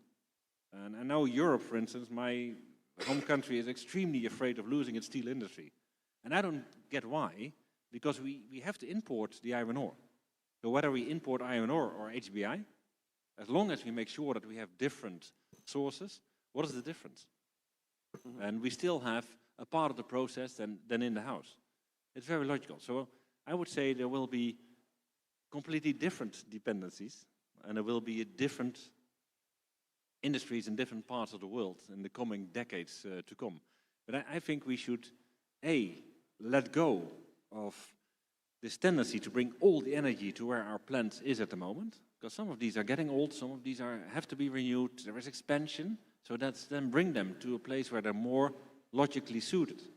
We have the same with ammonia factories. We see ammonia factories being built 20 kilometers from our tanks, or our tanks being built 20 kilometers from the factory.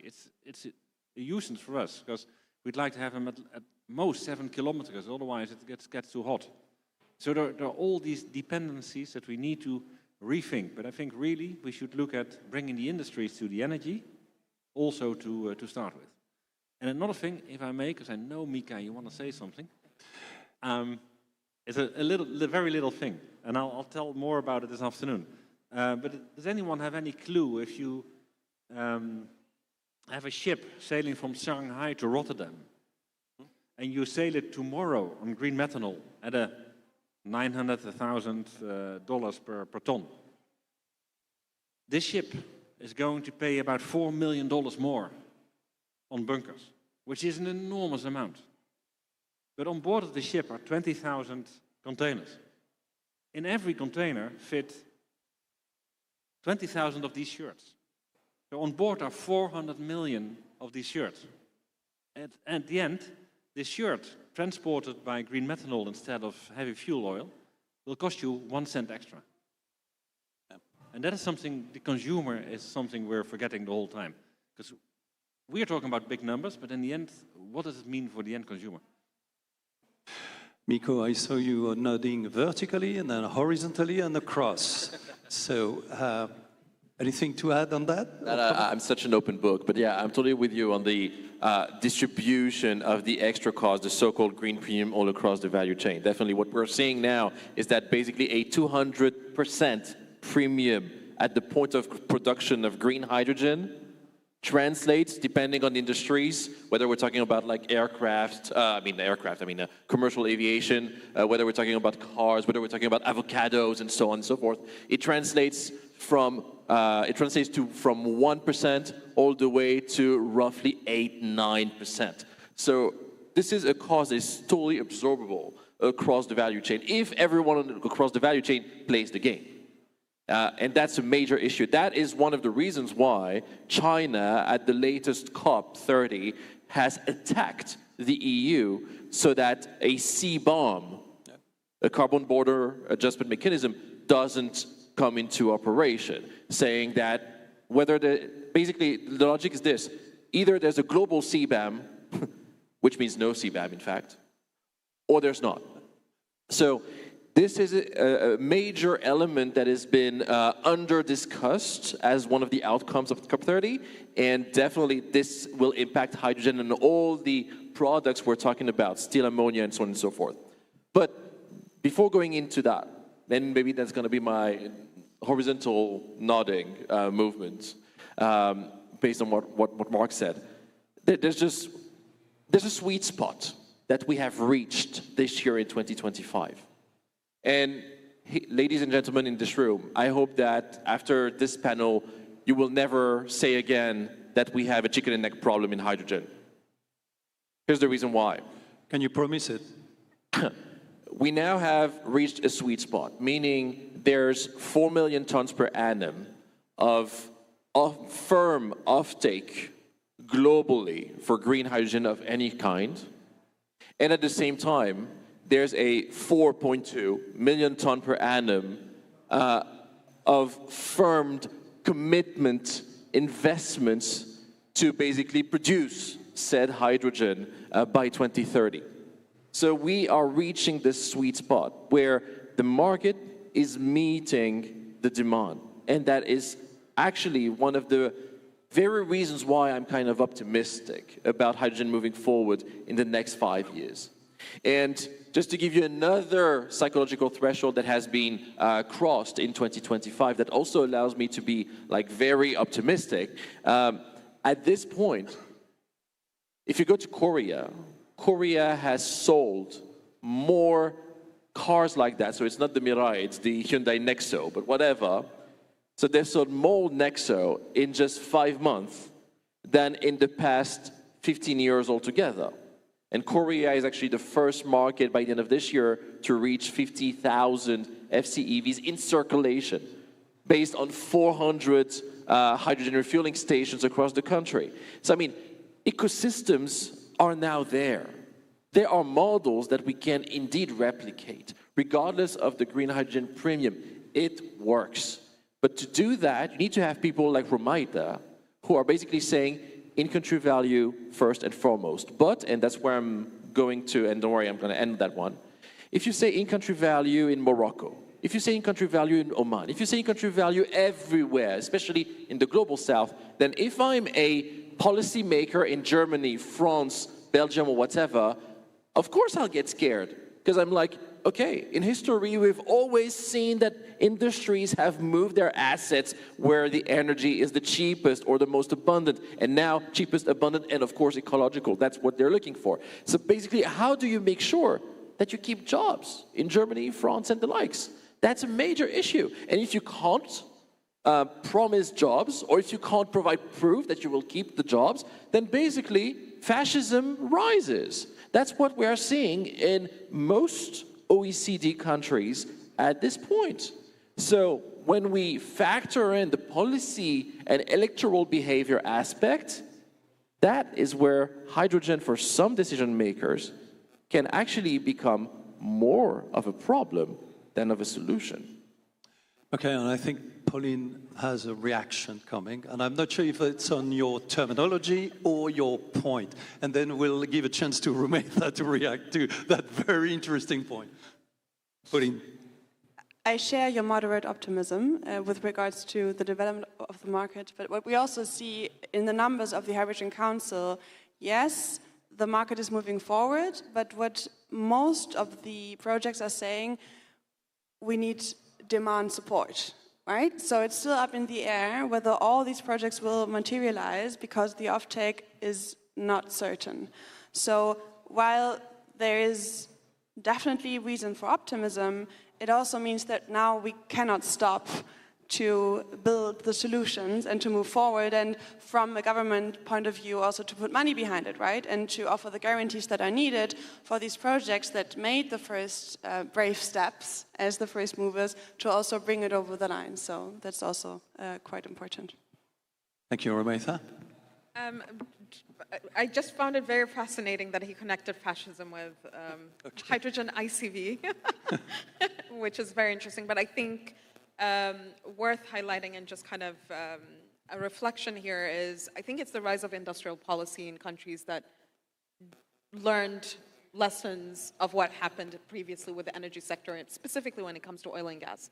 So I think for cases of Oman, we did not want to repeat the same cycle that happened before. So now it's like, I need to make sure that I'm building as much capabilities as possible, creating green jobs, doing as much as I can to capture this opportunity the right way, but also looking at different avenues of partnerships. So how these specific partners and these specific countries that might be crying for jobs can create more jobs here for their parties and partners as well. So I think it's worth highlighting that as well, that it's us learning, and then maybe that's a repercussion of what happened as a result of other countries learning from the global north, basically. Thank you, Romaita. I've got another interesting question from the Energy Talks podcast listeners. We'll see if you like it. But I'd like to give a chance to Anava to reply first, but I think it's going to be addressed by all of you. we're building, it's an emerging world, it's an emerging market, green hydrogen, low carbon, and so on. Say the wind is similar, relatively similar in many places around the world. The sun is relatively similar. It differs by intensity, but sun is sun, wind is wind, land is land. But the quality or the specification of hydrogen may vary depending on how we produce it. And the best way to address it is to go for certification. So I have a question on certification, which is the way it's posed is interesting, and say, are we building a fragmented world of certification between the European Union, RED, RFNBO, and so on and so forth? I'll let Anna respond first, but I think each of you will have something to say on that. As a project developer, that's our nightmare. When we design a molecule, we don't design it only for, let's say we don't want to design it saying that, this is going to be only for this customer for eternity. We would want to market that molecule all across the world, but we don't have a single unified green hydrogen or clean hydrogen standard today. Everybody has a different standard. Everybody has a different definition, which makes it very difficult. Some of them use life cycle assessments, some of them use well-to-gate, some of them use different characteristics. So yes, I think at this moment of time, we are very fragmented. I only hope that we can come together, and I don't think there's one definition or one standard that will work, but maybe we can create a superset, subset kind of a thing, where we know that if I qualify for the strictest of measures, then I qualify for all of the measures. Why I say that? I mean, that might look very natural, but just last week we looked at a particular scenario where there are two different methodologies that are used for carbon intensity, and carbon intensities are different under those methodologies. Now, which one do I use? Do I qualify for one? Do I qualify for both? I don't know, and that's where we get lost, and we do need a solution to that. Thank you very much, Anava. We're going to stop there. I know you've got much to say about that, fascinating topics of certification, but I had a good news and a very good news coming to me, notified a few seconds ago. The very good news is that we have until 12:30. At least it's a good news for us. I hope it is for the room, because we're enjoying that conversation.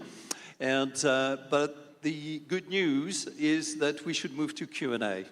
So I don't know if there is a mic in the audience, but if there is not, then I'm happy to walk around and help with the first question, the gentleman there. And so if you could say your name and the company you represent. I think I know you, but please go ahead. Perfect timing. My name is Abbas Zaidi. I'm with the MUDS Group, German University of Technology here in Oman. We are into green hydrogen. We support hydrogen. We all the local stakeholders. Actually, my question was exactly on this topic about certification and standardization. One of the things that we found, this uncertainty that's going around about hydrogen, I think one of the things that's driven it is because the definition. I know that institutions now, including some embassies, have changed their desk names from green hydrogen to low carbon hydrogen. And while I was in Dubai, we had there was a panel discussion where Morocco representative was there, Oman representative was there, and somebody stood up and said, "There is no green hydrogen.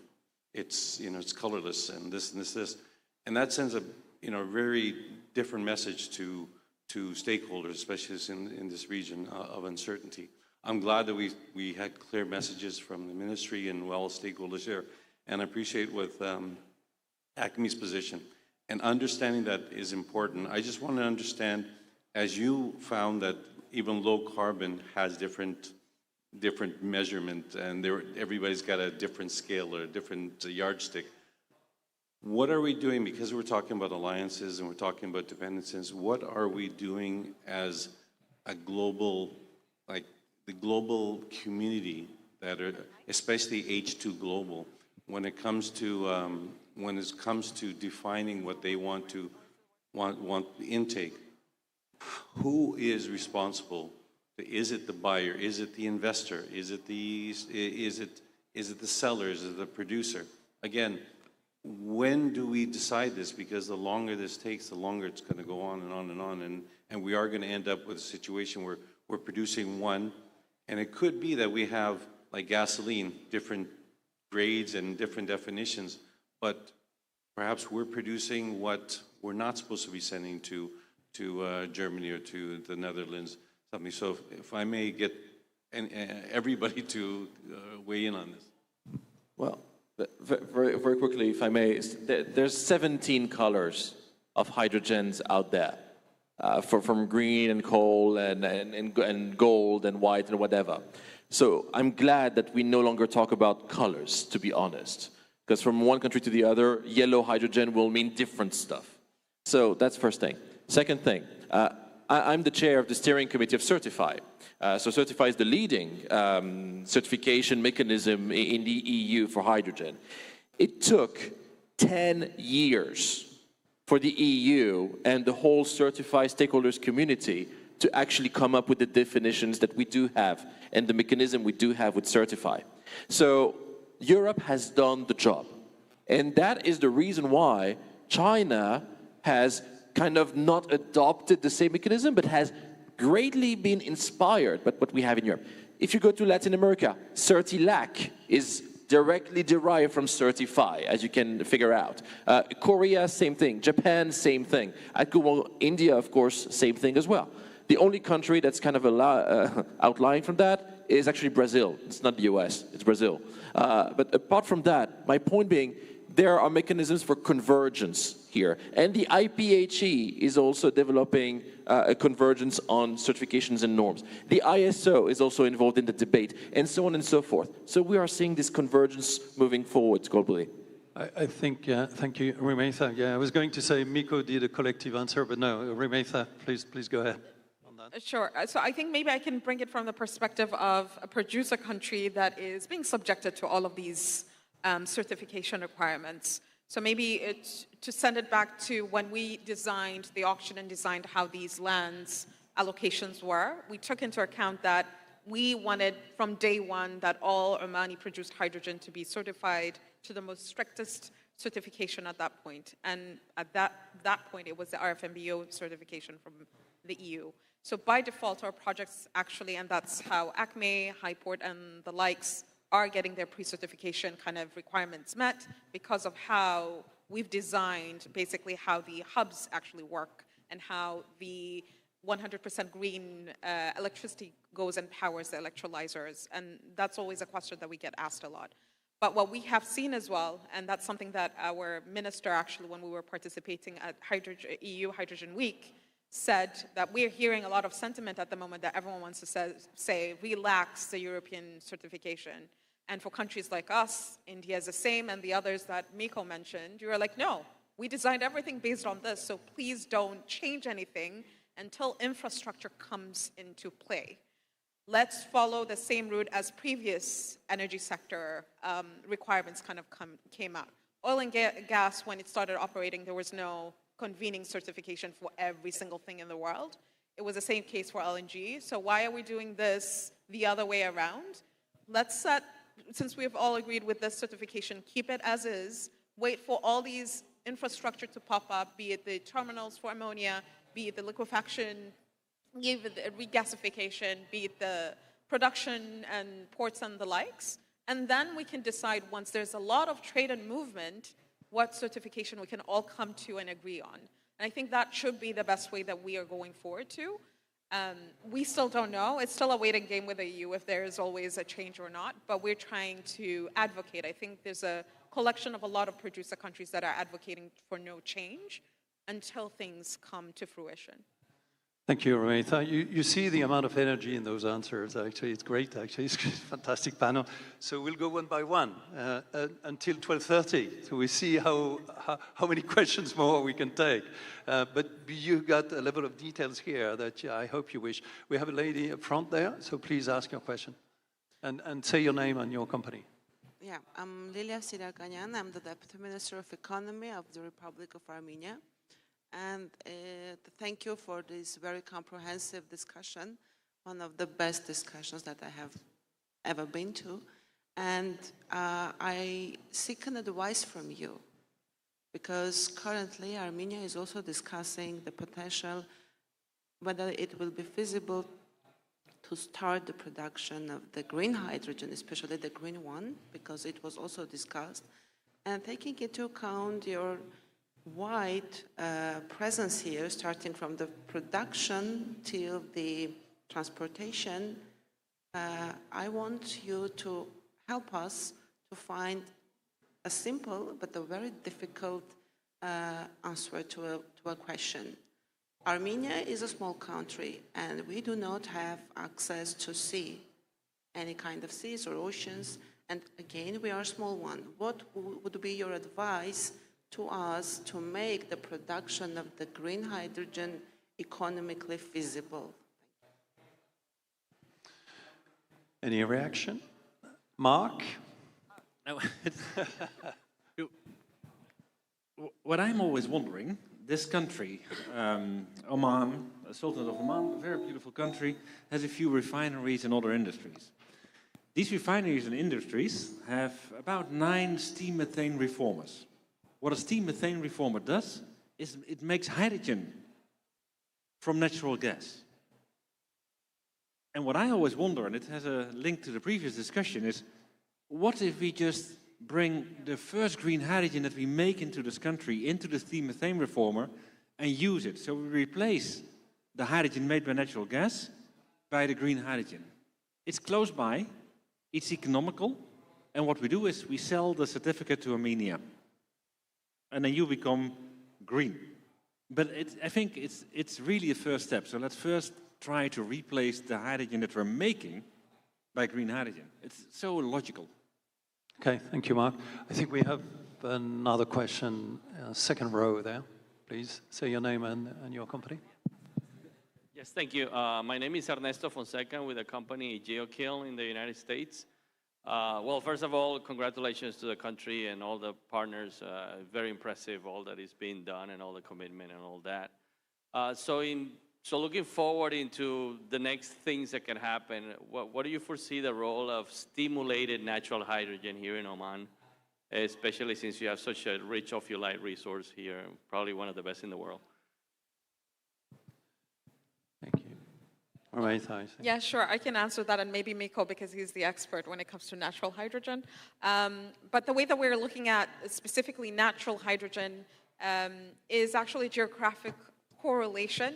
So a lot of our green hydrogen production is in the middle and south of Oman, because that's where the combination of wind and solar is best. However, the main industries that require decarbonization is actually in the north of Oman, which is where naturally you could find natural hydrogen.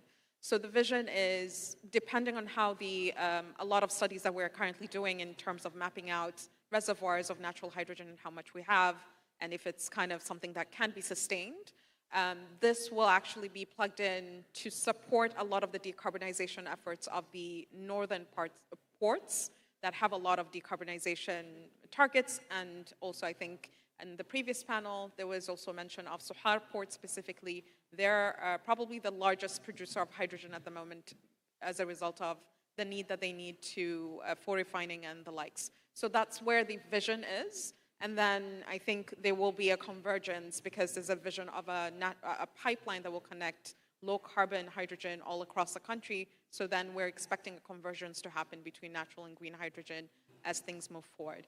But for now, we haven't verified yet how much we have, and we're still in the study phase. So until we go beyond that, then we will have a much more solid answer of what to do. And in a nutshell, yeah, basically, so I was one of the initiators behind the International Natural Hydrogen Alliance, which was launched at COP30.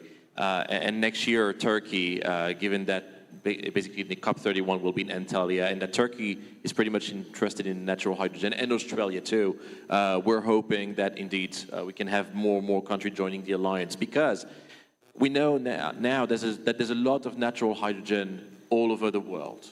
There's a lot of ophiolites and other possibilities to produce that green hydrogen.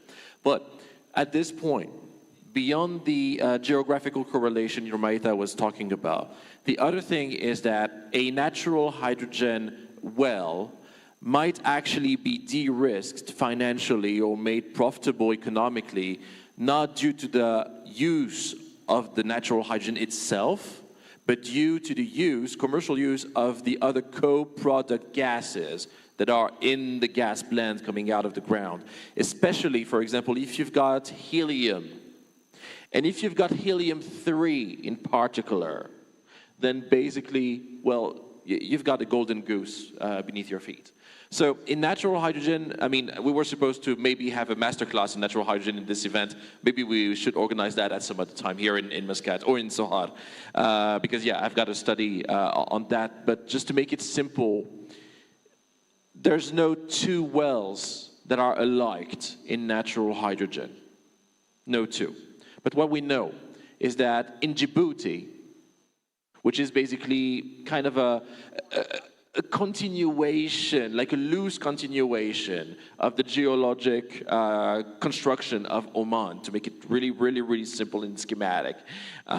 In Djibouti, we know that there's a lot of helium-3. And by a lot, I don't mean large volumes, but volumes that are more than enough to actually kickstart a natural hydrogen project and decarbonize and facilitate industries such as semiconductors manufacturing, quantum computing, and of course, possibly nuclear fusion. So this is all related to natural hydrogen. And of course, if I have time at another question, I will also talk about Armenia because you've got some potential too. Thank you very much. I don't know if we have one last question. You've got an assemblage of the 6 best experts as far as low carbon hydrogen. So we've got one question over there, these gentlemen. I'll work to you. Yeah?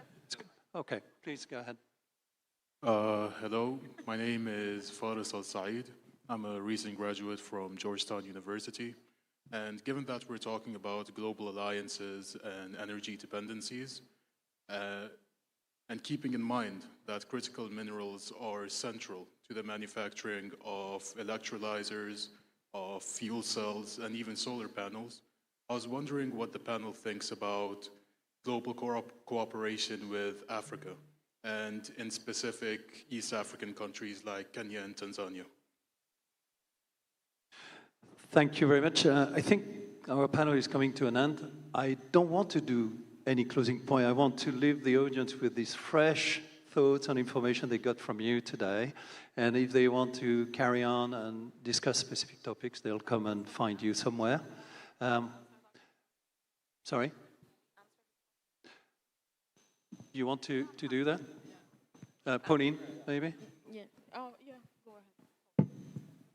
Thank you for the question, very valuable. And actually, yes, we are also considering the African continent, also now especially in our research project. So we just finished a research project on hydrogen potential in Africa, where we basically mapped across the continent where the potential lies. We are also in close contact with the Namibian government, also with regards to, for example, clean shipping fuels. We are talking to South Africa. I think it's very key when we have this discussion, as I said earlier, to really have the global outlook, because we cannot really afford, to think in silos here. Short answer, yes, it's definitely on the agenda. Okay, very quickly when it comes to Africa, so within the Hydrogen for Development program of the World Bank, also part of that, basically Africa is very much a concern. The thing is, the reason why it's a concern is maybe the wrong reason. No one at this point wants to help the World Bank financing large-scale decarbonization projects in Africa running on hydrogen. And here's my plea, since you're talking about partnerships with Africa from an Omani perspective here. I think that the Middle Eastern sovereign funds have a big role to play in that. Because since they're long-term investors, they could play that part in which they come in and they can support the risk over 15, 20 years to start de-risking those projects in countries that cannot have access to other kinds of more traditional financing. So definitely, I think the world of sovereign funds here should be in this room, and we should discuss that. And the same goes to Armenia and other countries which are not considered as the global south, but who are suffering from the same issues. Or I could mention, for example, Greenland, which belongs to Denmark, so it's not part of the development policy. You see what I mean?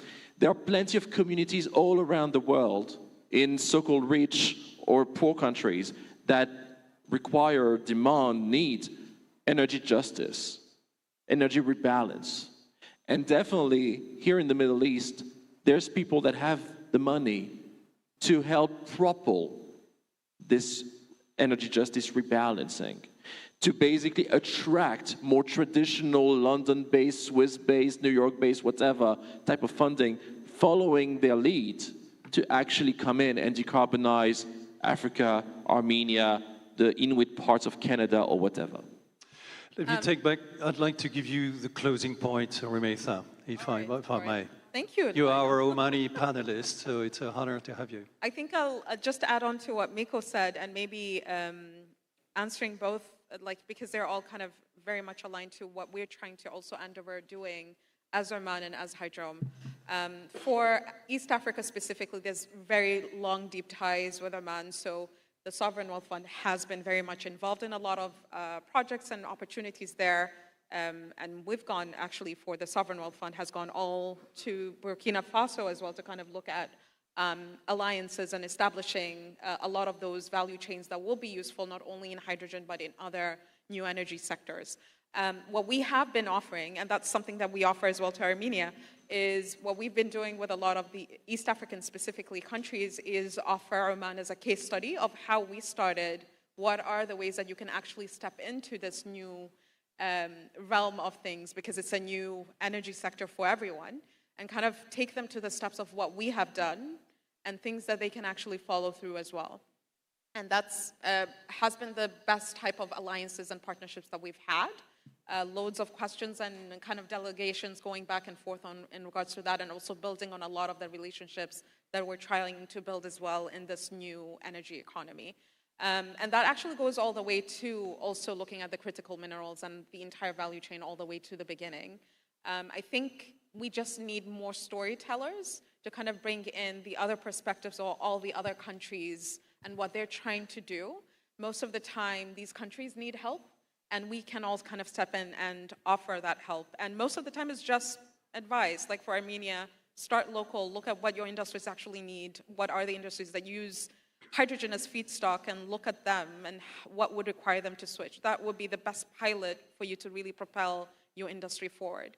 So the offer is there. Hydrom is happy to partner with anyone who needs knowledge. We do this on a daily basis.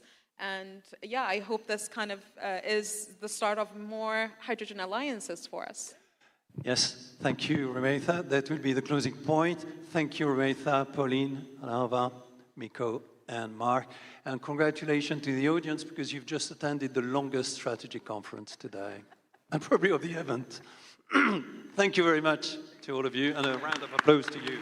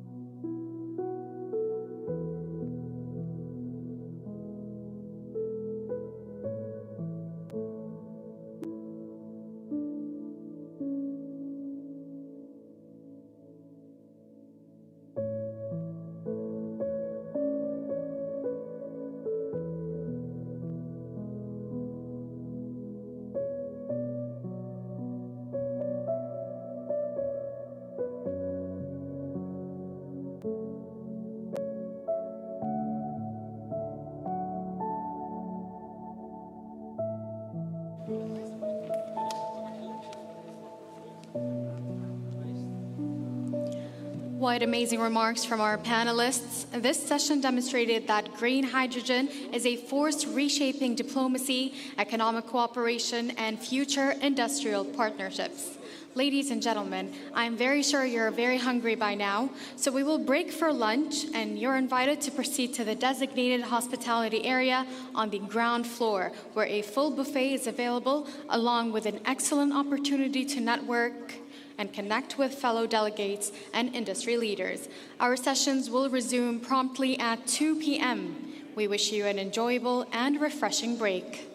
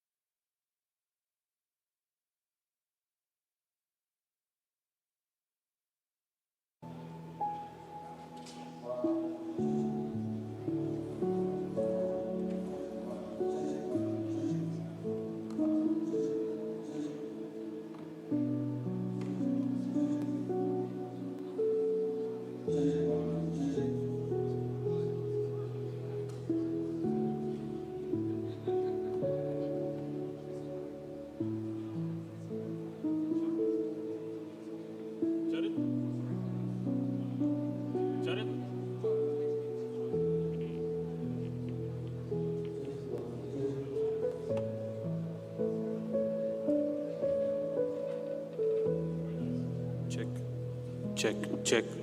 Charit, can you unmute?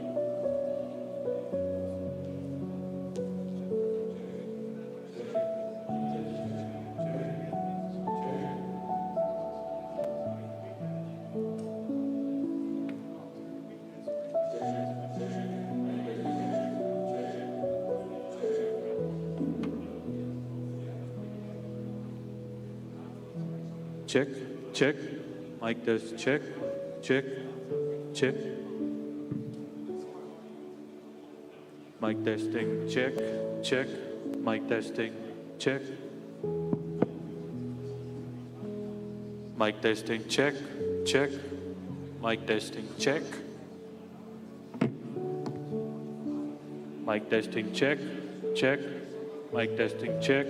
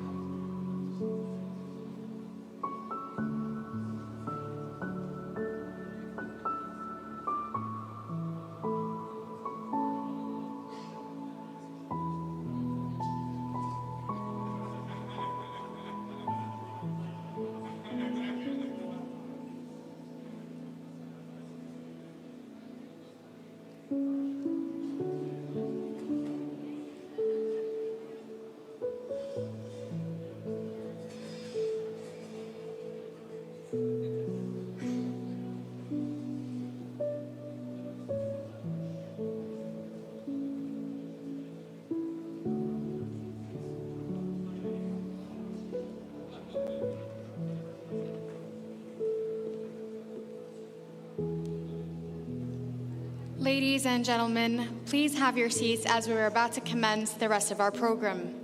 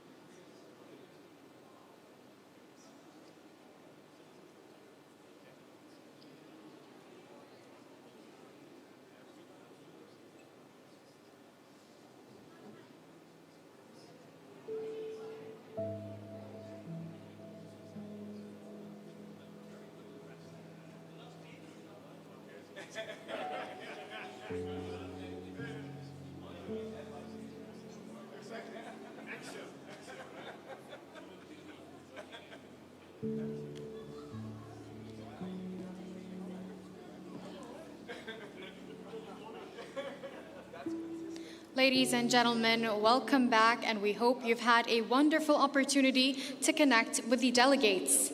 We now continue with our fourth session of the day, titled From Potential to Production, Lessons from Early Hydrogen Projects.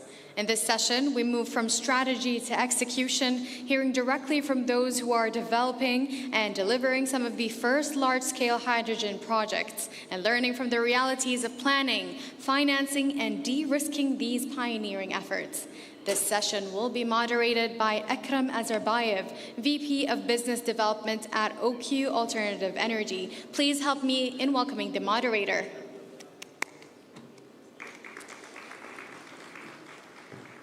Our panelists for this session will be Mr. Sumit Sinha, Associate Vice President of ACME,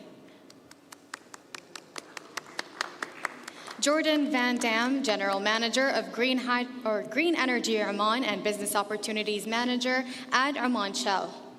We have Mr. Kamil Al Khouli, H2 Business Development Director for MENA at John Cockerell. And also, finally, we have Nicolas Poirot, CEO of Air Liquide Africa, Middle East, and India.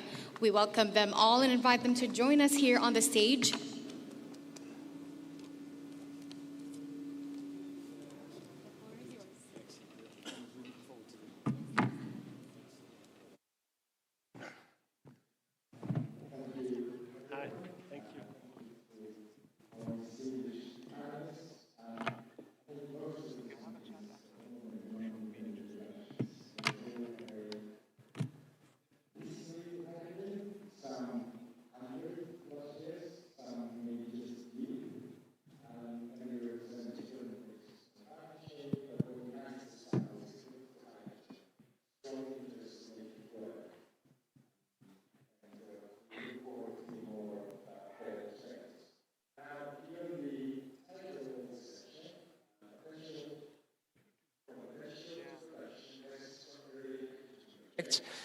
We decided to run it in the format of after-action reviews, which good practice says projects should do every time they finish a phase, every time they approach a gate.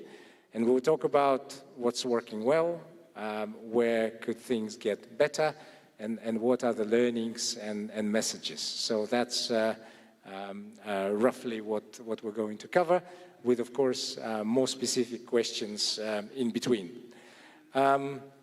Now, let me perhaps start with positives. That's usually how you start after action review. No matter what the results are, you want to start with positives. So let me ask the panel, in addition to introduction of each one of you, and we're going to go one by one, please tell what part of hydrogen value chain are you present in or are you working on? And then what are the positives that you would like to take from the journey so far in your projects? Yeah? So I just want to make sure that everybody in the panel answers that question. Yeah. Starting from me. So just to introduce, I'm Sumit Sinha. I work for ACME, who is the developer in Oman, Dukum project, 300 tons per day green ammonia project, perhaps one of the first in the world. And I am the engineering in charge for that project. I have been involved with this project from the concept stage in ACME back in 2022. And very happy to see the progress, what we have made so far, starting from the journey of 2022 when we did the feasibility study and then developed some basic package with the help of licensor, KBR, and developing the, interacting with the various suppliers, developing the supply chain, the electrolyzer suppliers, the best plant suppliers, hydrogen storage, compressors, because this being new concept, everyone was initially skeptical. Now, after working for 3-4 years, probably things are coming in shape. The positives which have been, really visible to us now are the support from the governments. Our project is financed by Indian government primarily, in fact, and the Omani government has provided the infrastructure. They have provided us the enabling rules and laws so that we can execute here at the ground. Our customer, Yara, has agreed for a balance offtake agreement, which probably makes our project feasible and financially attractive, giving the confidence to our lenders also to invest in this project. Now, with all these factors coming in, supply chain or the suppliers have also responded very positively. Being our project based on new technology, they have also evolved their technology so that the renewable plant is well integrated with the process plant, which is probably happening first time, where the solar plant is giving the energy to the process plant, and how to control the energy management of that plant. All these are very developing concepts in which the suppliers have supported us very well. So the result is we are, even the contractors at site, they all are enthused and working very enthusiastically. We have made overall probably more than 50% of the project progress so far, and very confident we would be successfully commissioning the plant Q3, Q4 next year. Yeah, inshallah, fingers crossed. We will get into this positive in more detail a bit further down the road, but let me hand over to Jordan for introduction and your positives. Yeah, thank you so much. Indeed, Jordan van Dam, I'm the General Manager for Green Energy Oman and also Business Opportunity Manager for Oman Shell. And for us, I mean, thinking about after-action review, and I really like the way you pitched this, Akram, is, hydrogen is there, I think, to stay. Hydrogen is a key way to decarbonize the hard-to-abate sectors. Steel, of course, we've been hearing about today and yesterday, but also other sectors like chemicals, marine, etc. And that's why Shell also has projects in Oman, and Shell has projects globally. So we've invested in projects like in Germany, Refine 1 and 2, in one of our refineries in the Netherlands, Holland Hydrogen 1. But also, of course, we've invested in Oman already by the refueling station, and we see an example here of one of the hydrogen cars. And I think the theme there is learning by doing. I think this is, at the end of the day, the tagline that I think, because we can do a lot on paper, but at the end of the day, I think we also need to just take a leap of faith sometimes, make a project investment decision, and then learn. And that's what we've been doing. And I think primarily we've been able to do that because we were our own customers, right? So it was then linked to a refinery. We do an investment in green hydrogen, and basically Shell is then also procuring the hydrogen. And that gives you a way to maybe easier come to an investment decision and get that learning in. So I think that's one I would like to put on the table. Maybe another one that's good to mention is that what we found in doing these projects is that a lot of learnings sit in the integration. Yeah, so bringing the different elements together, integrating these, and finding all the technical and commercial complications that come with that integration, that is a wealth of learning. And I'd like to share with you one technical one, for example, is that we found out, if you have an electrolyzer, and there's a lot of known things about an electrolyzer, but of course still there's technology developments, it's being scaled up, so there's still uncertainties. And also to kind of see how that electrolyzer sits in the total integrated facility was a wealth of learning. So for example, the hydrogen that comes from the electrolyzer needs to go to a compressor to compress it to the right pressure to then be used in the facility. And then the question, of course, is what happens if the compressor trips? Because it will at some point trip. What happens to the pressure?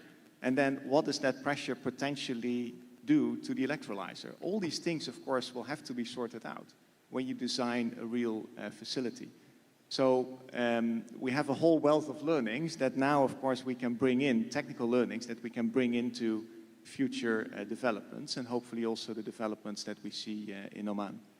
I think one commercial example, if I may, is around the integration of the total value chain. Yeah? So aligning the renewable supply to the hydrogen facility, to the refinery in this case, and thinking about this in real time. How is this actually going to happen, and how do you manage this commercially was another wealth of extreme learnings. And we've been really happy that also the Oman government has now enabled projects to actually be connected to the grid, for example, to optimize the integration and maximize the utilization of our hydrogen facilities. Yes, I think this is another learning that is one that we'd like to bring in.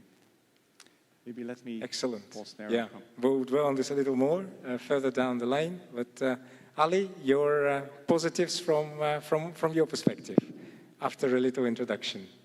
Yeah, so thank you. So my name is Ali Zerwadi. I'm representing HIF Global. I'm in charge of Middle East and Africa.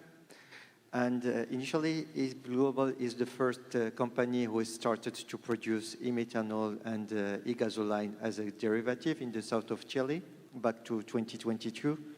And we are supplying Porsche. So all the Porsche Mobile One racing cars that you see before the Formula One are fueled by the e-gasoline that we are producing in Chile. We have received the first ICCS EU certification outside for a project that is outside Europe, so meaning that our facility in Chile is able to produce RFNBO also. In terms, and so we are present in Brazil, in Uruguay, in US, we are expanding in Morocco, Saudi, Oman, of course, we are present in Australia, and so we have quite a significant pipeline of projects, and with the first projects that are coming into FID in the next months. And so I'm completely aligned with what you both said. Jordan also, we have learned a lot in terms of how, even if it was a pilot project in Chile at the beginning, how we mitigate this intermittency and how we integrate all the bits and pieces.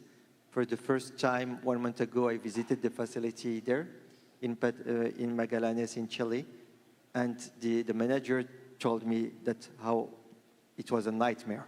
In theory, it was like easy.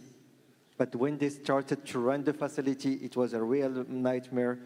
Also to anticipate the stocks failures, the pressure, because you need to compress. We are only focusing on e-methanol and derivatives, so we like to add complexity to complexity, so we decided to add the CO2 also as an additional complexity. And we had also maybe 2 other learnings that we turned into action. The first one is that CO2 to produce e-methanol is really a challenge. So we decided then to move forward because initially the facility in Chile was meant to rely on direct air capture. And the ones that we have signed with were not meeting our expectation. So we switched to import of liquid CO2, but then we decided to move forward and to develop our own IP and technology in partnership with Porsche and Volkswagen. So we are developing the direct air capture technology altogether. And the first proof of concept is already in construction in Chile. And the 2.0 version has already been constructed in Frankfurt also. Another thing that we understood is that when you go big, we need to learn a lot from oil and gas, especially offshore. So they are not building everything from scratch in remote areas, but they are going for modularization, meaning that they prefabricate modules, and it's a plug and play. So we did run a FEED in order to have a standard approach for all our projects.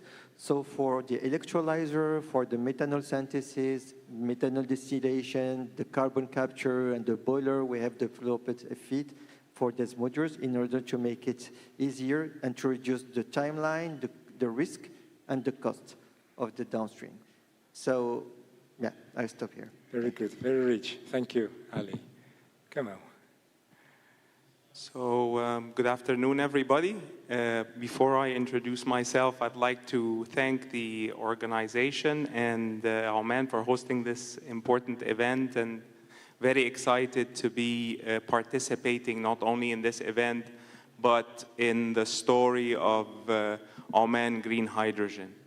So my name is Kamil Al-Kholi, and I work for John Cockrell Hydrogen as the head of business development and sales in the MENA region.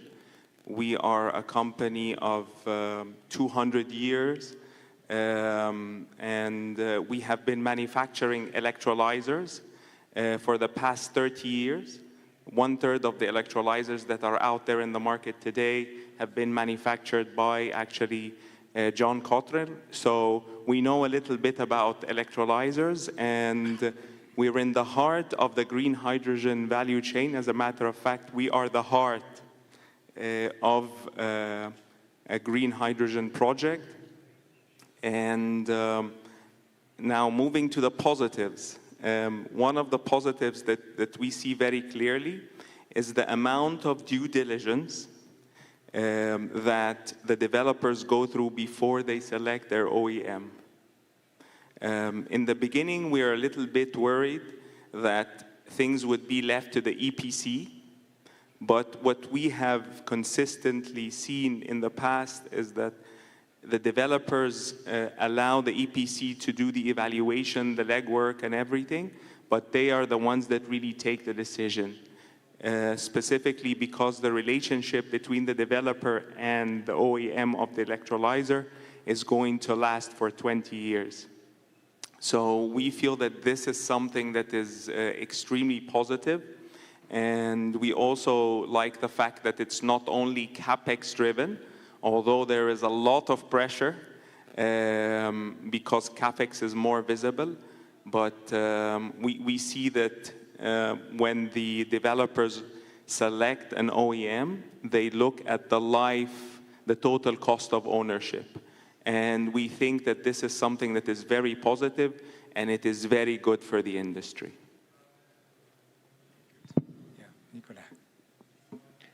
Thank you. Good afternoon. Akram, thanks for this opportunity, and to my colleagues here on the panel. Always a pleasure to be in Oman and Muscat and talking about hydrogen.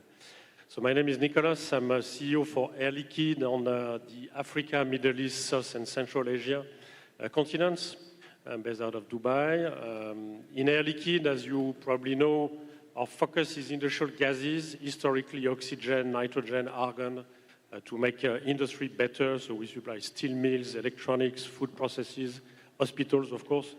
And more than, let's say, 70 years ago, we started to produce hydrogen for different type of industry. On one hand, what really boosted us, and we are still using today, is the special industry, the rockets using liquid hydrogen. And I know liquid hydrogen is always something that makes everybody exciting to compare to gaseous hydrogen or to compare to ammonia. I think that car over there is still using a very long gaseous cylinder inside. Imagine if you have a small liquid storage inside the car, that would change the supply chain and everything. And then we developed a lot of the gray hydrogen for the oil and gas industry, right, to remove sulfur. So the large plants that we operate and we manufacture across the world, of course in this region, like in Saudi Arabia, they are based on natural gas cracking, right, to make hydrogen. That's gray hydrogen.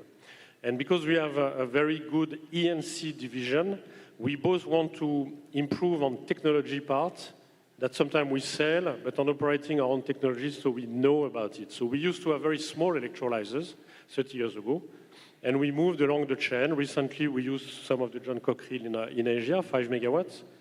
Then we moved to 20 megawatts in Canada and Germany recently. And right now, we are going to start the first 200 megawatts in Europe, in France, with Total Energy. That's coming in a question of months. So I hear people speaking MOUs or FIDs. We normally prefer to communicate when we start the plants, you know, what we call FIPs. And we are very proud to say that will be the first 200 megawatts with Siemens Energy, PEM electrolyzers in Europe. We've announced the second one and the third one in the Benelux. So that's, for us, it's 1.5 billion euros of investment that we put on hydrogen. So you ask about positive news, Akram, we are doing it. In the US, in Korea, we went for liquid hydrogen so far. So Nevada is 30 tons per day. In Korea, it's 3 times 30 tons per day. That's ongoing. It's not yet what we all want to do, which is a single train, thank you, 100 tons per day or 150 tons per day. That would have economy of scale, right? because economy of scale in electrolyzers are a little bit more difficult to demonstrate quickly. On liquid hydrogen, you get the economy of scale very quickly.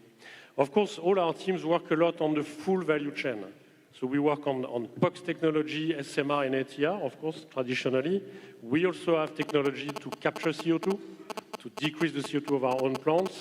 And now, as you probably heard, we are moving into operating in the port of Antwerp for our own plants, the first ammonia cracking on industrial scale in the world. So that's 30 tons per day ammonia cracking.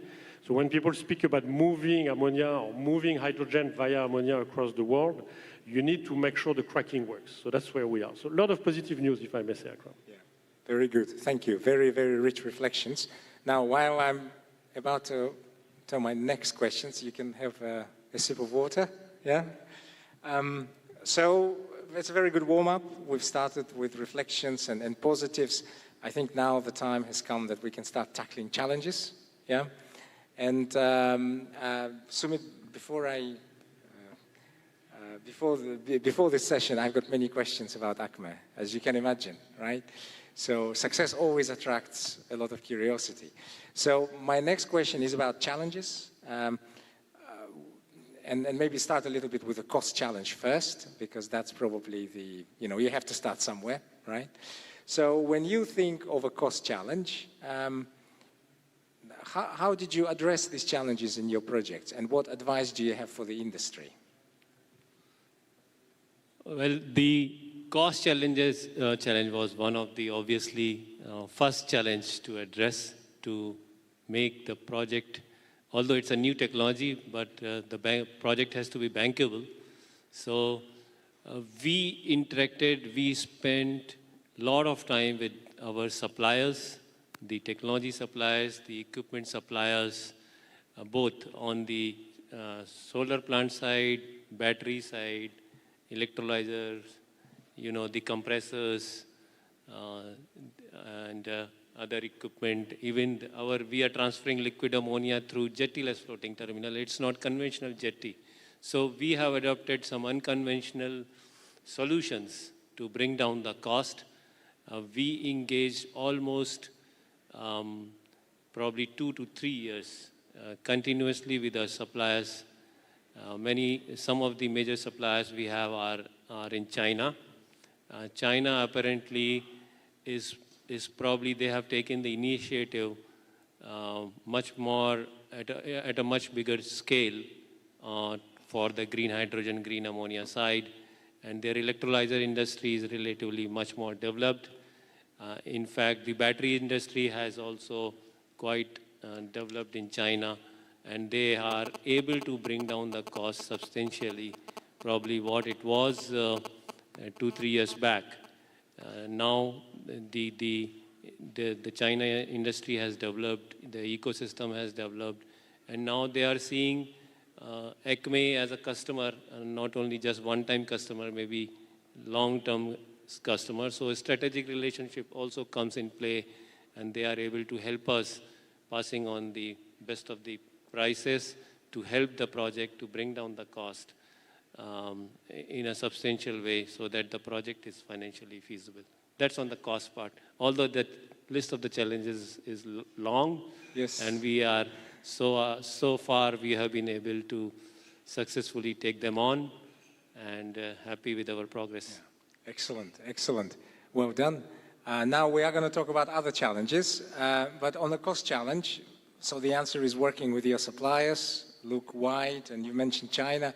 I'm interested, Nicolas, Kamal, what is your response to that? How do you see yourself competing in the world with with companies who are very aggressive on the cost side, with new suppliers? What do you tell to your potential customers? How do you stay competitive in this very aggressive environment? You're putting us against ACME, and ACME right now is very popular in Oman, so you're putting us in a very bad spot. So I would never go against what ACME is saying. I know that much. But one thing I can say is that we need to solve the equation of levelized cost of hydrogen.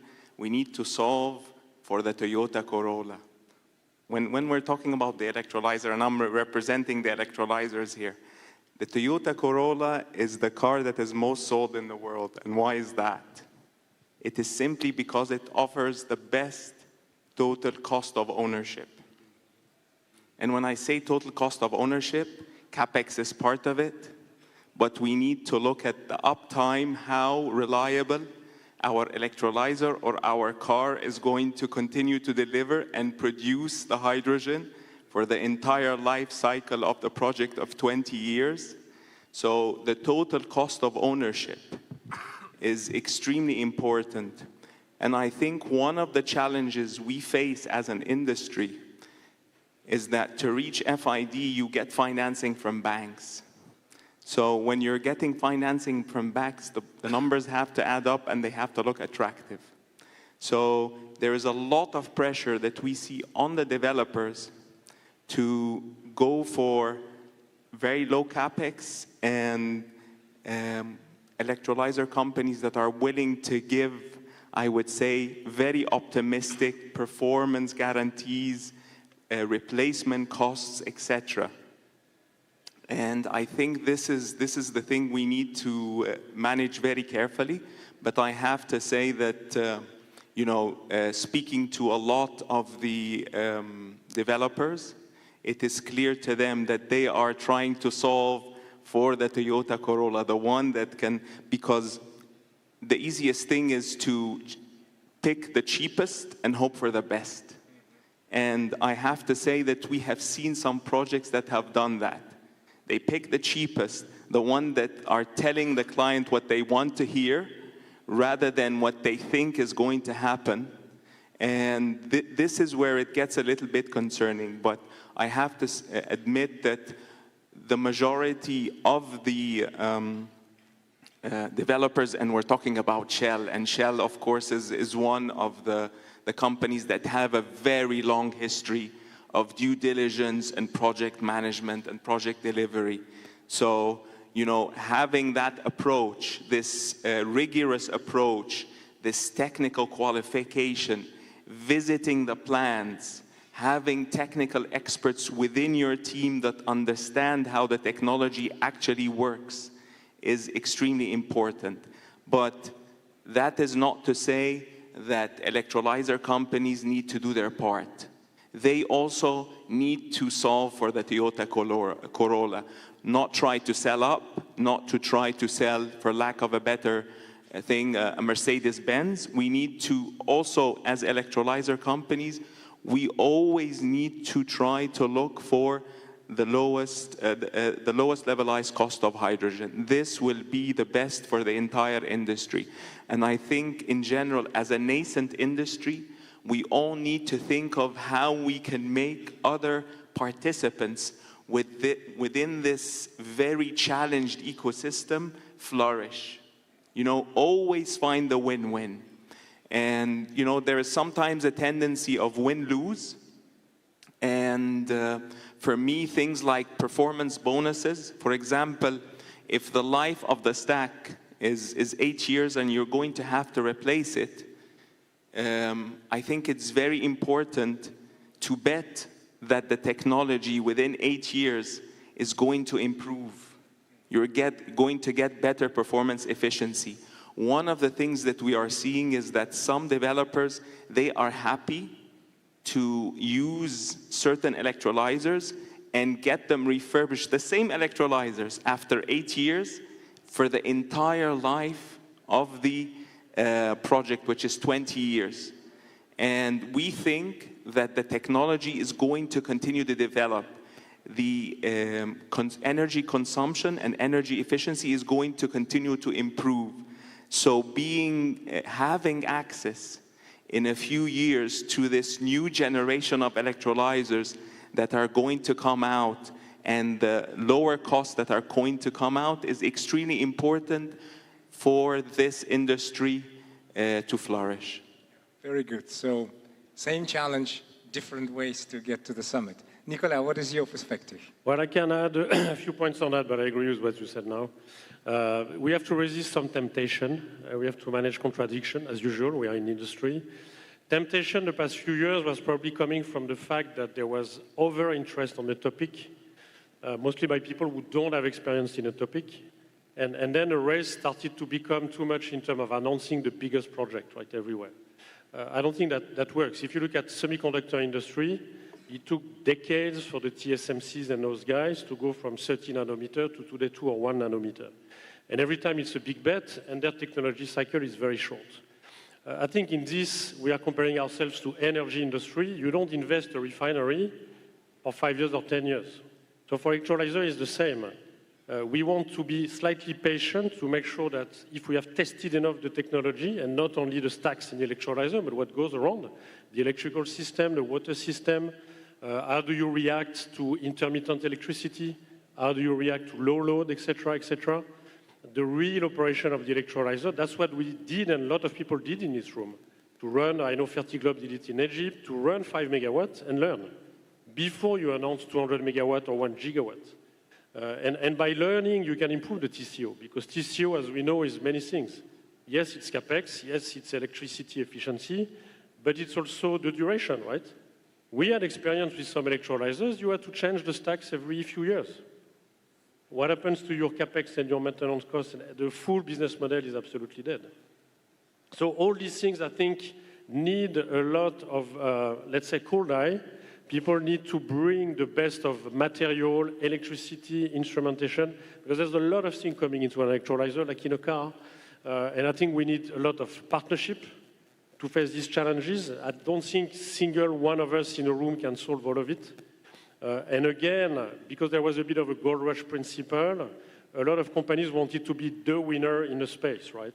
And I think that's dangerous, because again, if I take semiconductors, to make an iPhone or to make a Galaxy phone, you have hundreds, if not thousands, of suppliers. And each one of them brings something specific, and I think it's the same in the hydrogen space, globally speaking. How do we power an electrolyzer directly from renewable power is different from the grid with the PPM certificate. It's very different. So that's my feeling, that not being more negative than my introduction, I'm still very positive. If we continue to resist to temptation, to make shortcuts, and to face big issues in a few years, that would make the people who did not believe in it claim victory to say, you see, hydrogen was a dream. It's not. We can do it like we did for refining, for cars, or for semiconductors.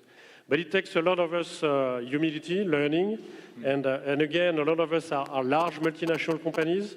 We work with national oil companies like OQs and, which are great companies, but we need to bring small startup technology companies to help us to go beyond what we think are the limit today of the TCO on an electrolyzer.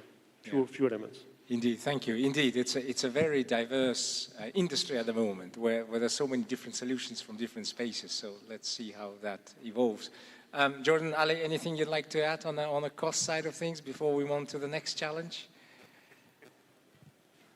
Maybe a little bit. I really like the levelized cost message that Kamel brought in, because that's, I think, at the end of the day, how we look at this. So yes, cost is really, really important, but it's not the only one. So you do this for the long term, right? To have a sustainable project, you said, indeed, it needs to be financeable, bankable.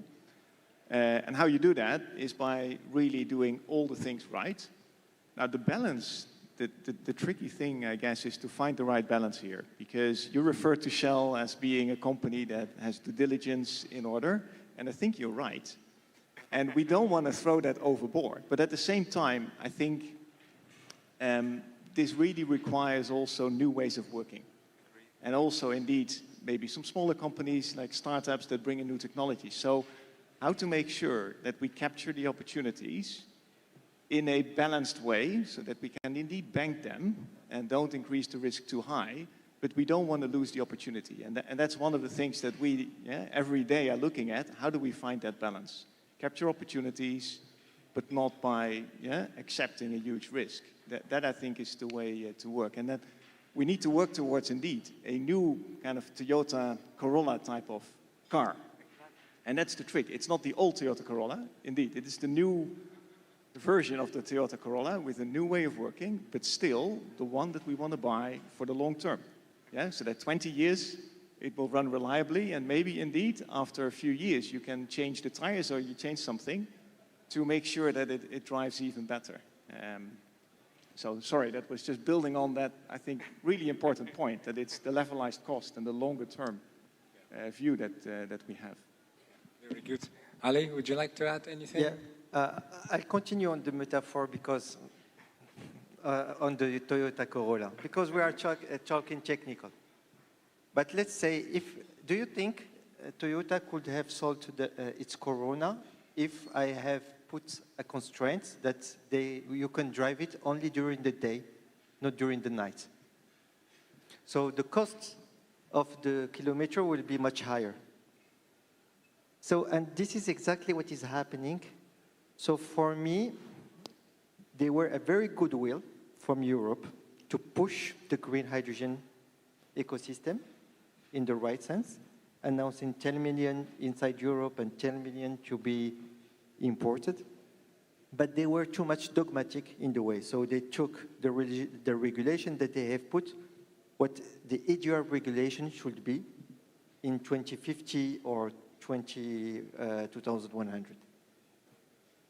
And this is, so if we just relax a little bit the regulation, keeping the only objective is that we need to get the lowest CI score. I think that we can, for example, easily, be it ammonia or methanol, lower the costs. If you move from the hourly matching to the yearly matching, you can reduce your cost by 40%. And it's math, because you are producing 40% more molecules with the same capex. So there are ways to bridge this gap. So it's not just a question of cost relating to the capex, but it's, for me, a real question of how you structure your project to meet the expectation of the market in terms of certification, which is driven by the regulation.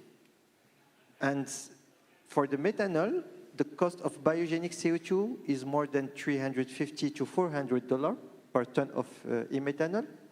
But if you can get this CO2, like what we call the dirty CO2, which was already emitted, then you can reduce it to 100. So you are saving a lot of money. So if you get rid of the regulation with some relax within the next 10 years or 20 years, I think that we will accelerate significantly the development, because we will bridge the gap on what is the real cost and what the market could accept. Excellent, thank you. So a very diverse range of views on how to tackle costs, and the reality is nobody knows what the answer is today. We might find out in 4, 7, or maybe 10 years, depending on what's the horizon for calculating the levelized cost of hydrogen. Let me now go to a more perhaps human side of success of the hydrogen project, and that's really focusing on markets and customers. Yeah, and of course, having customers is incredibly important to secure an FID or pass a gate. So let's talk a little bit what has been successful. How did you approach, or how are you approaching securing customers in your project without, of course, divulging any competitively sensitive information? So maybe let's start with you, Sumit. If you would think of top 3 things you had to do to get your customers signed up, what were they? So creating demand for green hydrogen, green ammonia is obviously one of the challenges which we all have to address.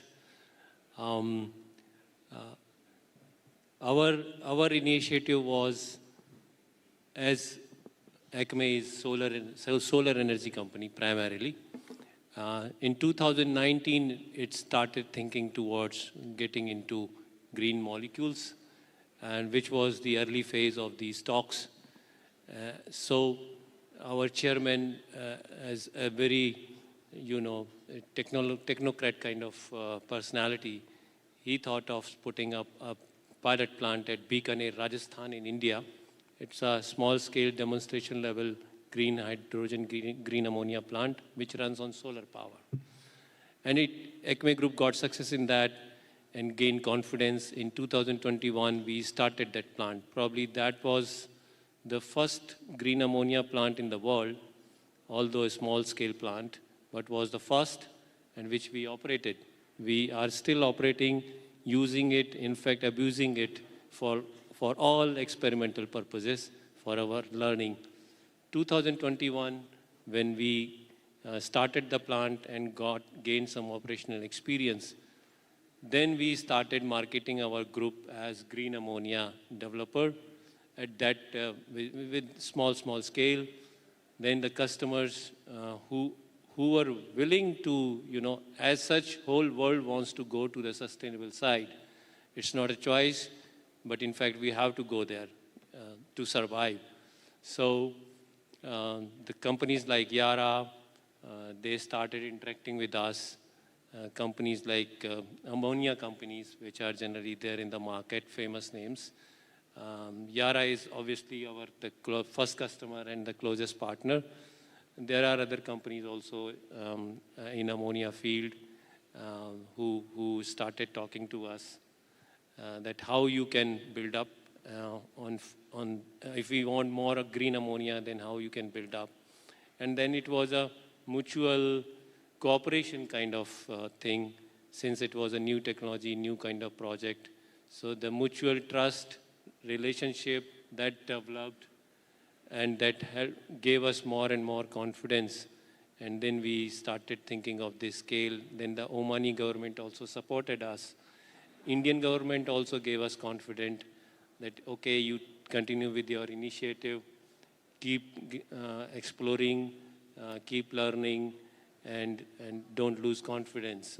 So probably that's how finally, starting from 22, when the initial dialogue started with Yara, 2024 February, we finally signed the offtake agreement. So it took 2 years, and in those 2 years, everybody, including the green certification companies, the RFNBO rules, EU regulations, all those bodies came around. They came out with their regulations, how to certify green hydrogen.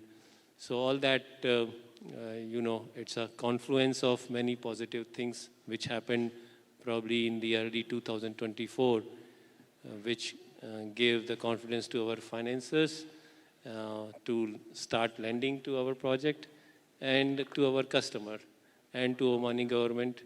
Okay, go ahead and execute your project. And then we started our full scale. We started ordering to the suppliers and got execution started. Thank you. It sounds like collaborative approach of working with customers is something that is a real, made a difference in your case. Can I just ask anybody in the panel, is there anything else you see, perhaps your reflections or insights on what are the key successes or key enablers in winning customers or coming to a deal with customers? For me? Sorry. Okay. So, one of the things because we deal with a lot of customers globally, and we also have a diversified supply chain and footprint globally, this is one of the things we pride on ourselves on. So we get to see how customers behave across the globe, from the US and Latin America all the way to China. And one of the things that we find is more useful is that there is this dialogue before we go into the supply chain cycle of things. For example, overspecification is something we sometimes see. We have two different, what we are seeing is that we have two different kinds of cultures within the green hydrogen developers. One culture is coming from renewables. We have some developers coming from renewables, and then another team of developers that are coming from perhaps oil and gas downstream. And we see that sometimes the behavior is a little bit different between the two, let's say, cultures. But I think the thing that we see works the most is starting with Like Jordan was saying, having a startup mindset, starting with a blank sheet of paper and allowing the electrolyzer company to give ideas on how things can be cost efficient. At the end of the day, you're going to have clear specifications, but having this dialogue on what you think, if this specific requirements in terms of sensors and monitoring and all that is going to have a huge impact on the cost, how can we make it more cost efficient? So rather than, as they say in Latin America, a camisa de fuerza, having a very tight frame of how do we want to develop a project, allowing this dialogue between the OEM to give some feedback, to give some suggestions. And we found that the developers that have that open channel in the beginning it really helps the dialogue and allows us as an electrolyzer to offer the best value. Sometimes we see over specification, things that are required that we don't think is going to contribute to the project, and we don't think that in terms of safety and in terms of performance, it's going to make a big difference. So having this open dialogue in the beginning, before we reach the stage of supply chain, this is, fill in this table, do this, do that, is having that dialogue with the electrolyzer companies, not only with John Cockrell, but, Chinese electrolyzers, European electrolyzers, having that dialogue, I think is very useful. We have that a lot with the EPC companies, and I think it allowed us to learn a lot. We have that also with the developers, but some of the developers prefer to bring us at a later stage, which we completely respect. But I think having this dialogue and this exchange of information, especially that some of the OEMs like John Cockrell, we have a wide footprint and relationships in China because, our first electrolyzers were produced in China. We know Europe very well because we're part of Europe. So this opportunity to have this information exchange, I think really contributes to offering the best solution. Yeah, very well. Thank you, Kamal. We have about 5 minutes left. And of course, customer is the most important person in any business what we do. So I just wanted to finish that 5 minutes by a few more insights or reflections that you have on customers and winning the business in any order. Yeah. Maybe I can share, Akram. And I mean, I think so. Affordability, right?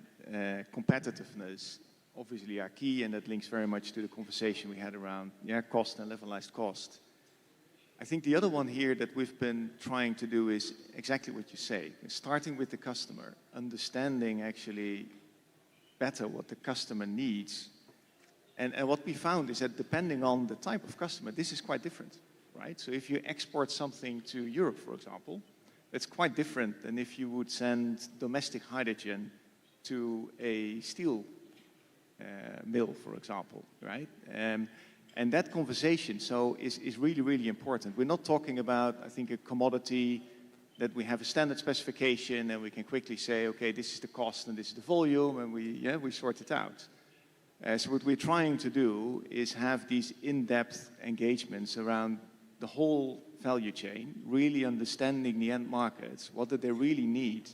And that links very much to the conversation that you brought in around carbon intensity, for example, or RFMBO. Do you need hourly matching or not? All of these things are hugely important. And if we can understand that well, that also means that we can make sure that the product that we sell is really developed in the most cost-effective way. So I think that has been the journey that we've been on, and we're still on, to try to get this right. And it could actually mean that you have different products, or that you have different phases with different products, and that you have to optimize how you actually bring these products to your customers and make sure that these contracts are also reflective of these specific requirements to really optimize. Yeah. I think that's a key element of what we're trying to do. So back to the point of collaboratively working with your customer. Exactly, that's the theme. To understand them. And I said at the beginning, so we started projects by being our own customer as Shell. right? And then you can do this relatively easily. Yeah, you're speaking to yourself basically and optimizing this. And I think now really looking at domestic customers and even international customers, I think this will have to continue, to really work this with your end customer and try to optimize. Yeah, indeed. Yeah. Speaking of continuing, Nicolas. So if I may add and connect this discussion to what we are doing here in Oman, what I like with the different opportunities we see ahead of us on customers and business is exactly what we see here in Oman. I think you're going to need the national oil companies, the ministers, like you see it here, right? The speeches were very credible, pragmatic. You see the relationship between OQ, Hydrom, the government. You go to Duqm port, you see they started with the port, an amazing port. They already have a base on petrochemical. They want to go to chemical downstream, to steel, maybe to other industries. So my point is, like we've learned in other businesses, we cannot put all our eggs on the big power energy players. They will be the game changer, no question. You can't win without Shell and Exxon and OQ and Aramco. So they will be the game changer. But I don't think we will win if we don't bring others. So like the steel industry, like we see it here. But I'm coming from 15 years of Asia. I'm also convinced in this region, bringing hydrogen users like the semiconductor industry, high-tech industry, specialty glass industry. There are many people using hydrogen on a smaller volume, but ready to pay a higher price. That may also bring, the diversity of customers that you would like to see inside the same clusters. So not isolated with mega projects exporting, but starting to have zone when you have diversity of industries. I think that's a good hope for us in some part of this region. Very good, thank you. And Ali, you have many products in your company and therefore probably many customers. Any closing remarks on getting your customer game right? Maybe a good closing remark, and to not repeat what my colleague have already said, which is very true. I would like maybe just to send a recognition to Oman, because I see Oman really acting like a startup when it comes to green hydrogen. They started with a framework with Hydrom. We can debate whether it's good or not, but it was the first framework that was made in the region. And what I liked is that I see that Oman is pivoting. We saw the announcement of the reduction of the land fees by 90%. We saw there are some other discussions relating to the electricity bank and so on. So what I like is that the agility and the capacity of Oman to really follow up this trend of green hydrogen, to accompany that, and to adapt the regulation in the manner to get it more competitive, and then to open the path for that.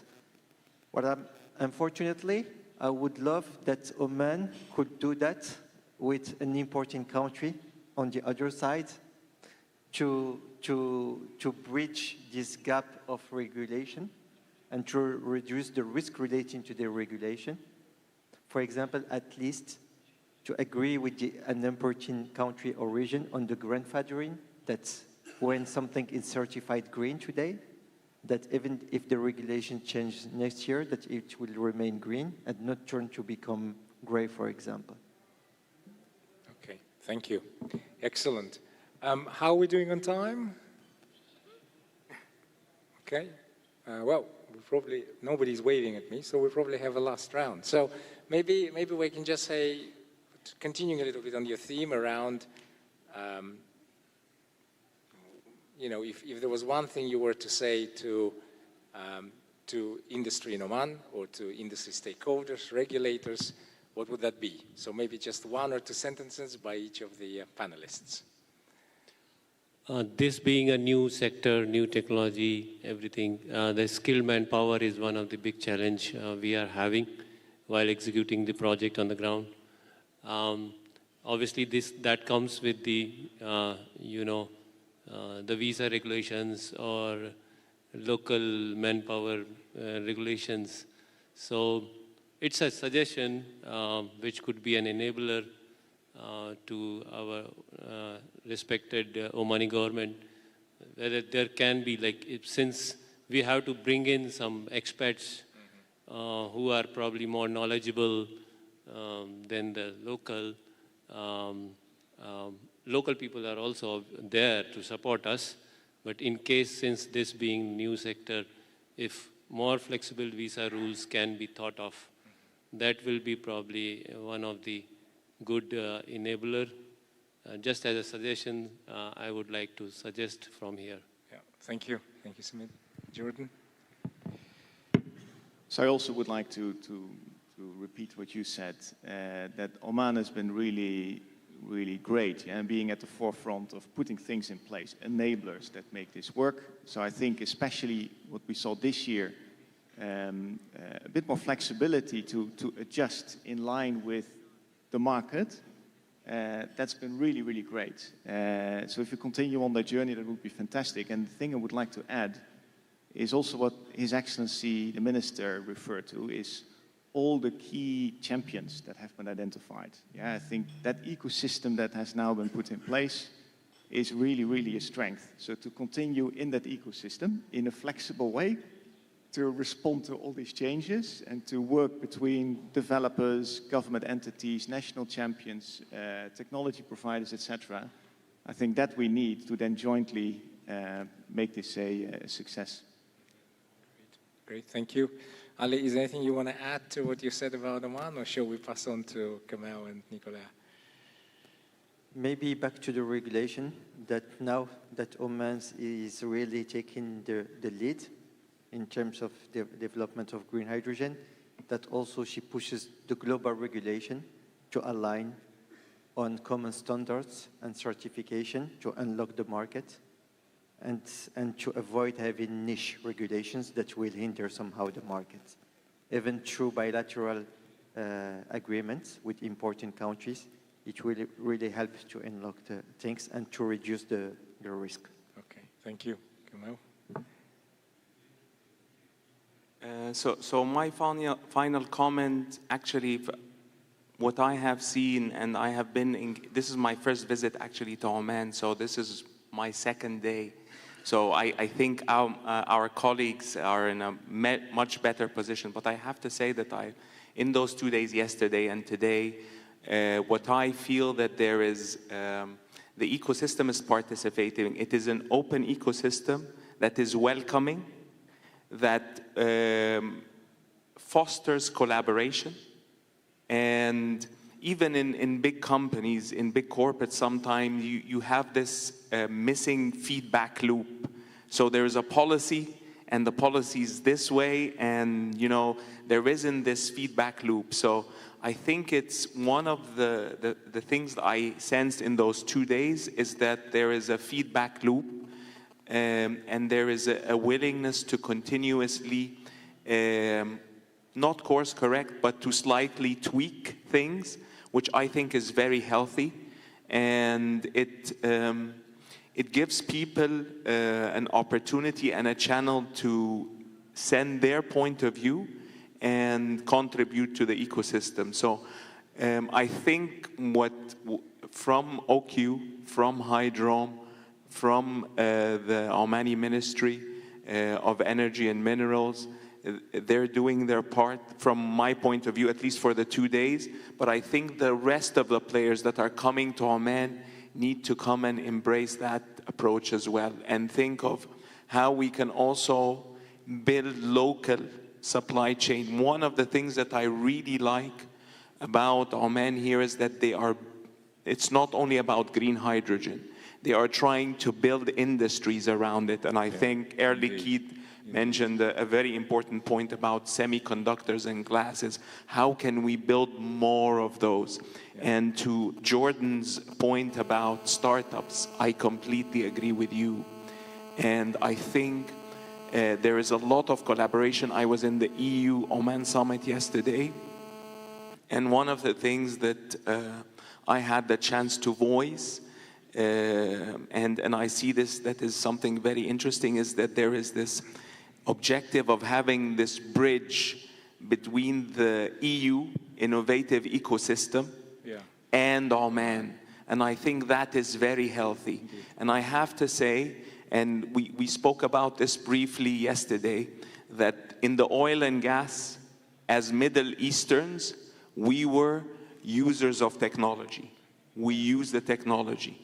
I think that in the Middle East, with green hydrogen, we need to aspire to be developers of the technology. Maybe not today, but we need to have a plan for that. And this is one thing that I sensed here, that there is this willingness even to go beyond having a successful ecosystem, is to bring some of this innovation and some of this local content within Oman, which I think as a Middle Eastern, this is something that is extremely important. I think that's a great ambition. And Nicolas, would you close us with your final remark of what would you say to the... Yeah, sure, I would agree with that.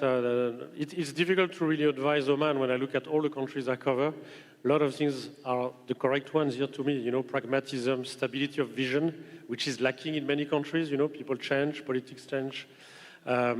Like I saw in China, the continuity is paying, you know, in those type of things. Believe in what you want to do it.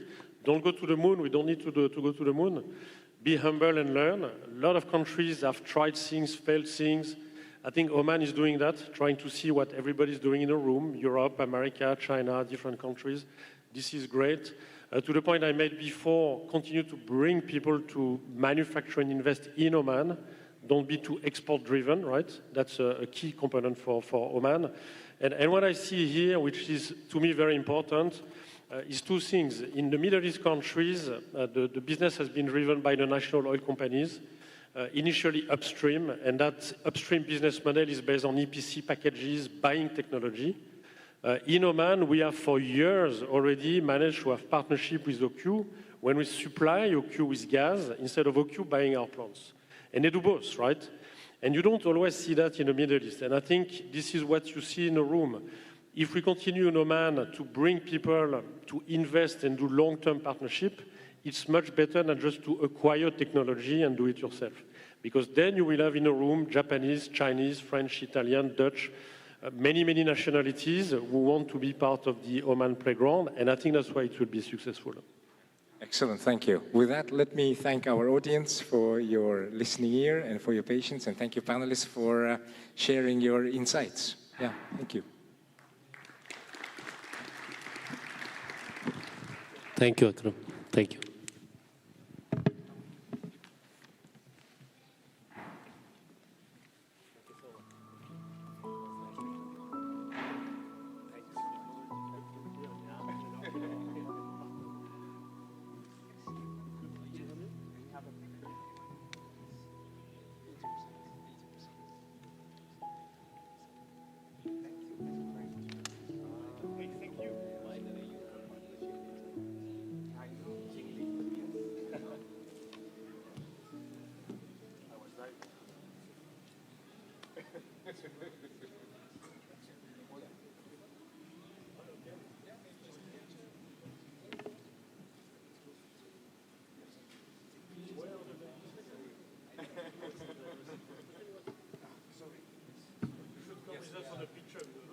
Yes, absolutely. Please do. You contributed. I'll be the Smurf. No, you won't.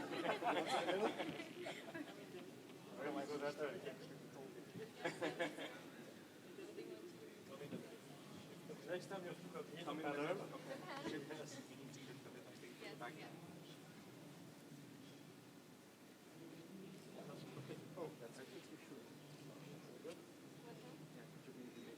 Sure. Absolutely.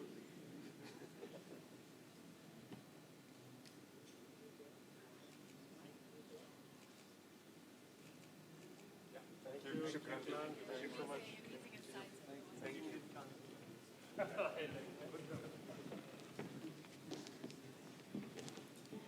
Thank you to our panelists. That was a quick photo op for me as well. This session showed that hydrogen success starts with experimentation, grows with adaptability, and endures through strong integrated partnerships. Ladies and gentlemen, we've now arrived at our final session of the day, a conversation focused on real-world application of green hydrogen and how it is transforming mobility, industry, and logistics. This session will be moderated by Javier Doblas, the Managing Director and Partner at BCG. Please help me in welcoming him.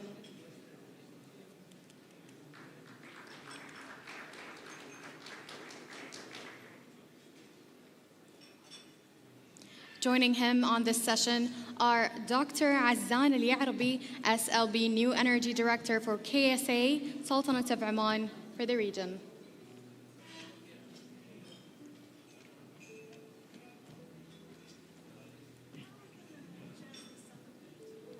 Mr. Manfred Schukert, Head of Automotive Regulatory Strategy, Commercial Vehicles at Daimler AG. Mr. Andrew Fang, VP of Projects and Sustainability at Meranti Green Steel. And finally, Ellen Rodas, CEO of Ecolog. Let's give all of our speakers a warm round of applause.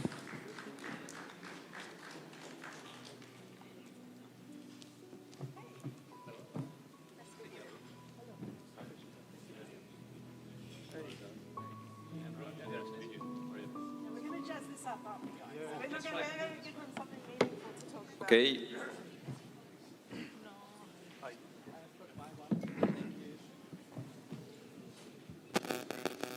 Shall we get started? Yes. Okay. Good afternoon, everyone. Salam alaikum. So we have the difficult task of having the last panel discussion of the day. So bear with us. So very happy to be here at the Green Hydrogen Summit of Oman. So I think it's my third time here. Always good to see so many people coming to Oman. Today we're going to discuss how we can concretely create demand in the hydrogen sector. I mean, we all know that the clean hydrogen industry is a bit struggling. Demand is not materializing as fast as expected for a number of reasons. Higher than anticipated costs, lack of policy support, lack of infrastructure. Well, demand is not fully there, and hence projects and companies are struggling. But still, despite those headwinds, we see a number of companies, projects still moving forward step by step. And what we want to discuss today with the esteemed panelists is exactly that, how we can concretely move forward, what are the very practical steps that companies and projects can take. So today is not about me presenting, it's really about real industry experts coming up with their views on what they're concretely doing. So we'll listen from Dr. Azzan from SLB Clean Energy, Manfred from Daimler Truck, Ellen from Ecolog, and Andrew from Meranti Green Steel. Thank you very much, and we look forward to a nice discussion. So, first question is more around an introduction. So please, I mean, each of you, can you introduce yourself and explain what you concretely do in hydrogen and also what you do in Oman in this space? So maybe with you, Dr. Azzan. Thank you very much, and thank you for having me on this panel. It's truly a pleasure. So my name is Azzan Al-Ya'rabi. I'm the New Energy Technical Director for SLB covering KSA and Oman. So probably you're more familiar with Schlumberger than SLB. So the company has rebranded itself basically to reflect the commitment to the energy transition. And the new energy divisions has three main verticals. That is the industrial decarbonization, which basically covers carbon solutions and low carbon hydrogen production. On the second vertical, we are focusing on the renewables and energy efficiency. And lastly, on the critical minerals. So when it comes to industrial decarbonization, as I said, the focus is on the carbon solutions, basically covering the full value chain from capture all the way to sequestration. And for the relevance of the summit, our focus on hydrogen mainly focusing on the production, and that is to basically form some kind of partnerships to develop electrolyzers. So our focus is on the solid oxide electrolyzer. So we are part of a consortium out of France, which we are one of the main partners in it.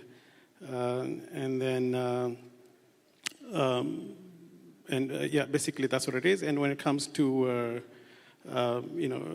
scaling up on recent projects and capitalize on that, we also have some partnership with John Corkerell Hydrogen, that is a company out of Belgium. Well, that's it for an introduction. I'm very glad to be on this panel, and I look forward for the discussion. Manfred, please. Yeah, thank you. So my name is Manfred Schuckert. I'm heading the regulatory strategy and the international hydrogen strategy at Daimler Truck. I'm dealing with hydrogen since the beginning of my career, so roughly about 30 years ago I started with that in the bus division, and I made all these cycles up and down, and this time I'm a strong believer that this is really the last time where we had some downtime and more the upward cycle. Thank you. Thank you. So I'm Ellen Rohotis. I'm from a company called Ecolog. Ecolog has its history from moving LNG. We own and operate over 38 LNG carriers. When we started looking at the new energy, we could see that there were two gases that needed to be moved across the world. One of them was CO2, and the other one was hydrogen. And we could see that looking at the lessons learned from moving LNG, there was a need to be able to move hydrogen from the countries which can produce it more cheaply to the off-takers which need to use that hydrogen. And we're excited to be here and to be able to work together with Oman in developing the world's first liquid hydrogen corridor, sourcing liquid hydrogen here in Oman, liquefying it and delivering it to off-takers in Europe and in Asia. And that's why we are proud to be on this panel today. Andrew. Afternoon, everyone. My name is Andrew Fang. I'm the VP for Projects and Sustainability at Meranti Green Steel. Thanks for having me here. Meranti Green Steel is a relative newcomer to the iron and steel industry. We are a greenfield company. We've got two projects. One is an electric arc furnace in Thailand, and the other is a direct reduction plant in Oman, in Duqm. So we're here as we're going to be a buyer of hydrogen. We're looking to transition to hydrogen in increasing amounts over time, and that's what makes us slightly different from other iron and steel companies. The other detail is that we're also decoupling steelmaking, which is something that's been talked about for a long time, but it's not been done very much, and we think that this is a time and a window of opportunity for that to start to take place, to make the steel where it's close to end users and actually then make the iron, which is one of the most energy-intensive steps, in places where energy is affordable and where there's actually availability of hydrogen to transition. Great. So now let's start with the real questions. First question is around the market pearls. So we have mainly potential off-takers here with me on the panel. So I want to get your sense. What is happening in the market globally in the Middle East? Why is it not taking off? Because the long-term potential is still there, right? We know that we will need clean hydrogen to decarbonize a number of existing use cases, so the 100 million tons of gray hydrogen today, but also new use cases, right? But why is it not developing as expected? So what's your sense of the market globally and in the region? And what do you see as the most credible pockets of demand in the short and medium term? And I'll ask this question to Dr. Azan and to Manfred. Thank you for that. I think I'll start with a bigger picture because I think we need to give a context of where we actually stand. So, today, the global demand for hydrogen is about 100 million tons per annum. Most of that is coming from gray hydrogen, with a CO2 footprint that mounts to about 3 to 4% of global emissions. Of course, that has to shift to cleaner hydrogen, for the purpose of the net zero. We can actually add to that. So this is the demand today, but if we project the demand down the line, especially with the commitments for the net zero, that number will go up to, I've heard something between 200 to 500 million tons. So it's a massive demand to be expected. So when it comes to clean hydrogen, we've seen that progress from concepts to commercialization. We've seen, today there's about 510 projects that are related to green hydrogen. This is not just developments, but also a mixture of technologies, derivatives, and so on. The total investments for all these projects is mounting to about $110 billion. Yeah, and this is expected to even to grow further, right? When it comes to hydrogen demand, basically the demand is going to be driven by the policy, and actually we're seeing that is also developing. If you look into Europe, that demand is expected to grow to about 8 million tons per annum. And when you look into the supply, if you look into the projects that are coming in the pipeline, so the supply is expected to range between 9 to 14 million tons. Yeah? Today, only about 3 to 4 million tons is being secured by the off-taker. So there's still a massive gap between what the supply is expected and what the demand is. And most of the demand, as I said, is driven by the policy and regulations that are currently existing. So probably this is just to set up the big picture. Hopefully my colleagues will take it from there. And Manfred, what I'm interested is in your views as a potential off-taker of hydrogen. Why are you not buying more? Well, let me start to give a little bit the big picture. Trucks are running a lot, and so they are in Europe. They are doing usually 120,000 kilometers a year in an average, and during a 100-kilometer truck consumes about 7 to 6 kilograms of hydrogen. So we would consume roughly about 7 tons per truck, and there are right now, let's say, 7 million trucks in Europe running, and half of them are in that dimension. So we could consume between 3 and 4 million tons of hydrogen. So a huge demand. But on the other side, it's a very competitive market, and we are running against a very competitive propulsion system, which is in place since more than 100 years. So you need to compete with a technology which is very, very efficient already today. So first thing is you need to be as efficient as this technology is. And for that we need fuel cells, and fuel cell technology is mature, very mature, but not mature enough on the heavy-duty side. So we need to develop also the fuel cell technology. And then it comes to let's say, the kind of storage system on board. In the past, and everybody comes from passenger car solutions, like here on the Mirai, that's all compressed hydrogen. But if you take compressed 700 bar, first of all, you have a lot of challenges on the refueling station side, but even more important, your storage amount of hydrogen in the car or in the truck is limited.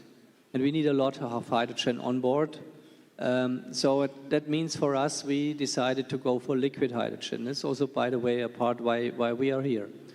And so you need to develop the storage system on board, which is another challenge. Isolated or insulated, so I have to say insulated storage system running 1 million kilometers, even more, without any damages inside. And then you are realizing, okay, you need refueling stations, which are not available right now.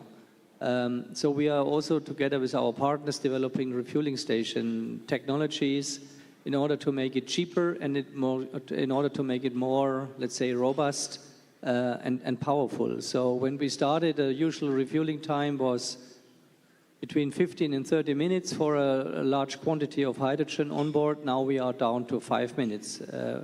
When we started, we were at the refueling station costs beyond 10 million. Now we are below 4 million. And it goes even better. And then you finally end at a situation that you need a lot of hydrogen. Of course, we started at gray hydrogen, but now the regulation clearly favors green hydrogen. And you need liquid hydrogen in a huge amount of quantities. So when we started, there were 3 liquefaction plants in Europe, each was 5 tons per day, which is not a production capacity if you look into trucks where you're consuming tens of thousands of tons of liquid hydrogen. So that's one of the reasons why it really takes a lot of time. And then finally, the customer is a very conservative customer in the truck business, so they start to build and buy a few of them, but then, of course, they are waiting until they believe it's really mature enough. So it takes time, unfortunately, but we are very confident that around 2030, everything from those technologies which I just described is available, is affordable, costs are down, in a way or on a level that we can believe that we are competitive to diesel and also battery side. Thank you. So now the real difficult question. So what I want to get out of this panel is concrete examples of how to move forward, how to create initial demand, how to create the supply chain. So I'll ask this question to Ellen, Andrew, and maybe Manfred, if you want to comment on that one as well. So can you describe very concretely what are the practical steps that you and your companies are doing to create this initial supply chain, this initial demand? And in doing so, how do you address the challenges that we typically see in nascent industries like clean hydrogen, so no offtake, banks not willing to provide the financing, etc. So maybe starting with you, Ellen. Yeah, the most important thing that we need to remember is that there is no hydrogen market. We are creating it. The people in this room, the people at this conference are the ones that are the forerunners of trying to do something that's never been done before. Now that comes as a challenge, but also we see it as an amazing opportunity because we can take the lessons from history, but also take that history and apply it to the future. So the first thing when we create a supply chain is understand where are we going to get our product from. So where do we identify the countries that are supplying cheap hydrogen to feed the market? And the first step, and that's why we're very excited to be here today, we see Oman for all the reasons that you heard this morning, why Oman is a cheap country for hydrogen. So the first source.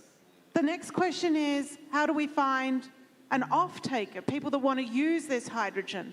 And that was to your earlier question, which my panelists have discussed. Then we've got to put the logistics in place. How do we make sure that we can take this product, the lightest product on earth, to put it down and deliver it to a market which needs it in very large quantities? First of all, we've got to turn to our technology friends. First of all, we've got to make sure that we can do it safely and we can do it cost effectively from a technology solution. And that was something that takes time. And I know Manfred will talk to how long he's been developing his side of the supply chain. But working together with the experts to get the facilities to be able to do it safely, most importantly. Once we've done that, and I've got to thank some of our rocket scientists sitting in the room from a liquid hydrogen perspective, putting then together a commercial offering, and then making sure that commercial offering meets what the off-takers are looking for.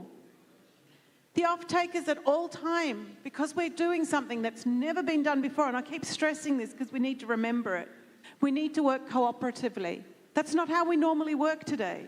We work very much on a commercial structure, having commercial agreements where we need to negotiate prices independently. We need to work in a very open approach here because we're trying to do something for the first time. So trying to get that slight change in doing business, trying to form the relationships to make it happen. And then from there, once we deliver the product into the market to a willing off-takers, then we've got these last mile distribution problems, which I think Manfred can explain what you've had to go through for the last mile distribution. Well, first of all, I think if you realize that let's say you need to distribute in the beginning a few hundred kilograms of hydrogen to a station, then you realize how inefficient it really is. Because you are transporting with a truck over 300-400 kilometers, 300 kilograms. And you know every kilometer costs you €2, and then you can easily sum up how much it is. So if you really are realizing that, then you come immediately to a situation that you say, okay, you need to transport 3-4 tons per truck trailer. But how to do that? In a normal trailer today is 300, 400 kilogram. The advanced ones are going up to a ton, but then they are very, very expensive. So finally, we came up, we need to do that in a liquid form. And that's the most efficient way. But when you do it in a liquid form, you also store it at the station in liquid form. And then you have the liberty, either you go for liquid, which is so easy, and then it's just really a very small amount of electricity what you need, and then you can fill up within 5 minutes your truck, or you do it in a gaseous form. But more important is really then when you have it when you need it in liquid form, then you come up and say, where can I buy this in liquid form? Where is the most efficient, most cost competitive place? And that's unfortunately, at least to our calculation, that is not in Europe. So we came up and said, okay, look, this is, the Middle East might be the place where we believe it's the most cost competitive situation. And that's why we are here since some years, not only in Oman, but also in the other Middle East countries, really to search and to have partnerships to developing this supply chain. So from the delivery, from the last mile delivery, if you realize what's really associated to that, you come then to here and see what is necessary, and that's why we are working so hard on the supply chain.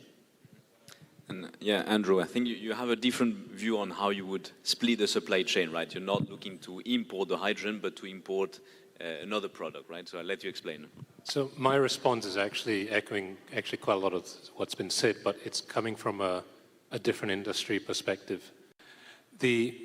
For the iron and steel industry, on the supply chain, for a long time, it's always been you make the iron together where you make the steel. And this time around, we're deciding to split that up, to make the iron where there is going to be affordable energy and good potential for renewable energy for the green hydrogen. That's a very critical point because this business model has not been applied in the steel industry, even though it's been talked about for a long time. The second one is partnerships and suppliers. Having to design the plant, having to design the other parts of the supply chain to all be cohesive together. So, for example, the natural gas supply agreement, that has to tie in with the hydrogen supply agreement. Both will be on some sort of take-or-pay terms, and they will have to complement each other or be able to work with each other. When natural gas declines over time, then you can give space to ramp up with hydrogen. That's not a very common framework or contractual framework between suppliers of gases. So that very early collaboration and also a very innovative policy framework is absolutely necessary as one of the sort of enabling aspects to allow the green hydrogen industry to take off. The other part, very key, is of course offtake customers. When Manfred talks about fuel cell vehicles, I can't imagine a scenario where I buy a vehicle where I have to pay a multiple for my fuel compared to what I'm currently driving. That is what customers are also thinking about. We can't necessarily pass on all that cost, additional cost for decarbonization to the next customer and expect a full cost transfer in today's climate. The carbon prices are just not there yet. And then plus, hydrogen is in the magnitude of 6 to 8 times more expensive on an energy basis compared to the natural gas in this region. So it's like going to fill up your tank of petrol or fuel with 8 times the cost. It's just not going to happen. But we have to start somehow. And so the phrase of step by step is really key. And that's one of the ways we think, the first generation of green hydrogen projects have come up from Europe, where they've sort of committed to 100% green hydrogen from the very start and trying to do it within the region. But that's proving to be not very economic and also a little bit too ambitious at the same time. But that doesn't mean that we should abandon that idea. So the idea is do it step by step. You start off on natural gas, in our case, starting up on natural gas, introducing a portion of hydrogen in accordance to the energy transition plan, and then ramp up that over time as CO2 prices increase, as customer acceptance of of a green premium start to increase as well, or it makes the gray product more expensive and it evens it out relative to one another. So those are really important things that we have to think about and bake into our business model in order to take this first step. So we're very cognizant that we can't transfer the entire cost over to the next end user, but we have to start somewhere. So for us, in this case, we're making an investment, absorbing some of that cost by the mere fact that this part of the world is one of the most competitive gas prices in the world. It puts us in the top quartile in terms of cost competitiveness, and it gives us a little leeway to actually introduce a more expensive reductant process gas, which is green hydrogen. And so it needs so many parts of the puzzle to all be working together with the same objective. That risk has to be spread across the value chain. Everyone has to sort of bear a little bit of that. Everyone has to bear a bit of that additional cost. You can't really afford to sort of optimize for your own economic outcomes. It has to be sort of that shared across that value chain. And when that happens, then that's how I see the green hydrogen economy to kick off. What you were describing, Andrew, here is a good segue into the next question, which is around, I mean, what are your recommendations for Oman, given the state of the industry globally in the Middle East, and given what Oman has been trying to do, which is relatively large-scale projects for exports, and the competitiveness of Oman, what would you do? What could be the role of Oman in the clean hydrogen industry? And do you have any practical recommendations to potentially continue what they're doing or make some adjustments to their current plans? I'll ask this question to Dr. Hassan, then Ellen, and then finally Andrew. Thank you. I think it's very hard to say what more that could be done, because of the 2 days that we've heard in yesterday's EU-Oman Hydrogen Summit and today's, I think, Hydrom, MEM, the level of commitment that has been put, the improvements have been happening year over years. It's been very tremendous. Of course, there's always a room to do things better. Probably the thing that I could think of is speed. I think speed is critical. The things that have been laid out is going to be, it will make a difference if those things could be done faster, in terms of regulations, in terms of alignments with the importers. And I think there was a point that was raised earlier about aligning the regulations between the suppliers and receivers, basically. I think also looking at the local demand, I think that's something also could be I think looked at. I think yesterday engineer Abdulaziz Shedani, he did mention about looking at the current gray hydrogen demand in the country and to look into a room to start introducing green hydrogen into that sector. I think that's something is going to be of a great value. Probably those 2 points from my side. Of course, I can think of more, but thank you. I think the one thing that we need to remember when we're talking about creating a new market is that it is all about getting the right people in the room with the same mindset. And I think that's one of the things that we can see when we speak with the Omani environment, the production and the regulators. We are in the very luxurious position of traveling the world and speaking to various producers. And I will say that when we see this can-do attitude that comes from Oman, it's the reason why we are all here today. But I do stress that the secret to the success is people. Until we have the right people with the right concept and the right attitude to be able to make some decisions, we don't go anywhere. But I think the exciting thing I have here is we do have the like-minded, we do have the courageous people, and we have the people that are willing to make some decisions. And that is, I think, a good recipe for success.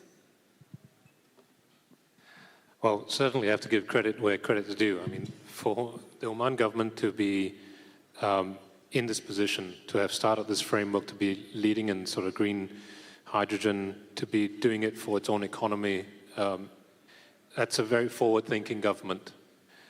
In our interactions with the Omani people and government, we've seen such strong alignment and policy coherence right across the board, and we heard some of that earlier this morning today, the collaboration and the workings between each of the national champions.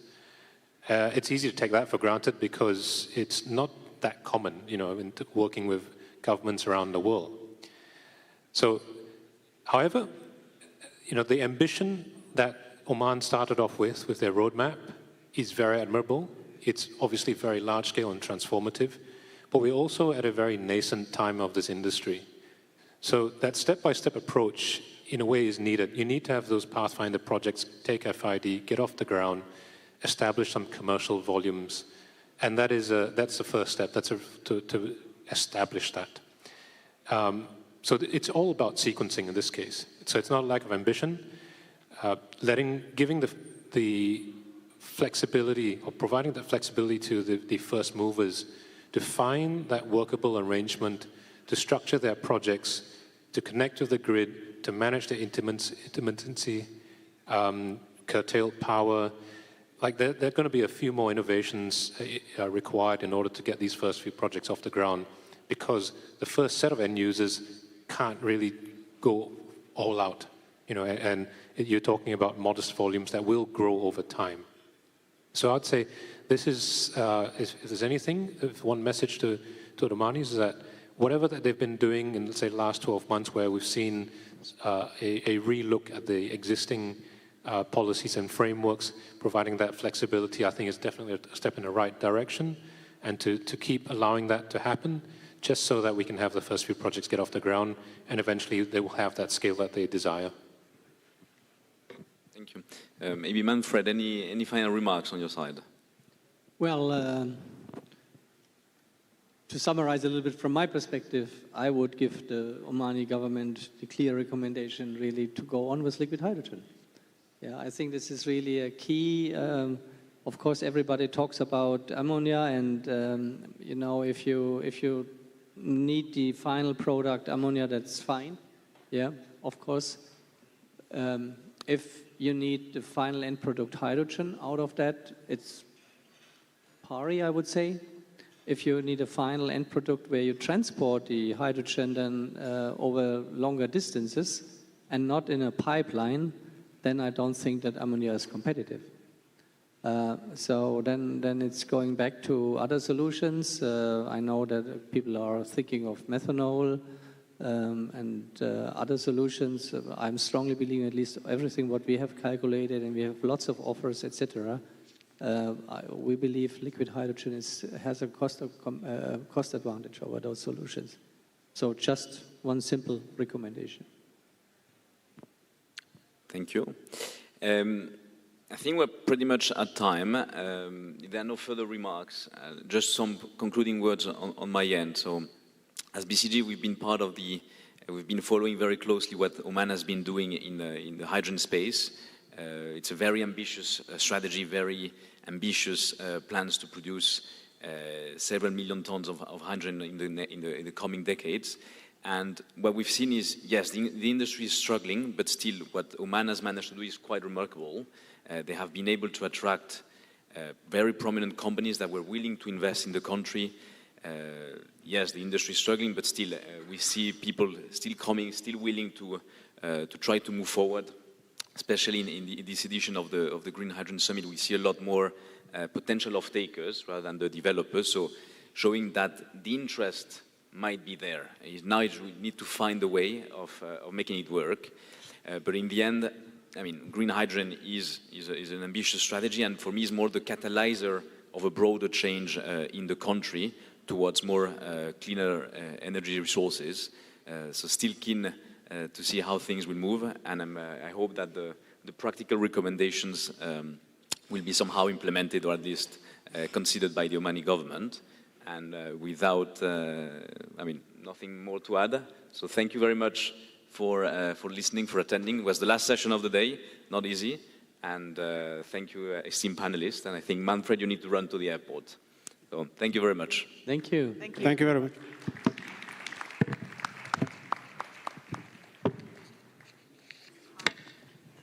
Well done, guys, for the end of the afternoon. That's right. You sound like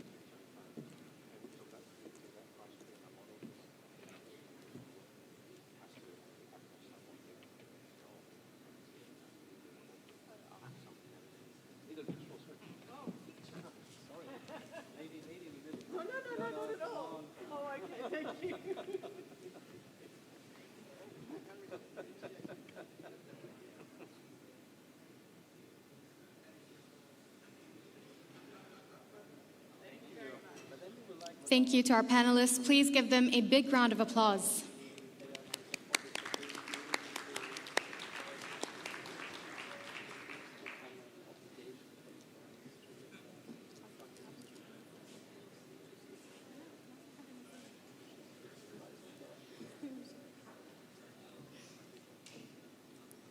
And with that, we conclude day one, a day filled with insight, clarity, and a shared commitment to advancing the future of green hydrogen. Thank you for your presence, and we look forward to welcoming you again tomorrow as we continue the program of the summit. Before we close, we are pleased to invite you to the Women in Future Energies Gathering, a special space dedicated to celebrating women's leadership in the energy transition, sharing experiences, and highlighting stories of impact and innovation. We look forward to seeing you there at 7 p.m. today and to your meaningful participation. Thank you all.